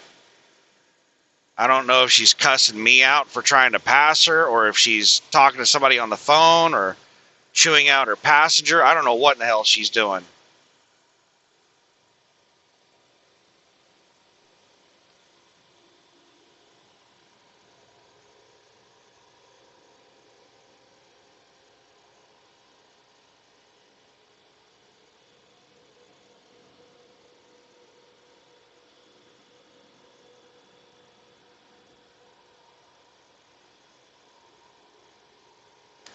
But yeah, this old guy, I said, I can,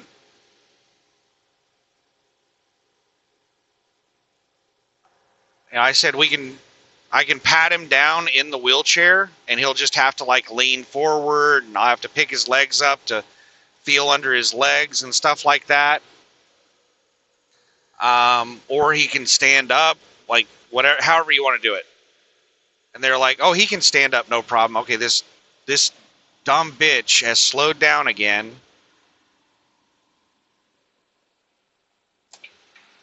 Let's get her to speed up. Let's go out in the left lane and get her to speed up again.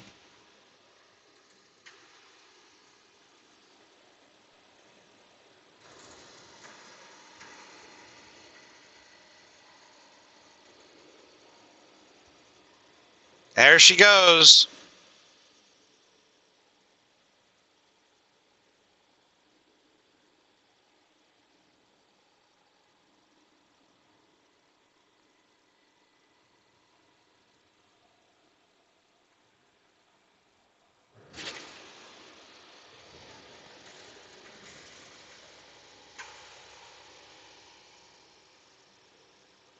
Uh-oh. She got caught up in her conversation and didn't pay attention to me. She slowed back down.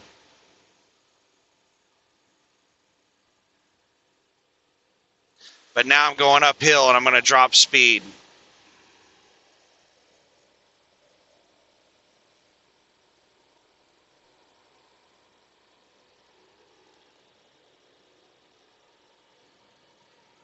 She is still just having a very animated conversation. But she's already sped back up, and she's just loitering alongside me. Well, she's speed matching me. She's not, like, I'm slowing all the way down to 60, and she's slowing down to 60 with me. She is not paying attention to driving, so, yeah, she's just sitting at the back of my trailer speed matching me. So once we crest this hill, and I speed up from 60 to 75, I should pull away from her and disappear.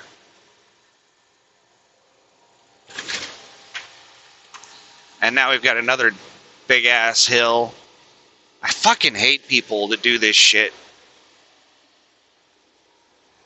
She's speeding up with me. She's just engaged in her conversation, not paying any damn attention to what she's doing.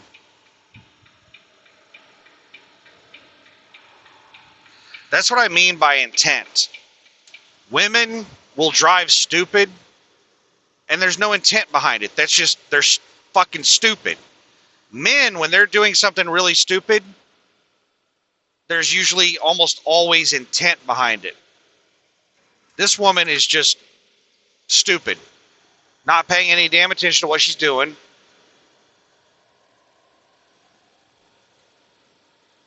All right, I managed to get up.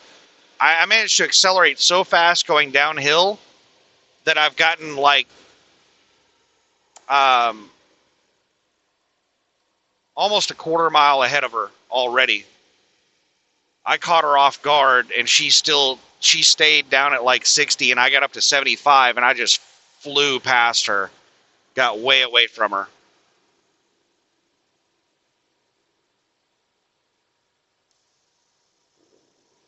What do they call them? Chicken heads? Anyway. So they said, oh, if it'll be easier, we'll just have him stand up. He doesn't have a problem standing up. The only reason we have him in the wheelchair is just because, he can't walk long distances, and, walking around all over the airport, we can't do that. That's the reason we have him in the wheelchair. But he can stand and walk just fine. Oh shit, here she comes, flying up on me. I'm doing 65 up this damn hill, and she's sped up to like 75, 80, and she has cleared that quarter mile, and she is on my ass about to pass me. I think I'm going to be dealing with this dumbass for the rest of my drive, unfortunately.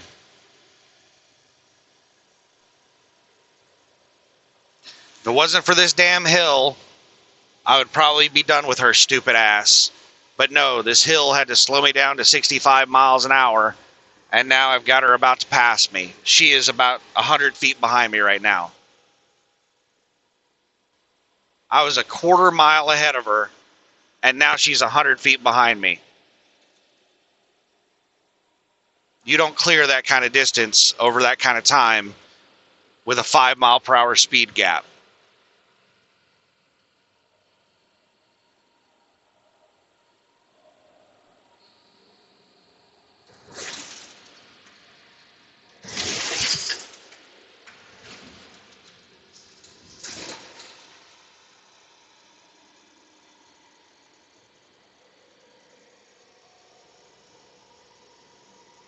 God, I hope she exits soon. She didn't pass me. She just got right up on my ass. And then I crested the hill, and going downhill, I got up to 75. I'm doing 70 now, and she's about 500 feet behind me.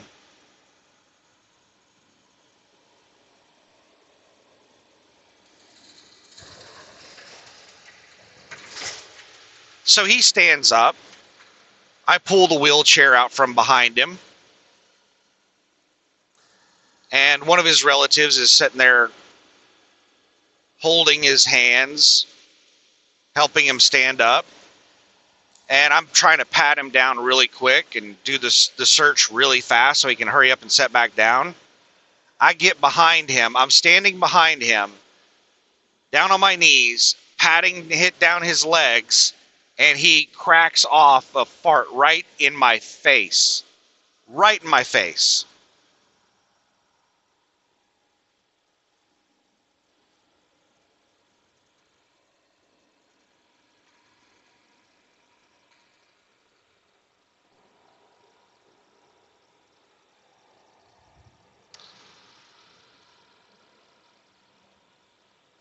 Another example of some demeaning, disgusting crap that I had to do there.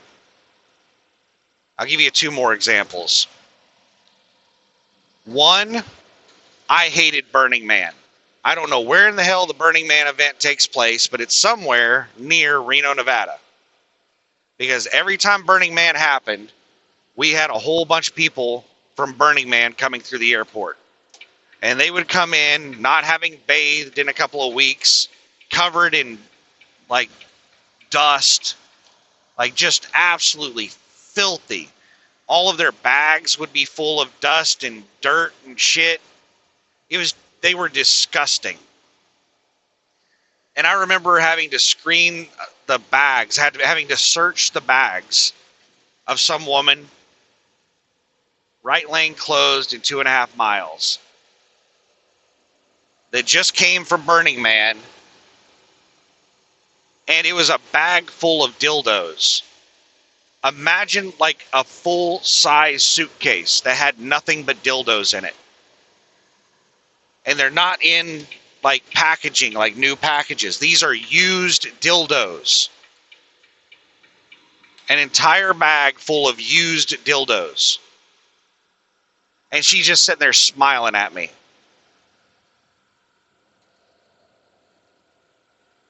That was disgusting. There's a lane closure ahead. Right lane closed in 1 mile. Another example. Demeaning. We had celebrities come through the airport quite often.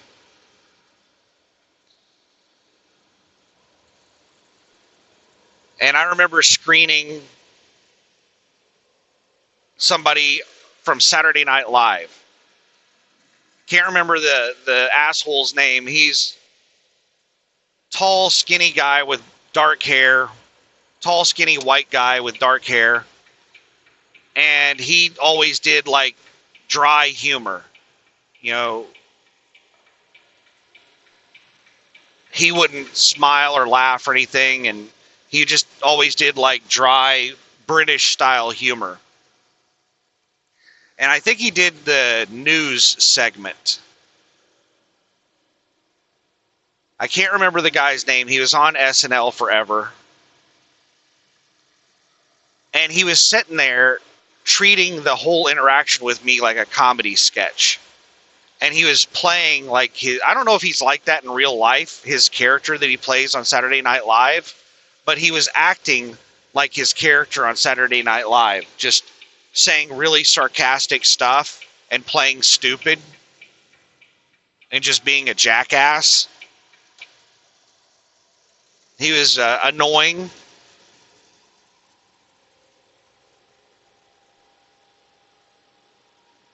Like I would tell him to, you know, do something, and he would intentionally do it in a stupid way. I can't remember exactly what he did, but like I'd tell him to, you know, spread his legs and put his arms out, and he would like you know how you're supposed to do that. And he would like put his arms at weird angles and his legs at weird angles and stuff like that, just acting like he's really stupid and doesn't understand, just trying to be difficult. And what was most annoying about that was that Saturday Night Live was constantly doing sketches making fun of the TSA. And I had their cast members coming through the airport acting like jackasses. At the same time, you know, they're doing skits on the show making the TSA look stupid.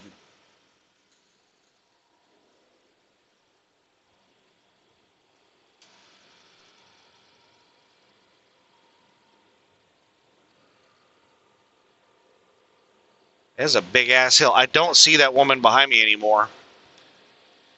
Actually, maybe. Yeah, I think I see her about a half mile back. This is a long ass hill.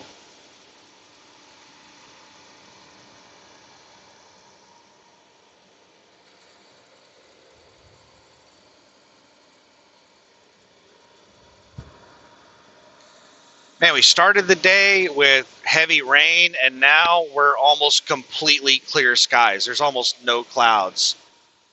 There are some clouds behind me. In front of me, it's clear skies.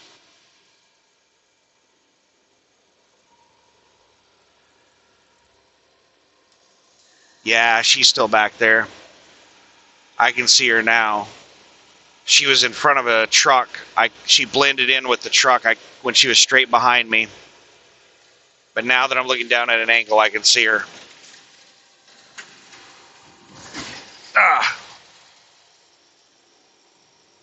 65 miles an hour.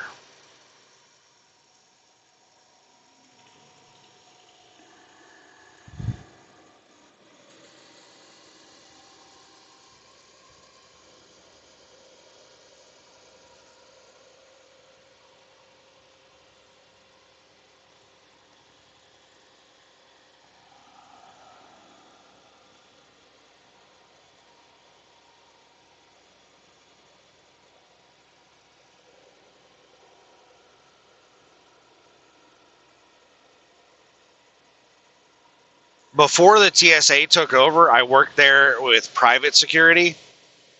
And when we were still private security, I remember Patrick Swayze came through the airport. Okay, here she comes. I'm down to 52 miles an hour. And she is flying up on me. 51 miles an hour. This is a really steep hill. 50. 49. She's just sitting behind me.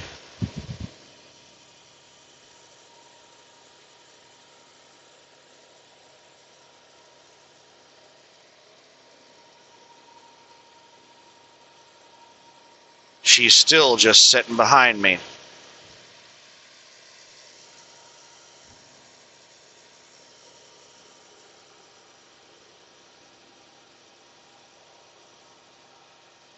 doing 48. And she's still just chilling behind me.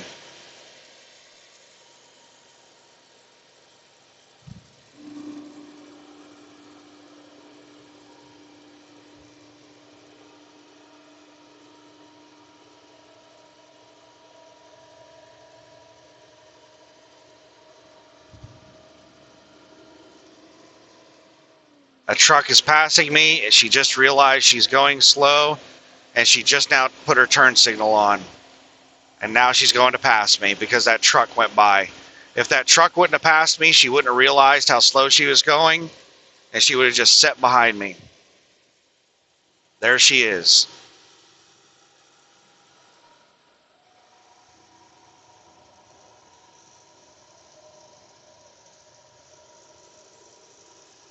Right as we crest the fucking hill.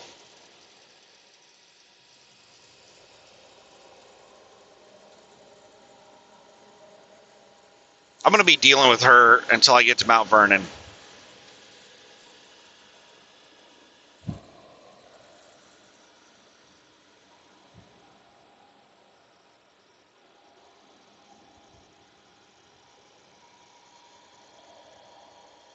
Oh my goodness, that is really close in front of that truck. She just cut that truck off. This truck is going almost the same speed as me. It looks like it might be going slightly slower than me.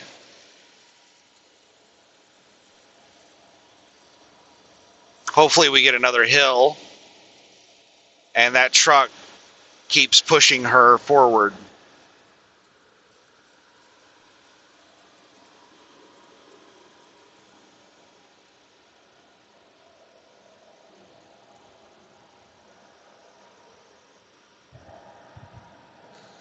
All lanes open.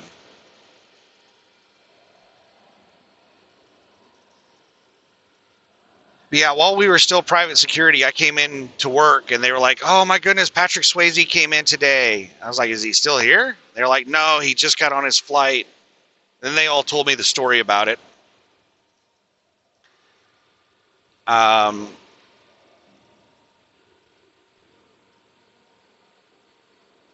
He came in so drunk he couldn't talk.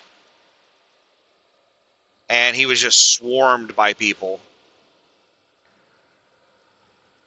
And what they did was they took him down into the security office and let him sit and wait for his flight in the security office.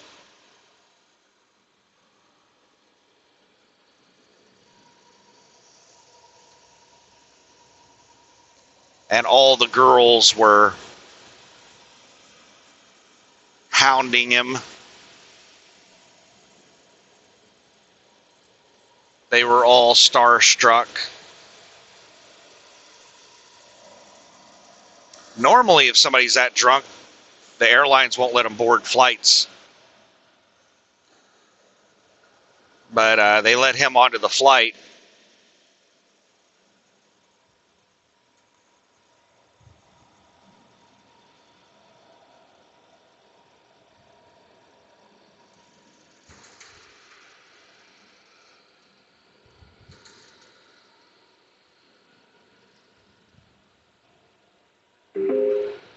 There's construction ahead.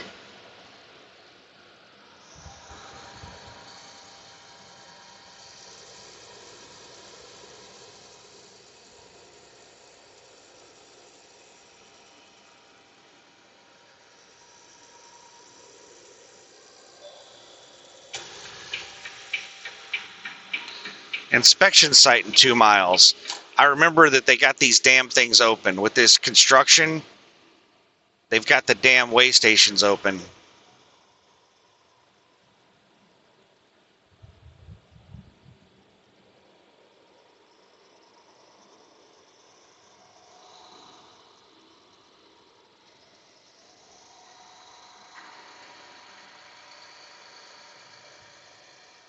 Most states, when there's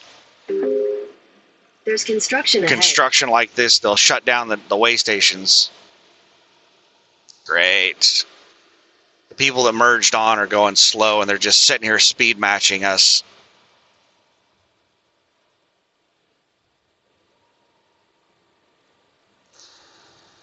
So I can't get back over to the right lane for this way station. I hope it's fucking closed, because I don't know if these sons of bitches are going to let me over. I got the bypass. Yay.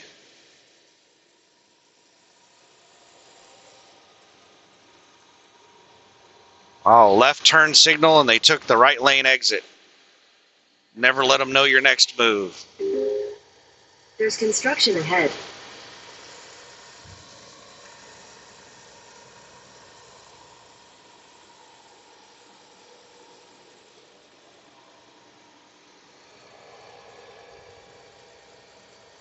Way station closed.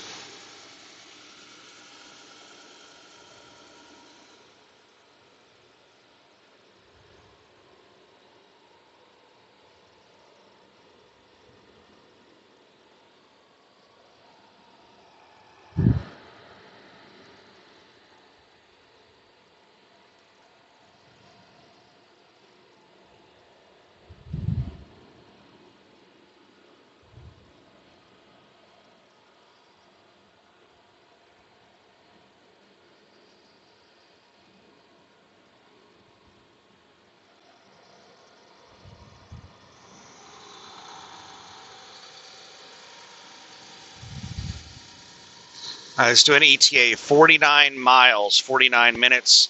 It's 4:36. So we're running about half an hour early.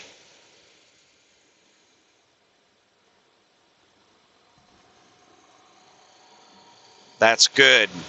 That's good. There's construction ahead.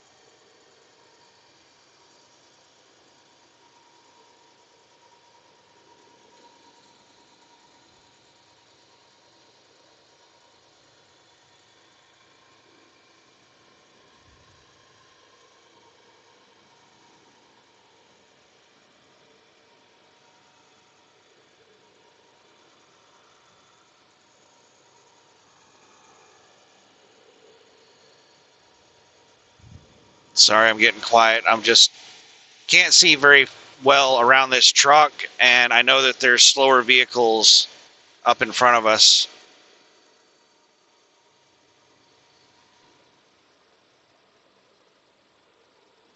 I just don't know what kind of driver is in front of me. I don't know if they're going to fly up on them and then slam on their brakes, or if they're going to prematurely slow down, or what. It looks like we're prematurely slowing down. We're down to... We're doing like 60 miles an hour.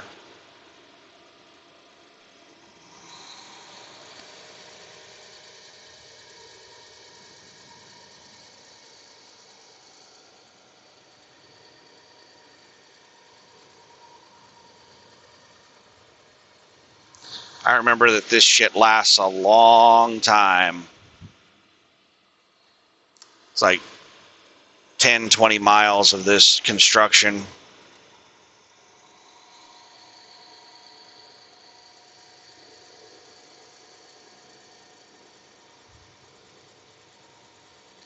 Marion, Illinois, next 3 exits.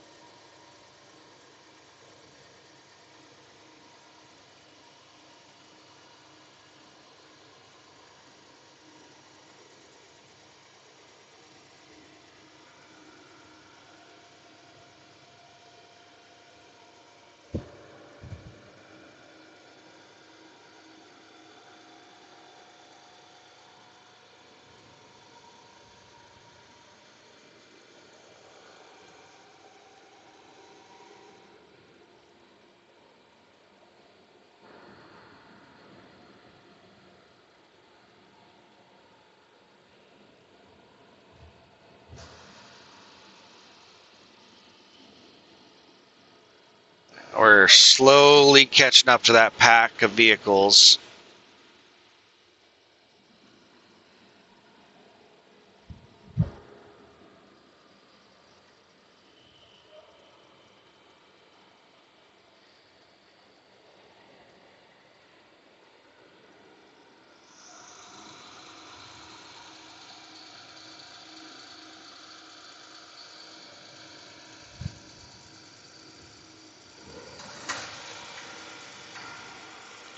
Trucks use left lane, if you're wondering why I'm driving in the left lane. Sometimes I ignore that shit. Sometimes I don't. It usually depends on what the other trucks are doing. But there's two reasons I'm in this left lane. One, because the truck in front of me is in the left lane, and I want to be in the same lane as all the other trucks. If everyone were ignoring the left lane, then I would be in the right lane with them. So I wouldn't be blocking traffic. But also, that right lane is nasty. I think the reason they want the trucks in the left lane is because of how nasty that right lane is. It has a lip on it, and it's got the rumble strip. It's the shoulder is what it is.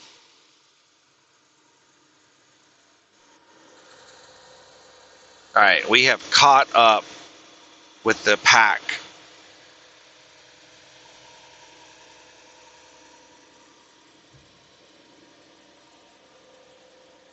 And right as we're catching up with the pack, there's a pack catching up with us.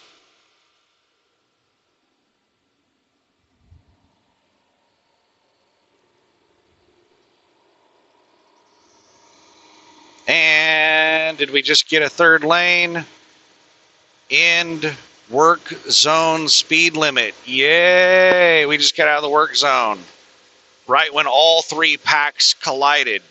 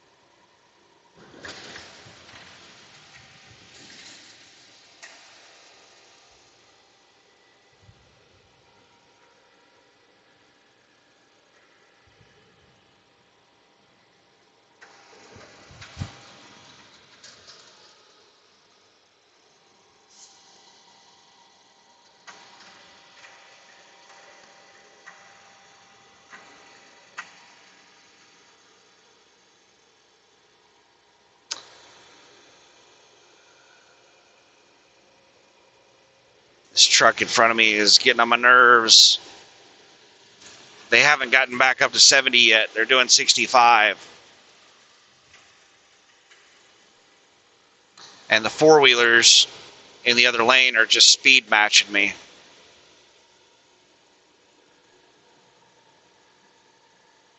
Oh, it looks like we have a nasty accident on the other side of the interstate. You fucking jackass. Yeah, that's safe. You two get in between the two of us.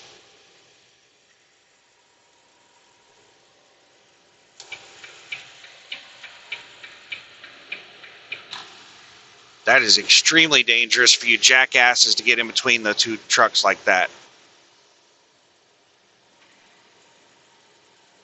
So I'm going to pass this SW or whatever the hell that is, and this U-Haul and the SUV traveling with this U-Haul. I'm going to get around these dumb shits. Oh, now they're all speeding up. Man, traffic going the other direction is really, really bad. Because of that accident that they're clearing up in the left lane. I didn't get a good look at it because there's too much stupid going on around me.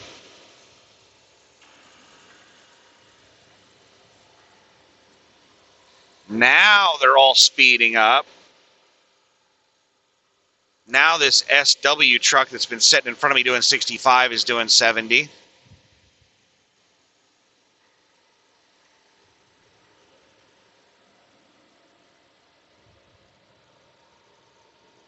Isn't it amazing how I can get everybody to speed up whenever I get out and try to pass them.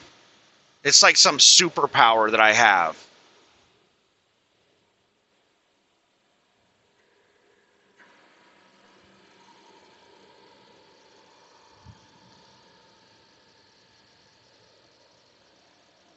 Some skinny, middle-aged white guy. Probably Eastern European.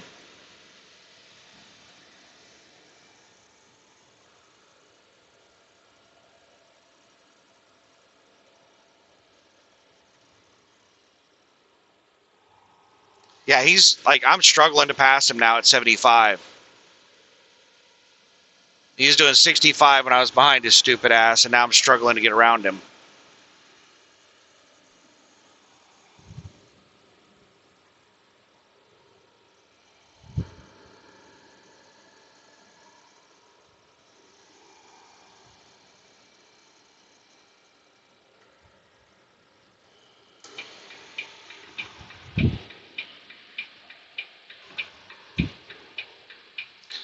What is happening 3 miles ahead? Road work.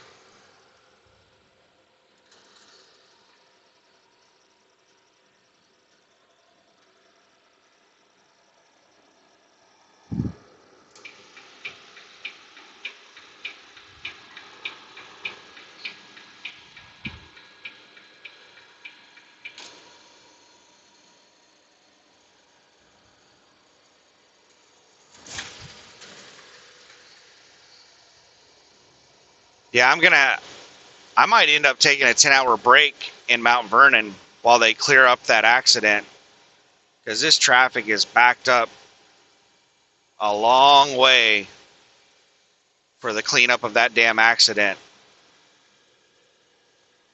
And here comes this dumbass SW driver.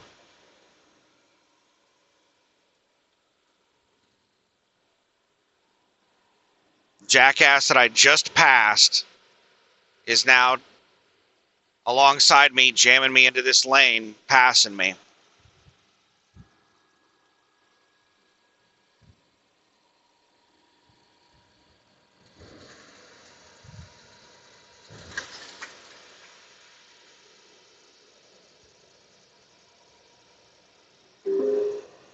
There's construction ahead.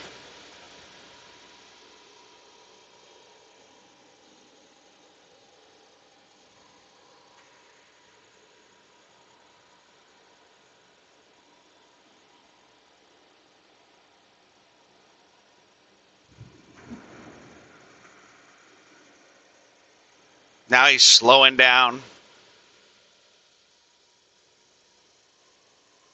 But he's still just sitting out in the damn center lane.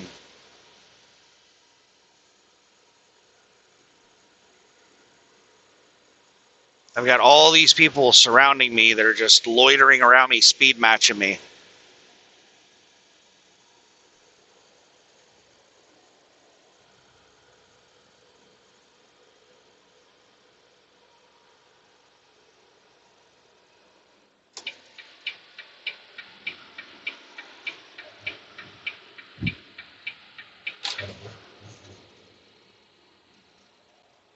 Come on, woman.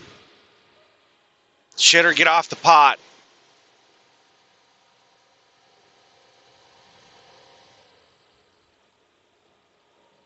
She's just sitting here speed matching this pickup, or this truck over here.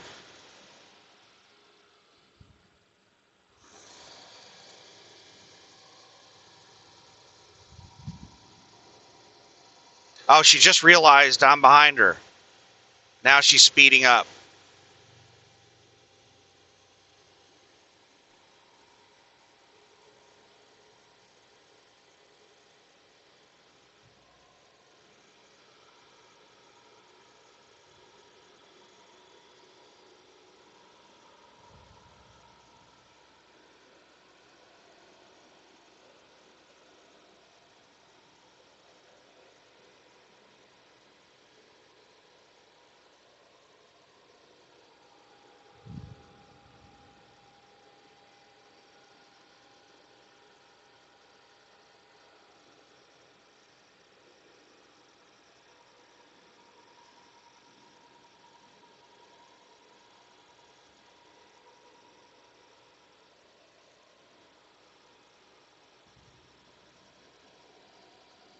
Now I've got this dumbass U-Haul that cut me off earlier passing me.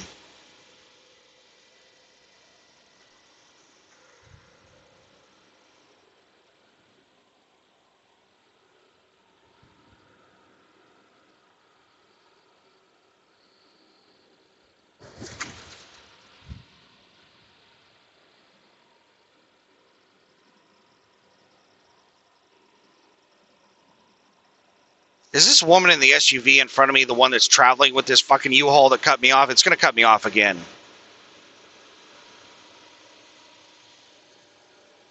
I don't know if it's this. There he goes. I don't know if it's the SUV in front of me or the SUV in front of that one that this asshole is traveling with. But this U-Haul is traveling with an SUV. Or it might be this car right here that it's traveling with. I remember it was traveling with a four-wheeler.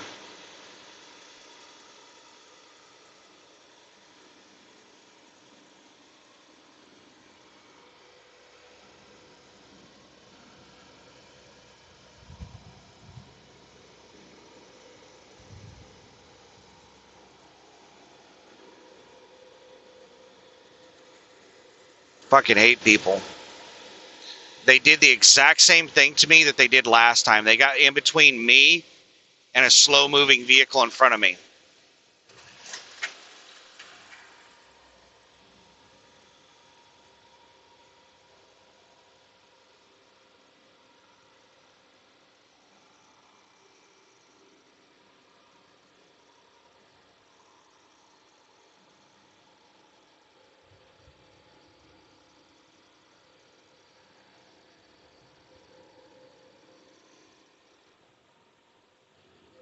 I fucking hate people so much.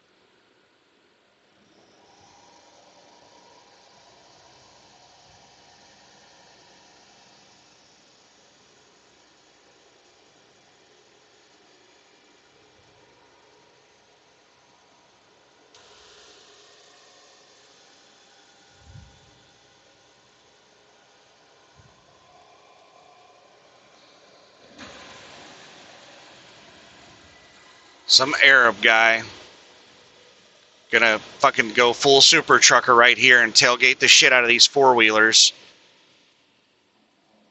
Cause an accident right here alongside me.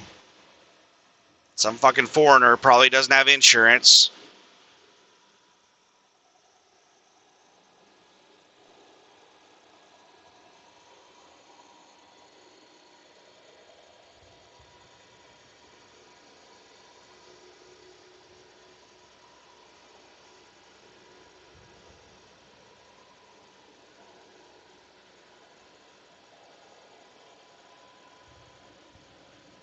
But, you know, that's the way they drive, wherever the hell he comes from. There he goes again. He's accelerating. He's going to run up on him and slam on his brakes again.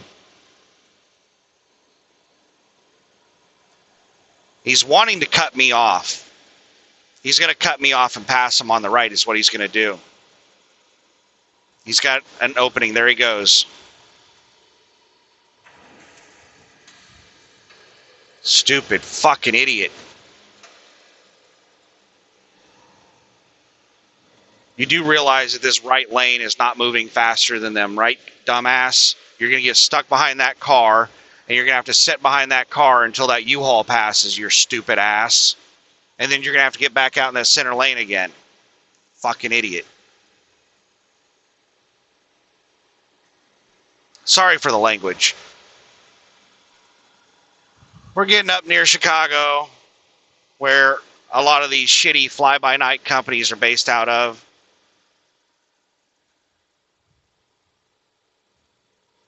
He's trying to push that car in the right lane to going faster so he can cut off the people in the center lane. Oh, he's just gonna cut them off. Yeah, this guy's a dumbass. It's taking a lot of focus. And here's this dumbass SW driver again, passing me for like the third time.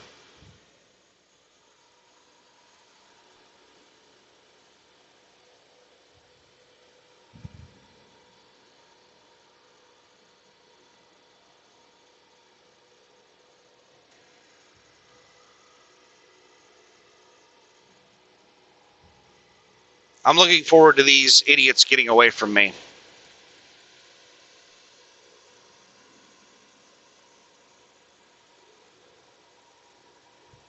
I think that SUV, U-Haul, and that four-wheeler, that car, are all traveling together.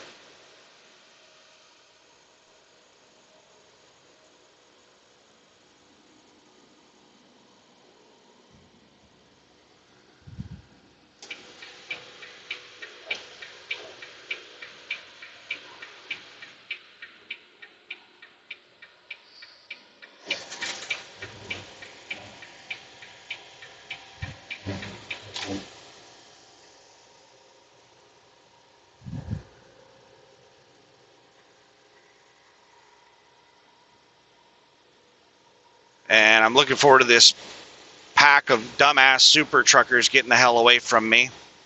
But SW keeps speeding up and slowing down. I can't get away from SW. They can't figure out how fast they want to go.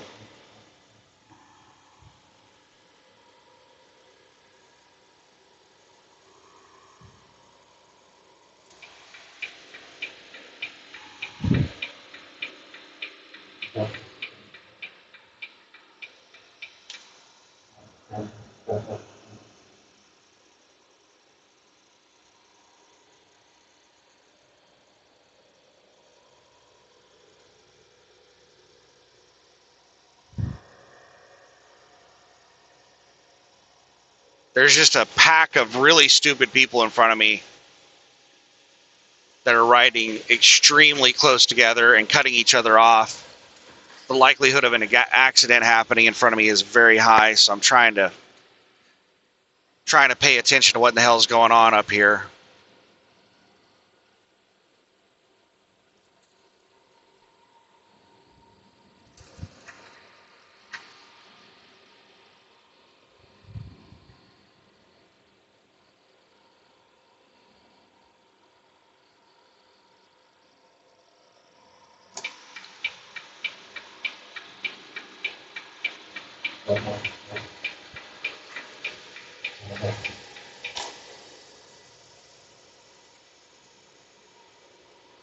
SW just cut this truck off, made them hit their brakes.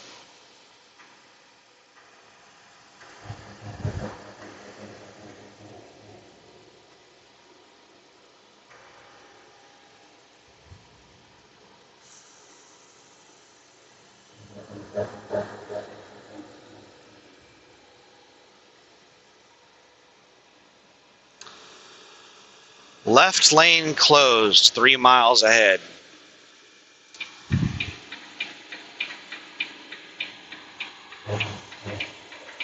All right, this pack of super truckers has pushed that U-Haul to speeding up, and this pack is slowly pulling away from me.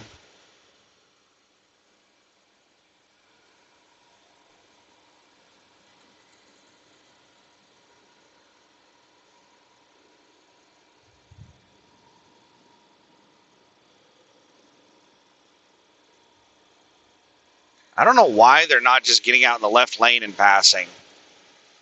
I don't know why they're following the rule that says trucks use the 2 right lanes.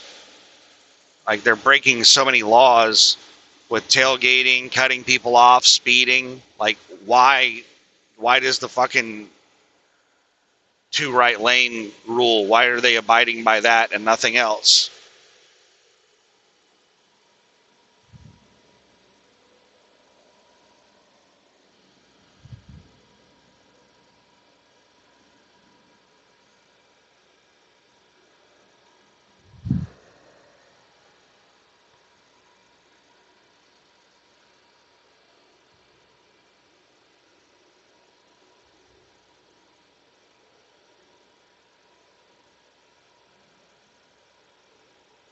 Looks like one of the super truckers just exited at the rest area. And traffic is slowing way down.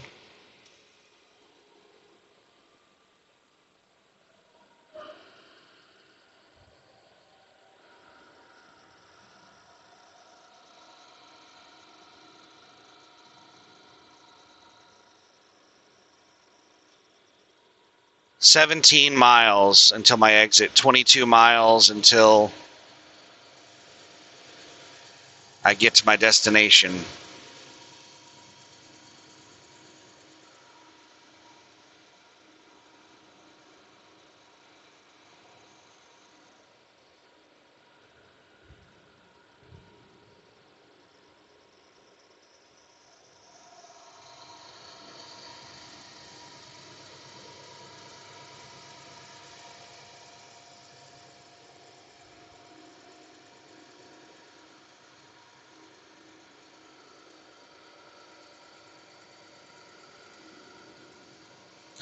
We're in another section of road There's construction ahead. where it says all trucks use the left lane, but I can't get over.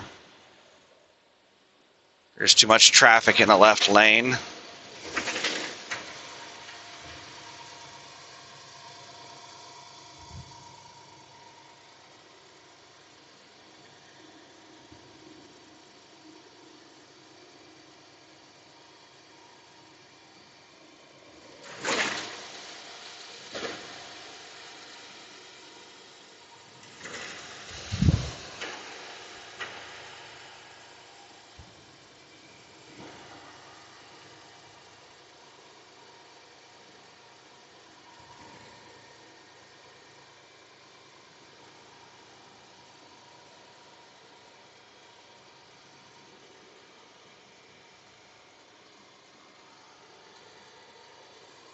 All right, I finally have an opening.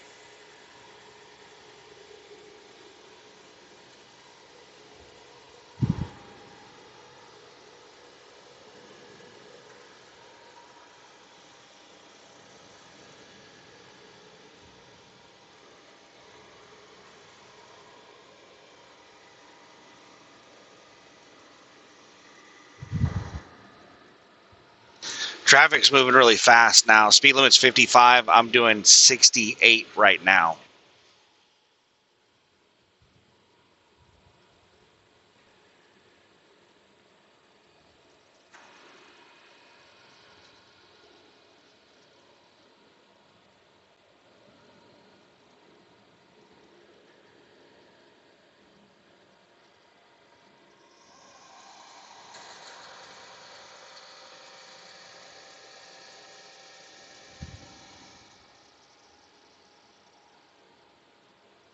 Four-wheelers don't know what to do with trucks in the left lane. There's four-wheelers just sitting behind me. There's some four-wheelers passing on the right. Got these fuckers driving 80 miles an hour weaving through traffic.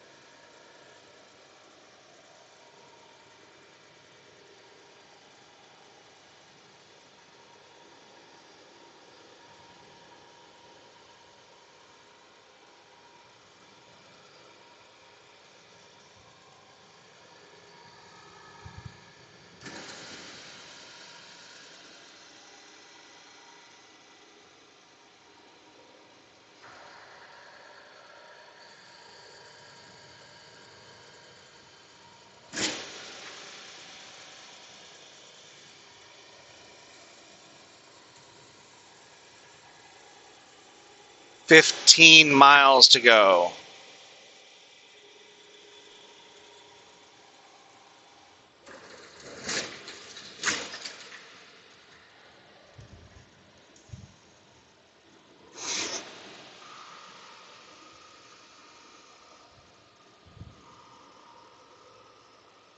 Looks like a prison over on the right. We should be driving past Ina right now. There's construction ahead. Ina is about 10 miles south of Mount Vernon.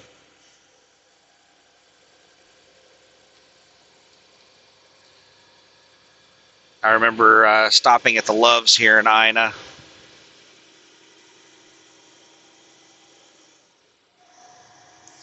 I think that sign right there says Ina, but it's so faded out.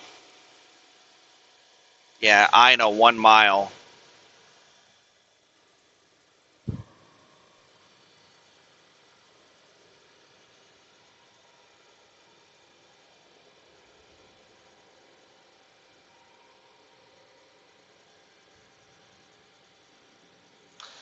Huck's. Huck's is a big convenience store chain in this area, and Hex was the tow truck that towed me off the scale at the tire plant. And we were driving by Huck's convenience store, and the kid that was towing me was telling me about all the businesses that his family owned. I was like, do you guys own that Huck's as well? He was like, I wish. He's like, no, that's completely different. I was like, oh, I thought it was really similar to Hex. So I thought Huck's, Hex. Thought you guys might own that too. And he's like, nah, that's a different person.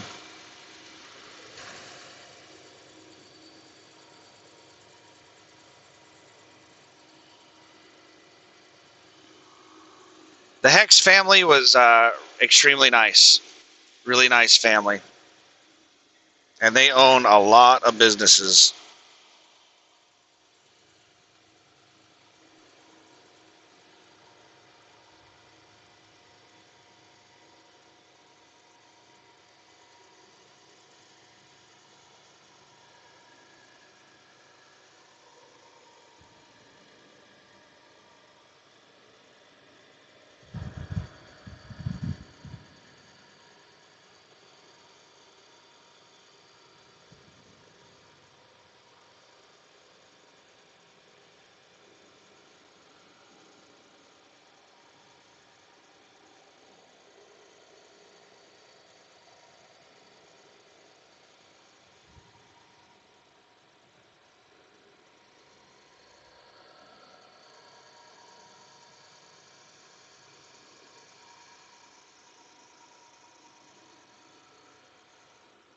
That might have been Hex that was out there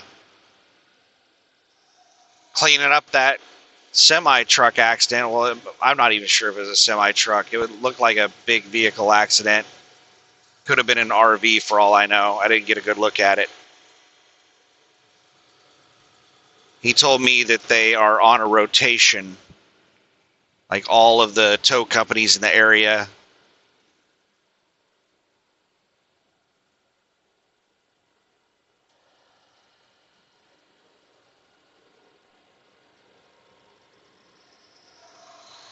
Sign up for accident recovery stuff. And they're just on a rotation.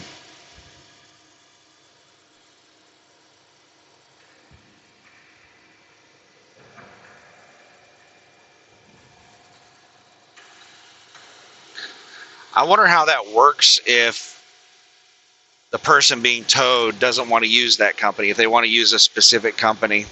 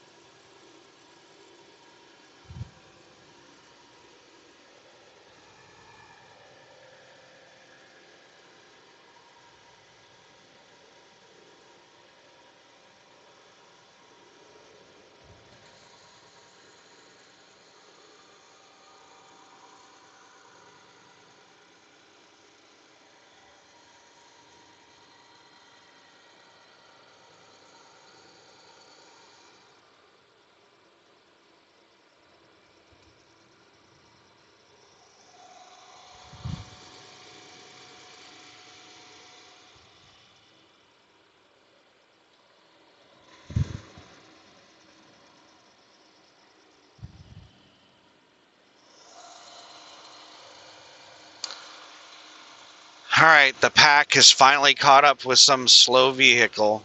Everybody's passed them on the right, but we've slowed down to 55. We were cruising through here at 65.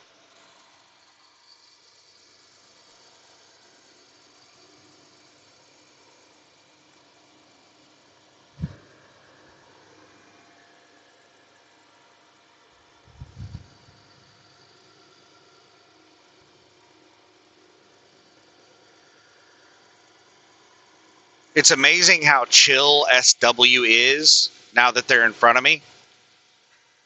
They're not out here aggressively trying to pass people or anything like that. They're just like really chill, just perfectly content, just hanging out in front of me. And every time I pass them, they get pissed off, and it becomes like their number one focus in life to get in front of me. But every time they get in front of me, they just like Sunday stroll.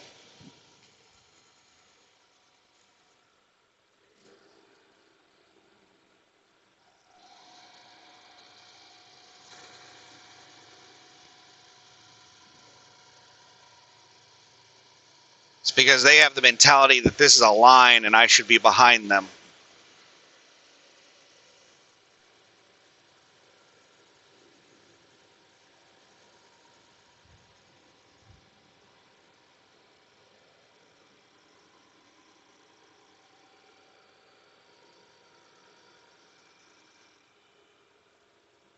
And they're definitely not governed at the 68 or so that they keep doing in front of me, because they flew by me not long ago doing like 75.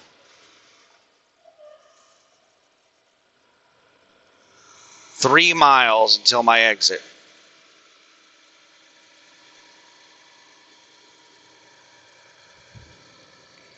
We're down to 50 miles an hour. I'm just stuck behind a massive pack. And there's another pack that's just caught up with me that's starting to pass. There was like no vehicles behind me. Now there's a huge pack of vehicles behind me that are all passing.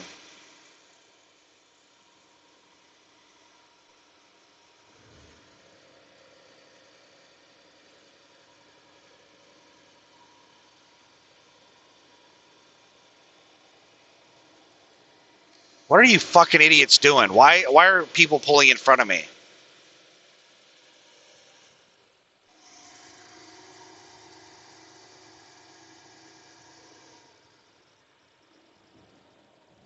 Like, this is 2 miles. Take exit 92 for I-64 East. This is the reason people tailgate, is because jackasses will get in. Like, if you have any safe following distance, people will just pull into it because they're so used to riding 3 inches off somebody's bumper. If you have like 8 car lengths of space, it's just like, oh my God, they just about blow a nut in their pants to get into that much space.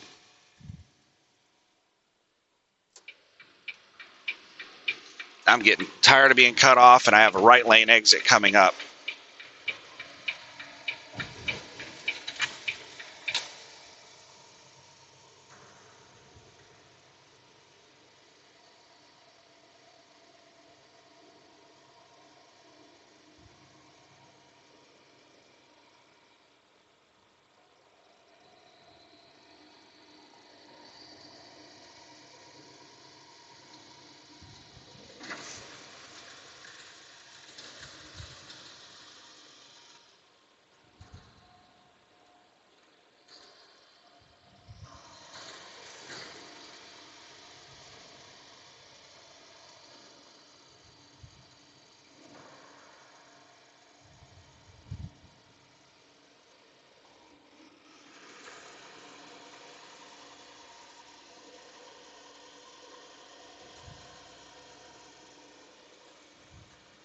In half a mile, take exit 92 for I-64 East toward Louisville.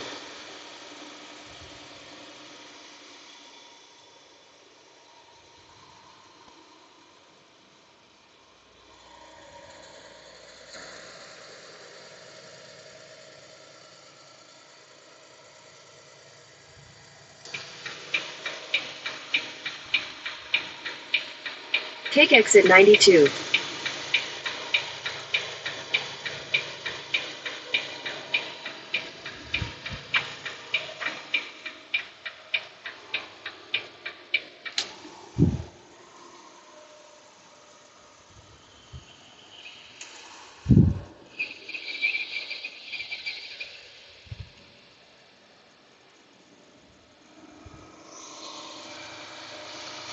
Well, we're finally done with that pack.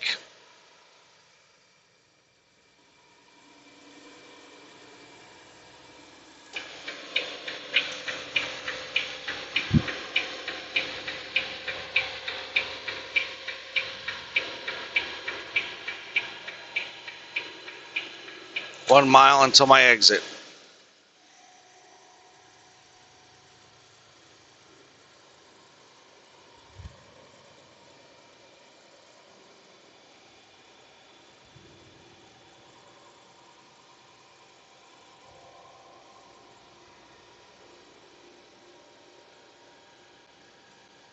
In half a mile, take exit 80 for Illinois 37 toward Mount Vernon.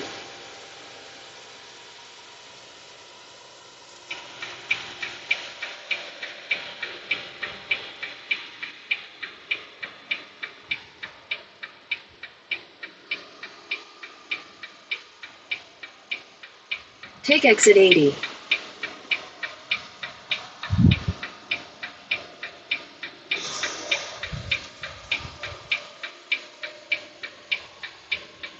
In a quarter mile, slight left onto the ramp to Illinois 37 North, South 10th Street. All right, now we just got to drive 3 miles through town.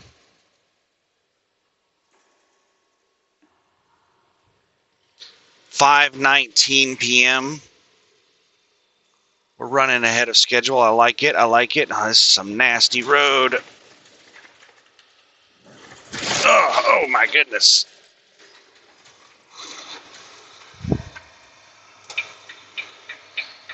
Slight left onto the ramp to Illinois 37 North. Then at the next stop sign, you'll turn left.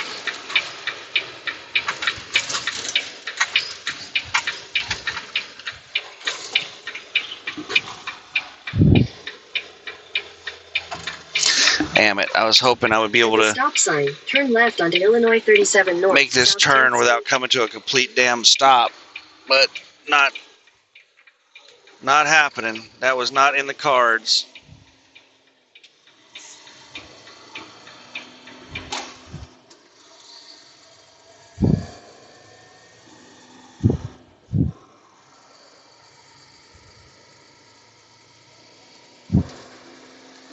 This lane ends. I'm going to stay in it until it ends. Let these four-wheelers go around me.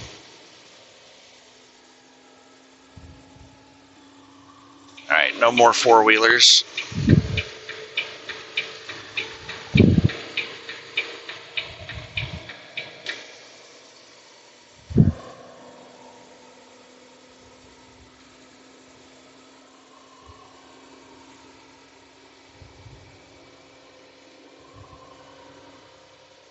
Mount Vernon, population 15,300.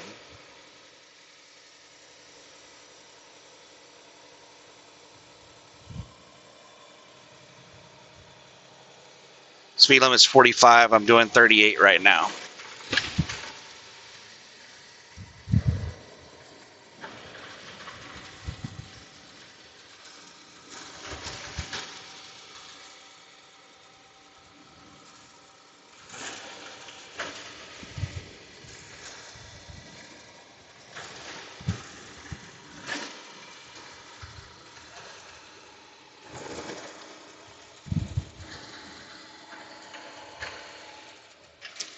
Speed limit's dropping down to 40.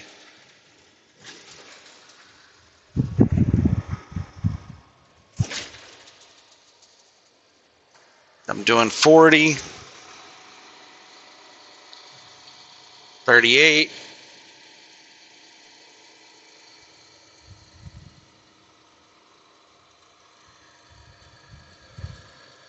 "36.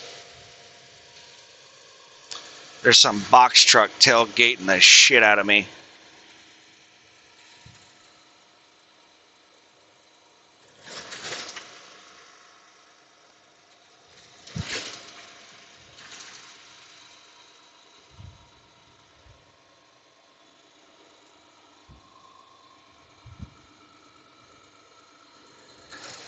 Doing 35. Gonna make a right at that light. And then it's not too far to the entrance.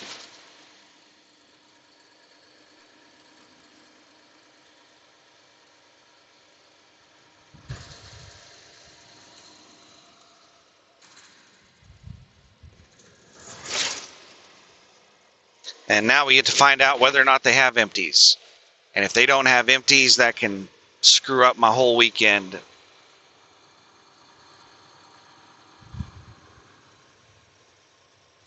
In 1,000 feet, turn right onto Fisher Lane, Veterans Memorial Drive.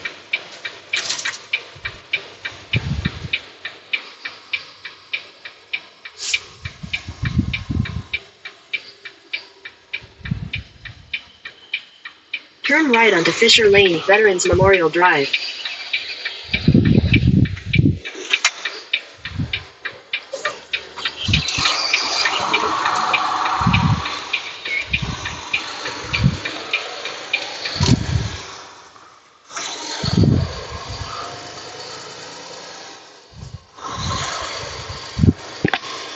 All right.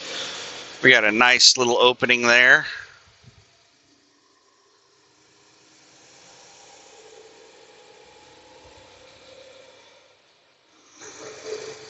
Let's make our right turn.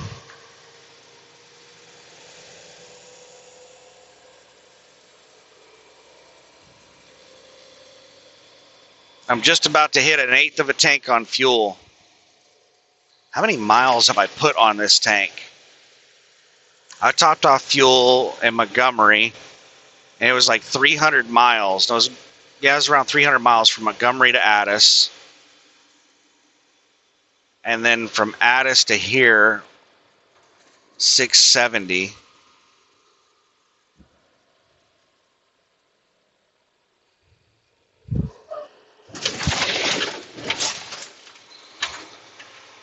So I have like less than 1,000 miles. No, I take that back. No, it was another 100 miles. So I have about 1,100 miles on this tank. And I still have 1/8 of a tank. 800 feet, your destination will be on the right. So yeah, I'm getting about 1,200 miles to the tank, about 6 miles per gallon.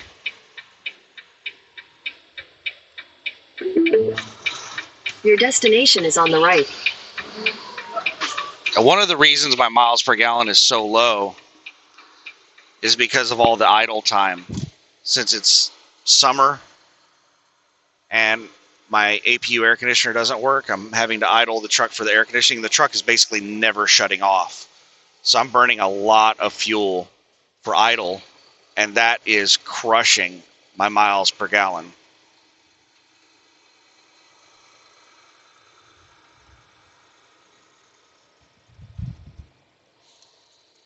All right, let's try to get onto their damn scale. It's a pain in the ass to get onto this scale because the scale's way over to the right. You enter way over on the left, but you have to get way over to the right.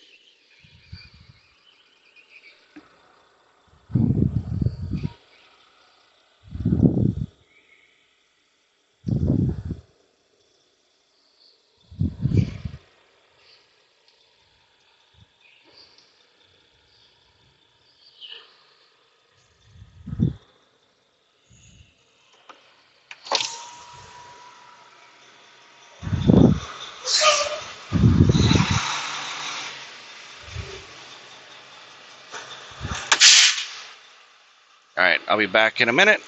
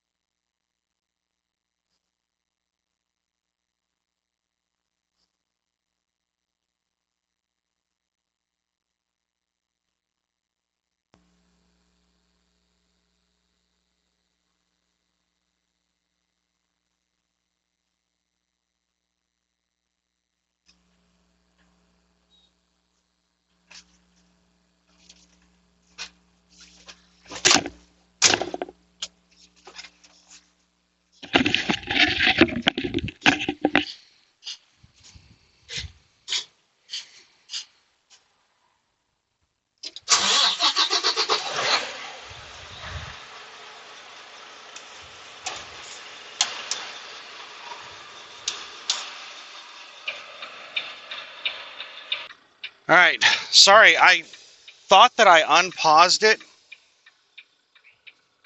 once I left the guard shack. And I'd been sitting here talking the entire drive down to here, which was like 5 minutes. And then I went to pause it, and it was not recording. So I was like, damn it. I didn't hit the button or didn't accept the press. So all I was basically talking about was how nice the people in the guard shack were. I don't know if they're just in a really good mood because it's Friday, it's the end of the day, or like if somebody complained about how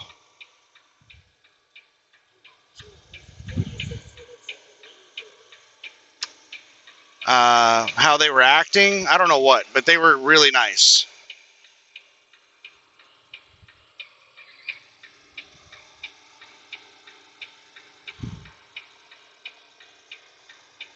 That's about all I talked about on the drive down here.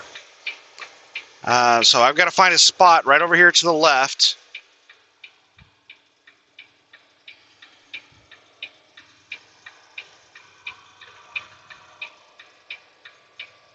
It looks like there might be a spot in between those trailers right there.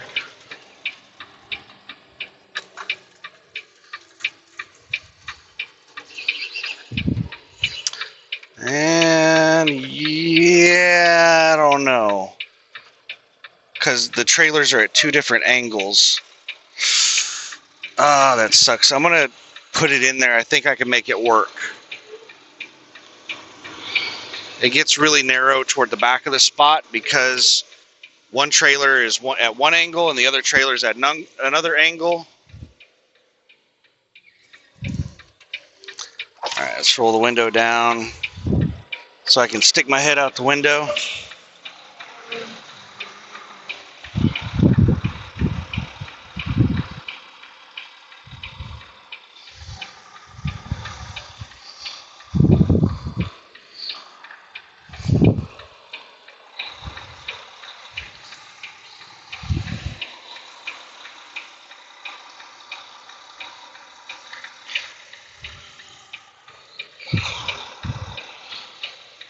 I think I might have cut it a little bit too sharp. I might have to redo this because I can't pull forward.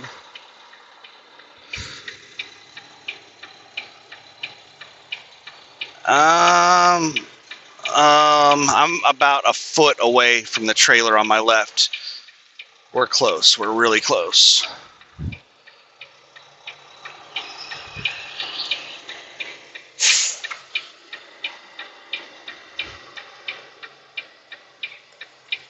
I can't put the landing gear down this close. So, all right. Looks like I'm going to be able to park here, but I need to move over to the right a little bit so I can get in between the trailers to put the landing gear down.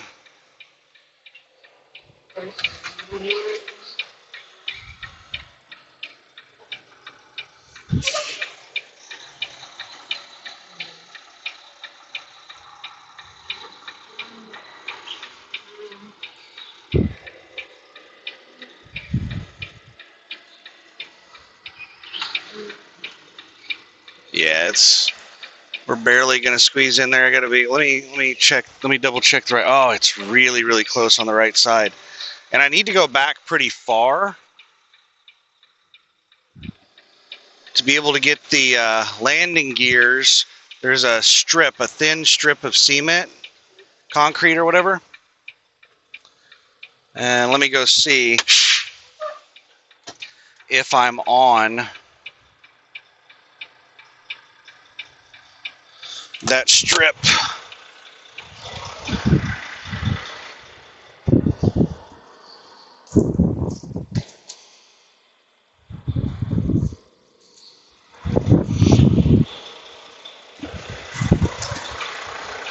Let's go back a little bit more. It's not possible to get both landing gears at this angle that we're parking at. It's not possible.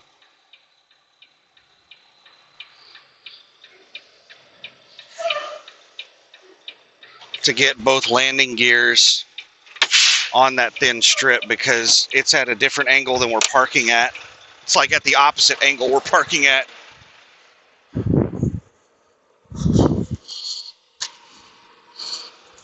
All right, that's about as good as I can get the landing gears on that strip. So I'm going to put this down while I disconnect everything.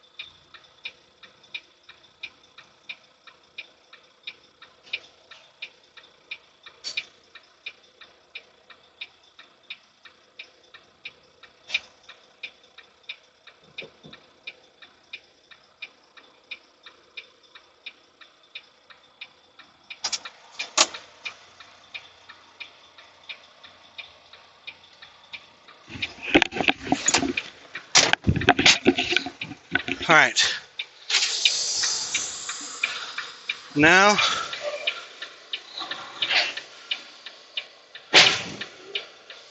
let's see, there's nobody coming from either direction that I can see. Now let's make our way over to the empty lot.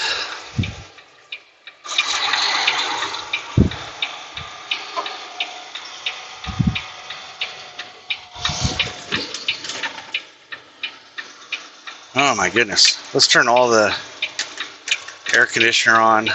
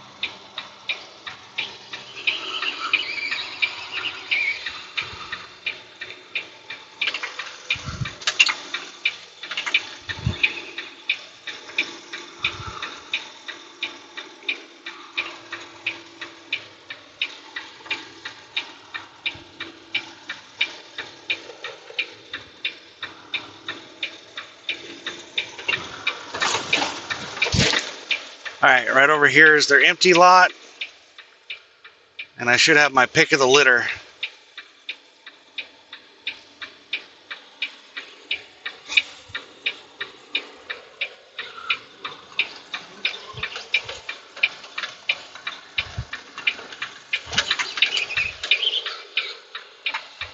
All right, let me just make sure this one is on their list. It is.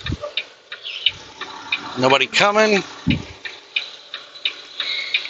They have tons of empties.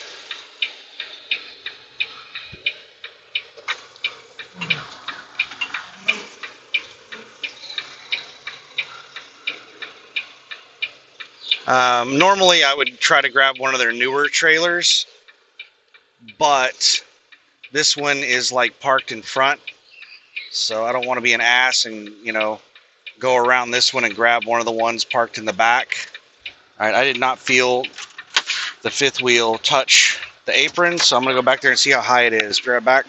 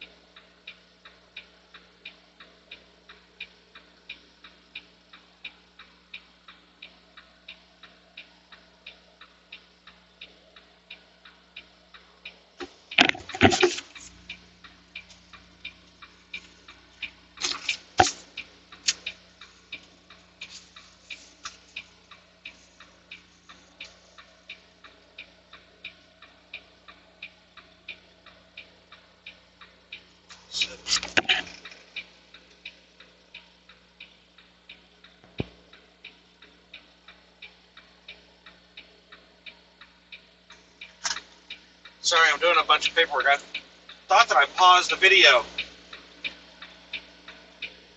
It's wipe off all the sweat. So I'm doing, I've inspected the trailer. We're all hooked up, but I'm doing a bunch of paperwork stuff.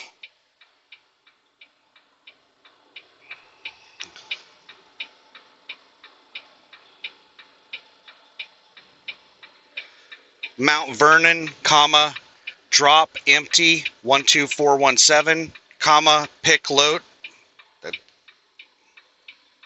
That's backwards.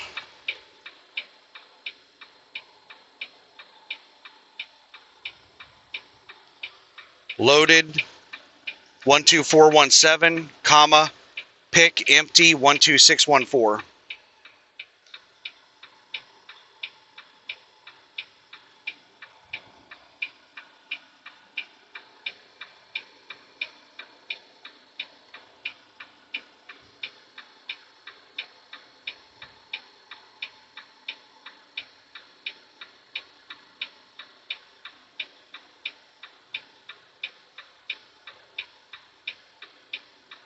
I'll do my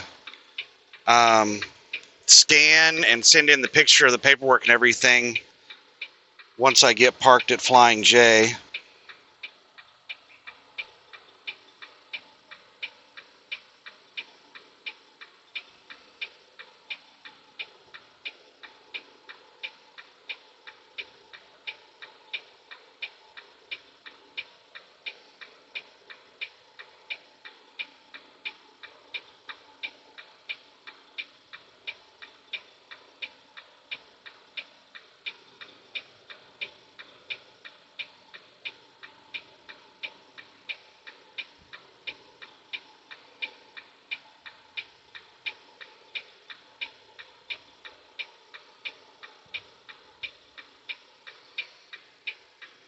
Head north.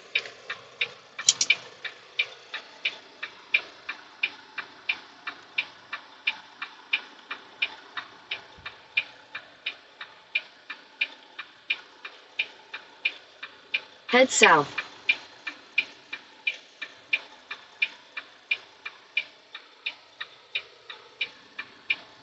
Sorry, I'm just doing paperwork stuff. I have to update my load with the empty load with the new trailer information.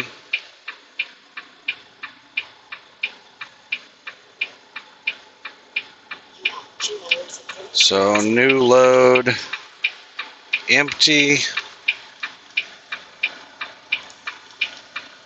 trailer, 1, 2, what the hell is it again?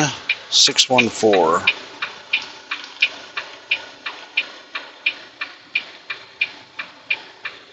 All right, so we got the load information changed. We logged the pre-trip, post-trip, dropping the trailer, hooking up to a new trailer. Now I just need to scale this trailer on the way out.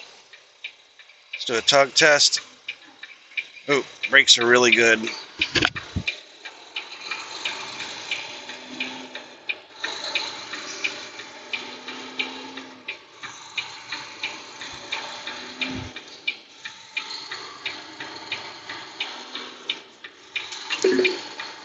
Continue for half a mile.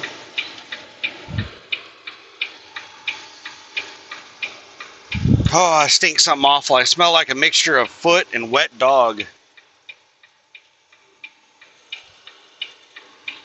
Either that or some other fucker in here smells like that.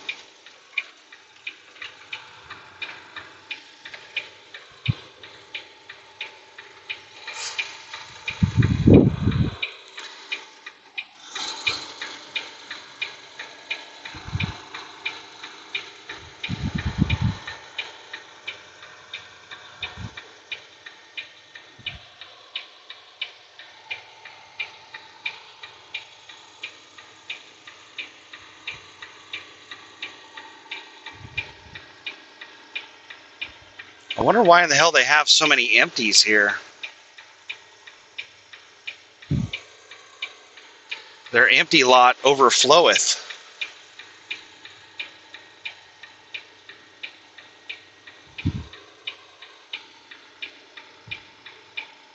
the employees here are super nice. The guy who signs the paperwork wasn't in there, but there were some other people in there taking their break, and they were like, "Oh, he's not in there right now. He should be here in a minute." And he was like, "Let me text him." And they like texted him.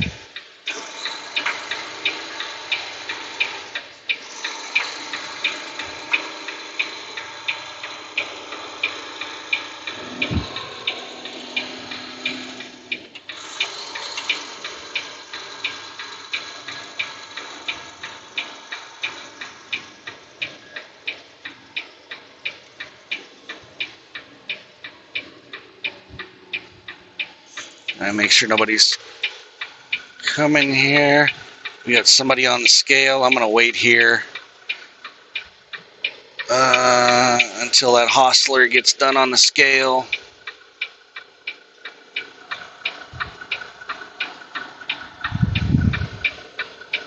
I'm gonna go ahead and take off my seatbelt so I can move around. All right, they are pulling off the scale. Let's swing out way over here. It's kind of hard to get on their scale. It's a little bit of it's not a whole lot of room to straighten out a trailer.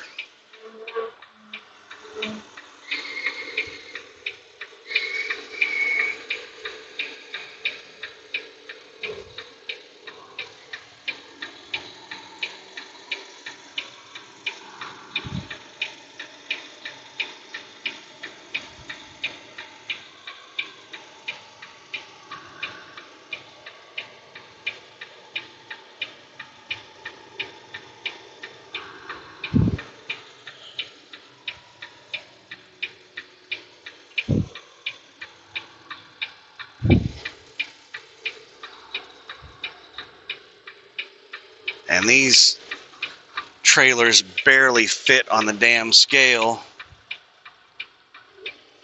All right. You see my steer tires are on the scale. Trailer rear is barely on the scale.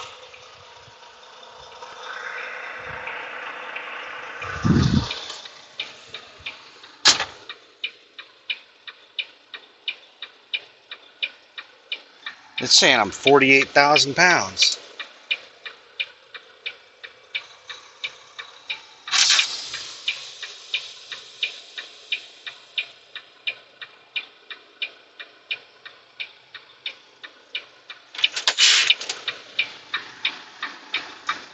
That is really heavy.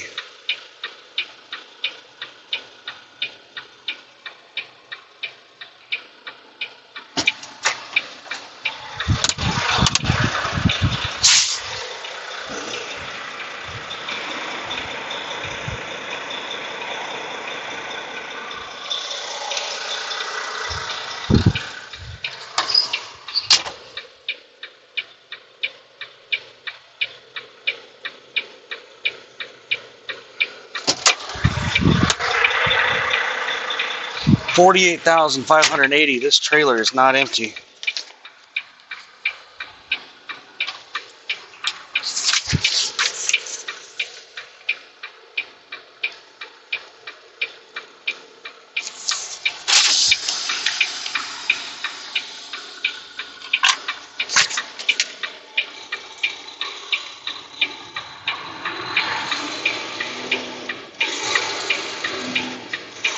I'm gonna go up here and park alongside the road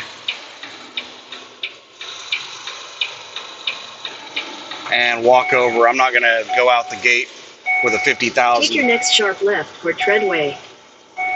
That means this thing has about 14,000 to 15,000 pounds of product in it.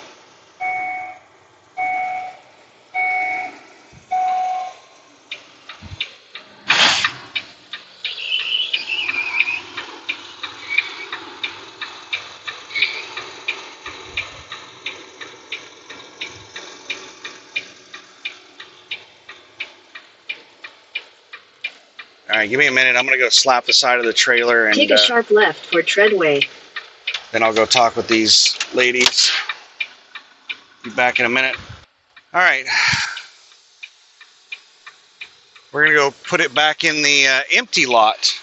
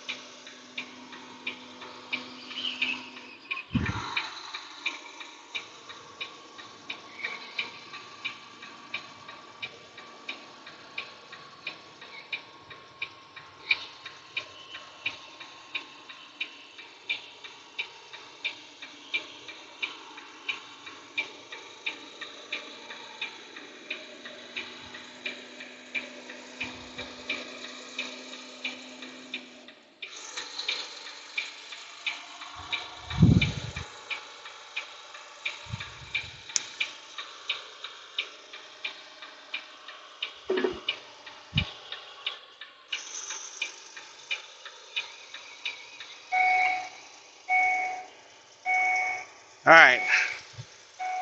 This is just wasting a whole bunch of time that I don't get paid. I was running way ahead of schedule. Now I'm running behind schedule.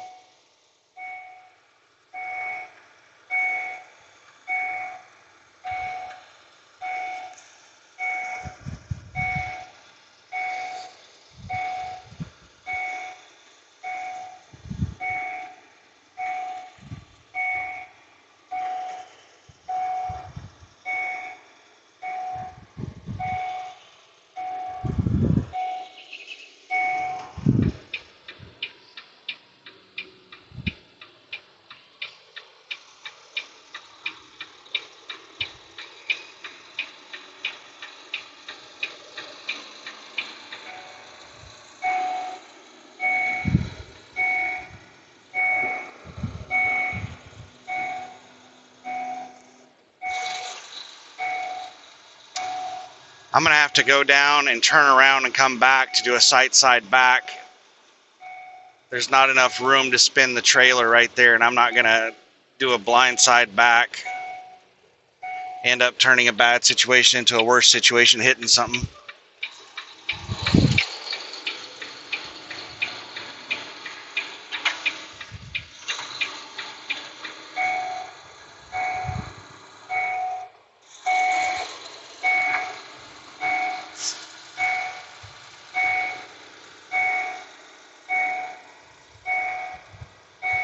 Take your next left.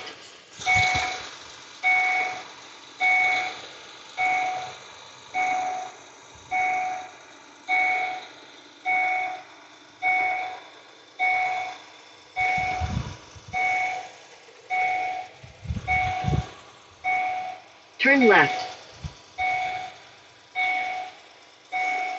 Yeah, whenever I was slapping the side of it, it was empty, and then I got to that rear hopper, and it was just like solid, completely full rear hopper.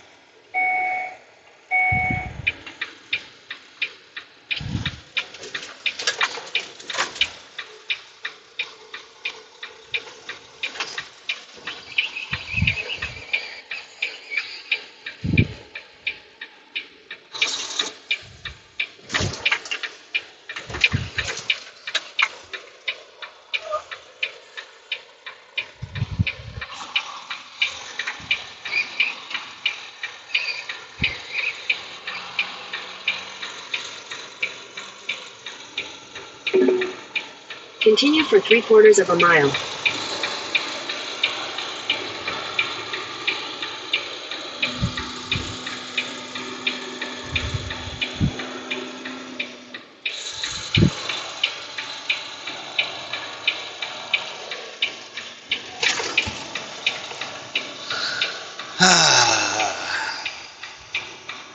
Alright, let's swing way over here. And I'm going to pull down this alleyway.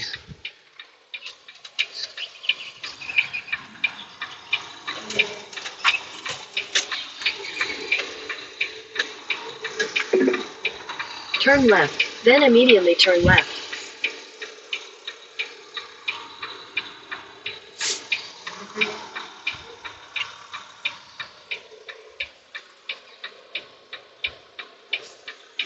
And now we're going to back up.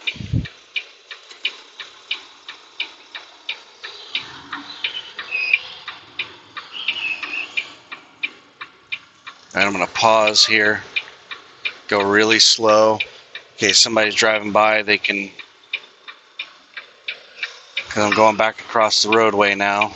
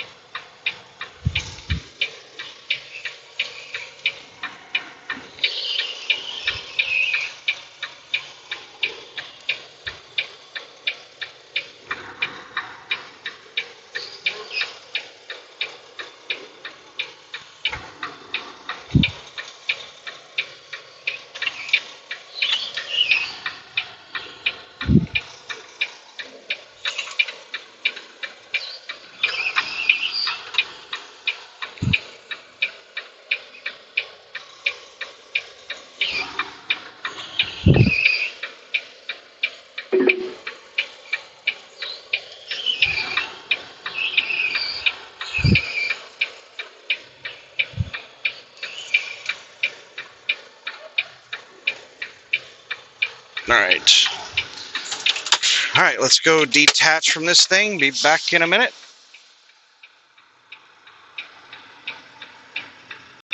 All right, let's double check the one next to it is on the list. It is. We're going to grab the one next to it.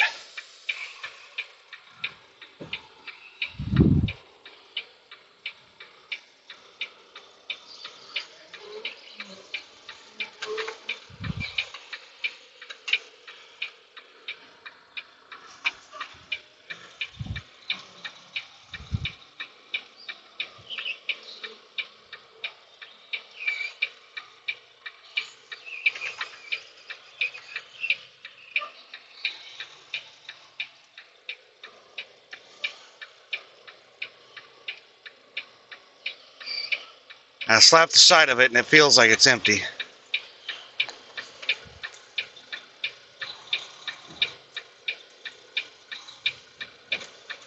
All right. Be back in a minute. All right. Here we go. Let's do a tug test. All right. Now let's get out of here and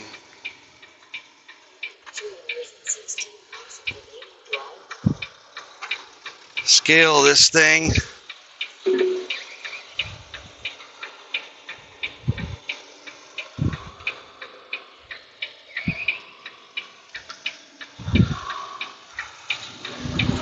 Continue for half a mile.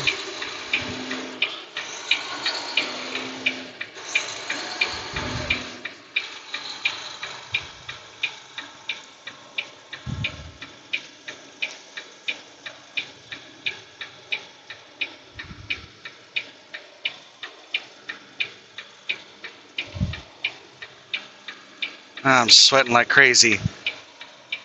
I need to hurry up and get to the truck stop. It's going to be hard to find a parking spot as is. I think I'm just going to go straight to the parking and I'll fuel up when I leave.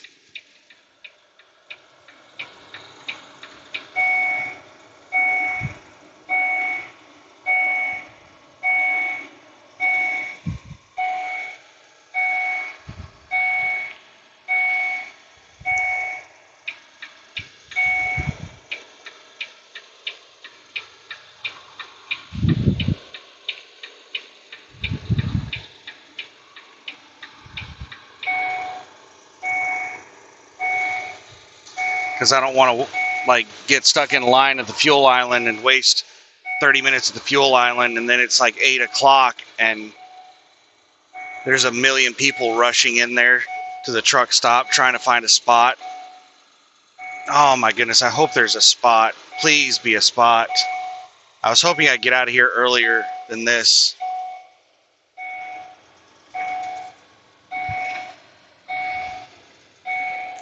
I should have been there at 6:30, but now I'm going to be there at close to 7.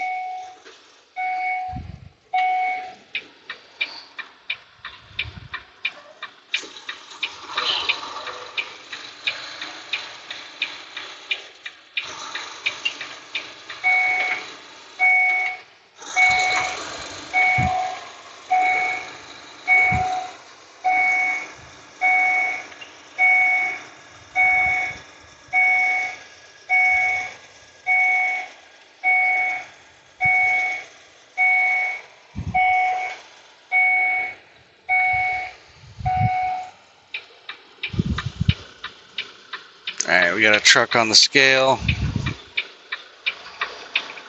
I can go ahead and write my shit down.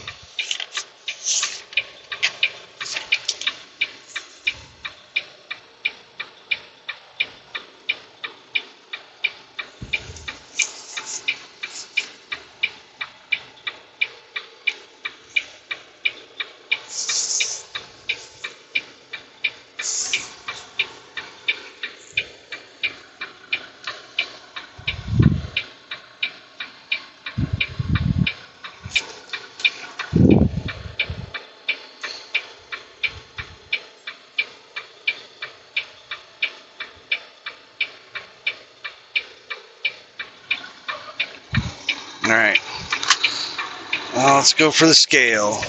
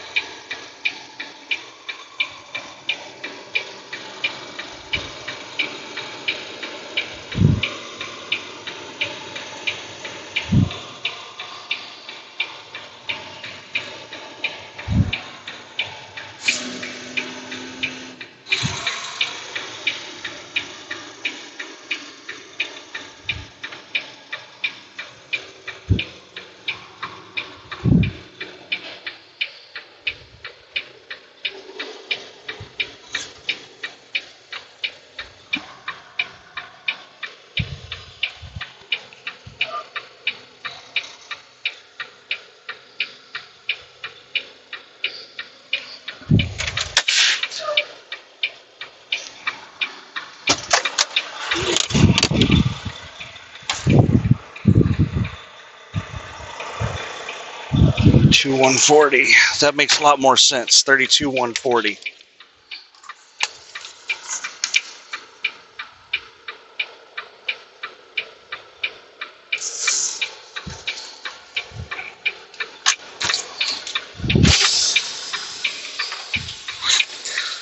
All right, let's put the seatbelt on. Let's roll out.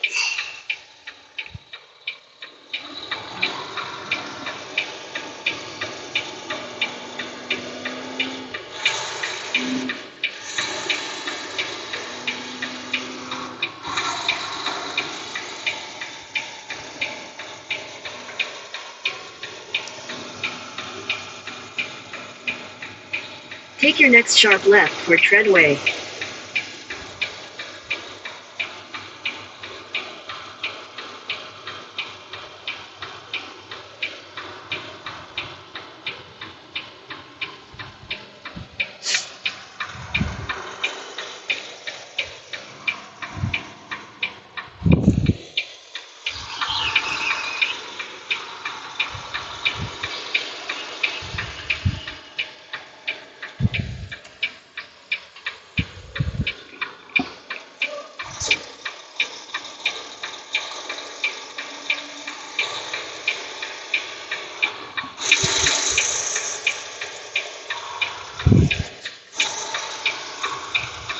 a sharp left toward Treadway.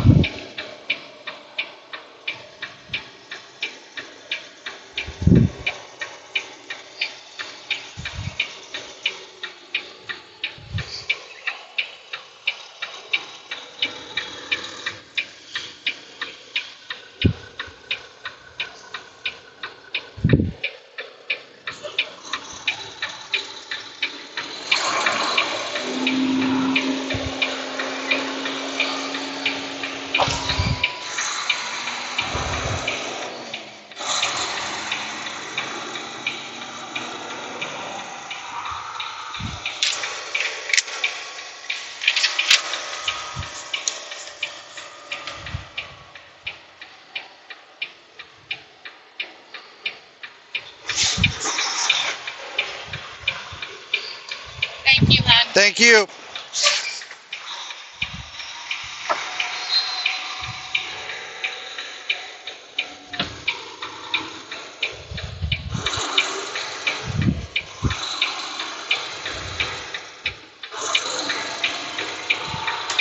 All right.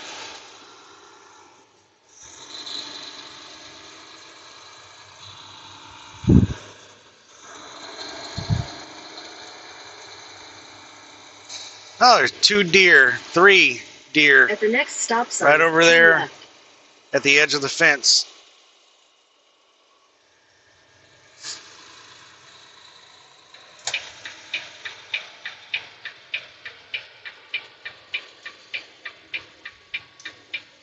You want At to the stay stop over here on the sign, right. turn left onto Illinois I know Highway people 142. want to get way over to the left to make a left turn, but if I do that, then trucks coming and pulling in here cannot make the turn in. All right, we're clear.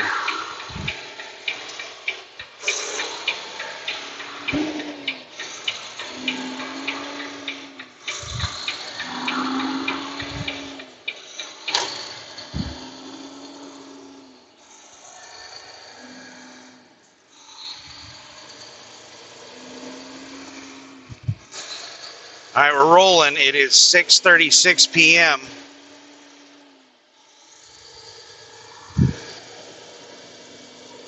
Got 4.5 miles. And I think we only have one stoplight to go through to get there.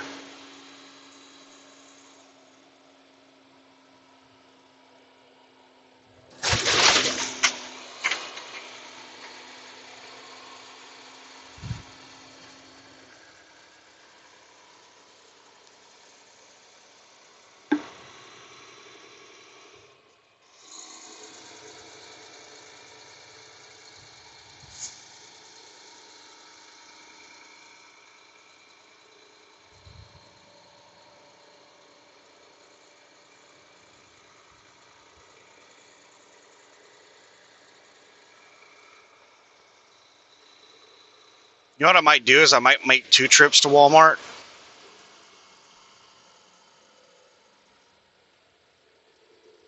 That person is not going across the crosswalk. Here's a second person that is just about to make a run for it.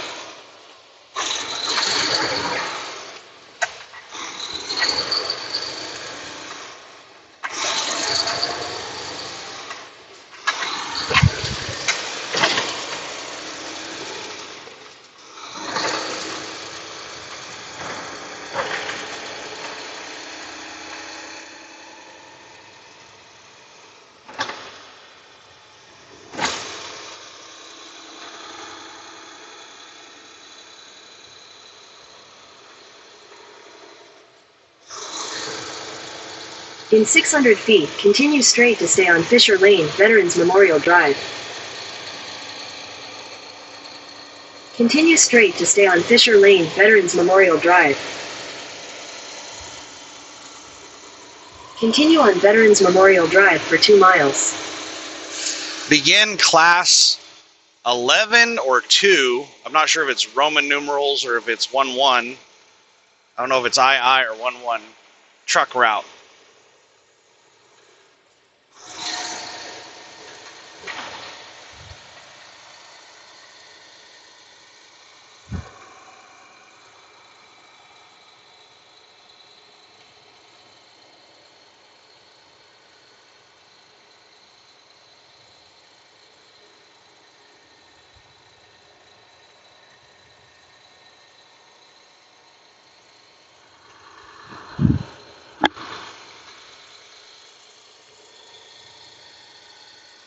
Pedestrian.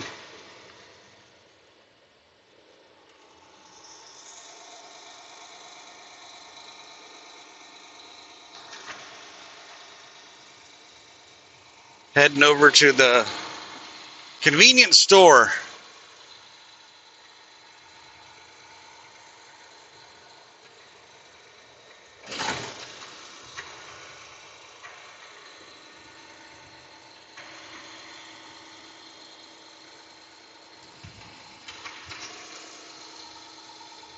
Oh, we got another stoplight.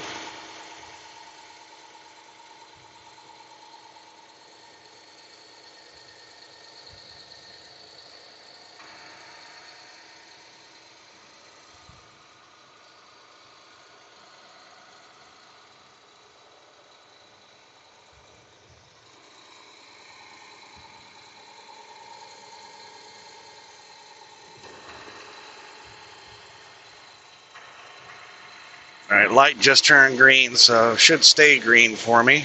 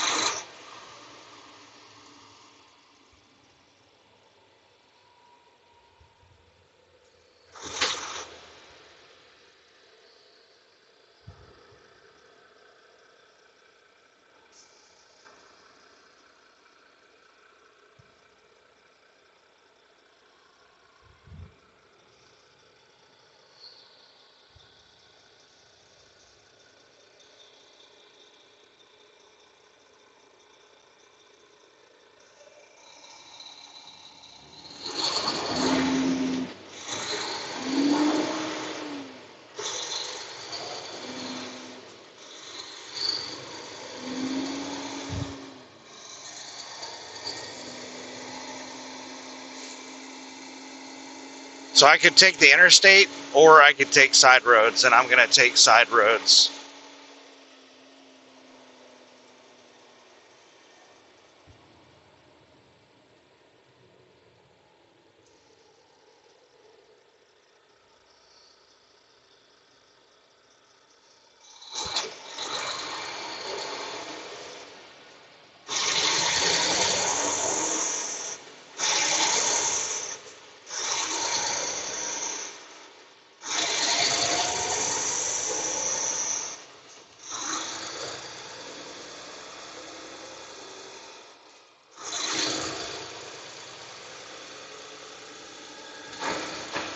Go past this light. Then, at the next one, turn right onto South 45th Street, County Road 1075 East.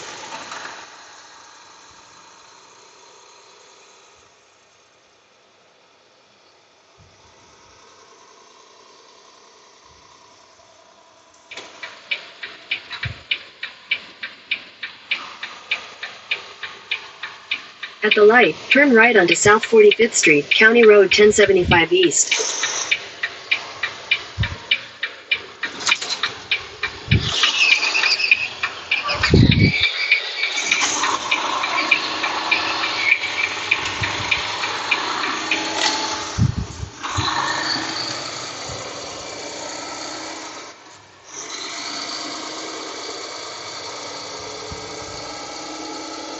Yeah, I stink like wet dog.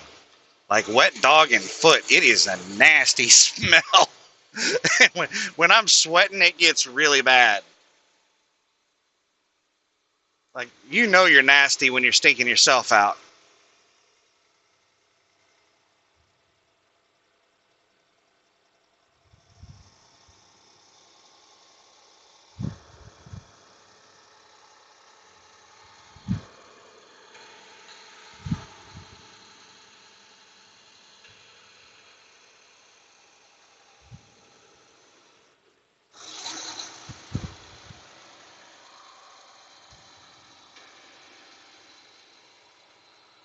In half a mile, turn left.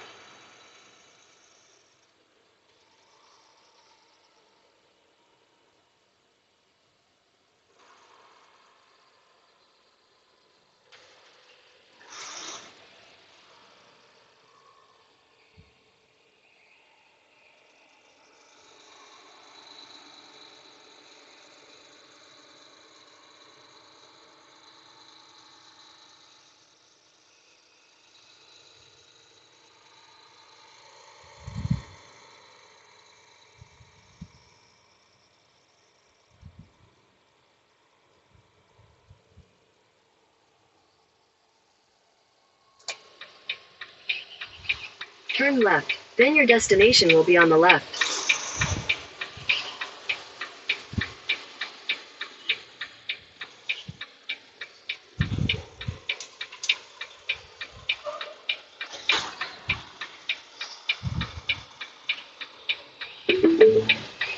Your destination is on the left. And this place is packed. There are some spots, though.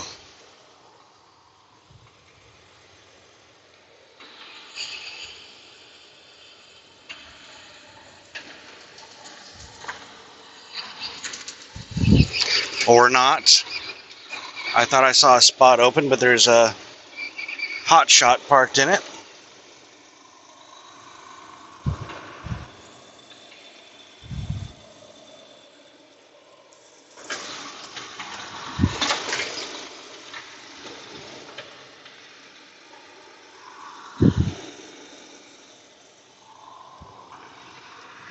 Not a single fucking parking spot.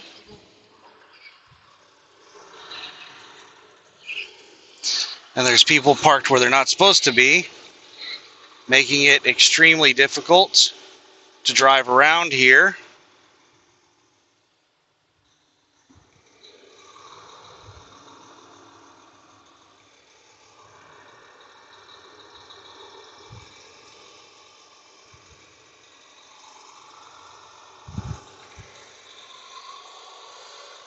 All right, well,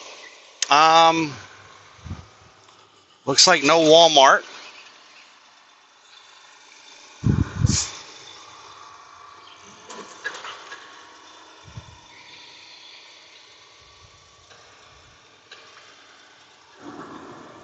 This place is fucking crazy.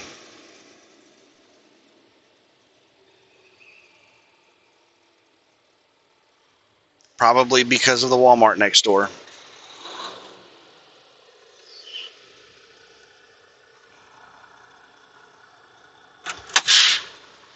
So I'm just going to fuel up and go somewhere else.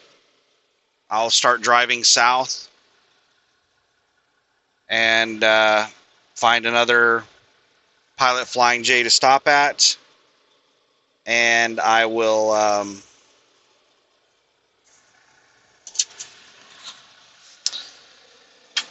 find another Walmart.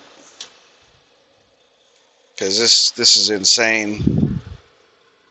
Everybody else looks like they're doing the same thing. They're like, there's not a single spot here.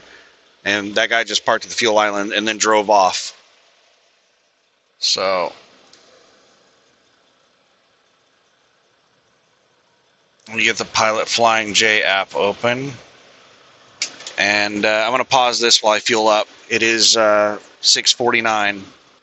All right, we're living the dream. Somebody pulled out of a spot while I was fueling. I was like, oh man, somebody's going to grab that spot before I finish fueling. Nobody grabbed the spot while I was fueling. So we got a spot that's basically a straight back, And I looked like a rookie out here backing into it. I got out and looked like 5 times, but it's an angled back, and I just didn't trust the angle. So I kept getting out and looking to make sure, like, you know, you spend all this time, and why get in a rush over something that's going to take you like an extra 30 seconds when you could risk hitting somebody else's truck, fucking up their life, and fucking up your life. Like, I always take the extra 30 seconds. But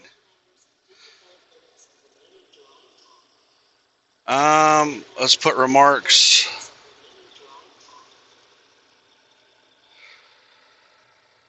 And let's switch over to sleeper berth. I'm gonna go grab a shower, and then I'm gonna go do some grocery shopping. Maybe I might run over to Walmart and just grab some snacks for the. I might go to Walmart twice, so I'm in a rush. So I'm gonna end the video, and I'll upload it whenever I get done with the shower. Bye.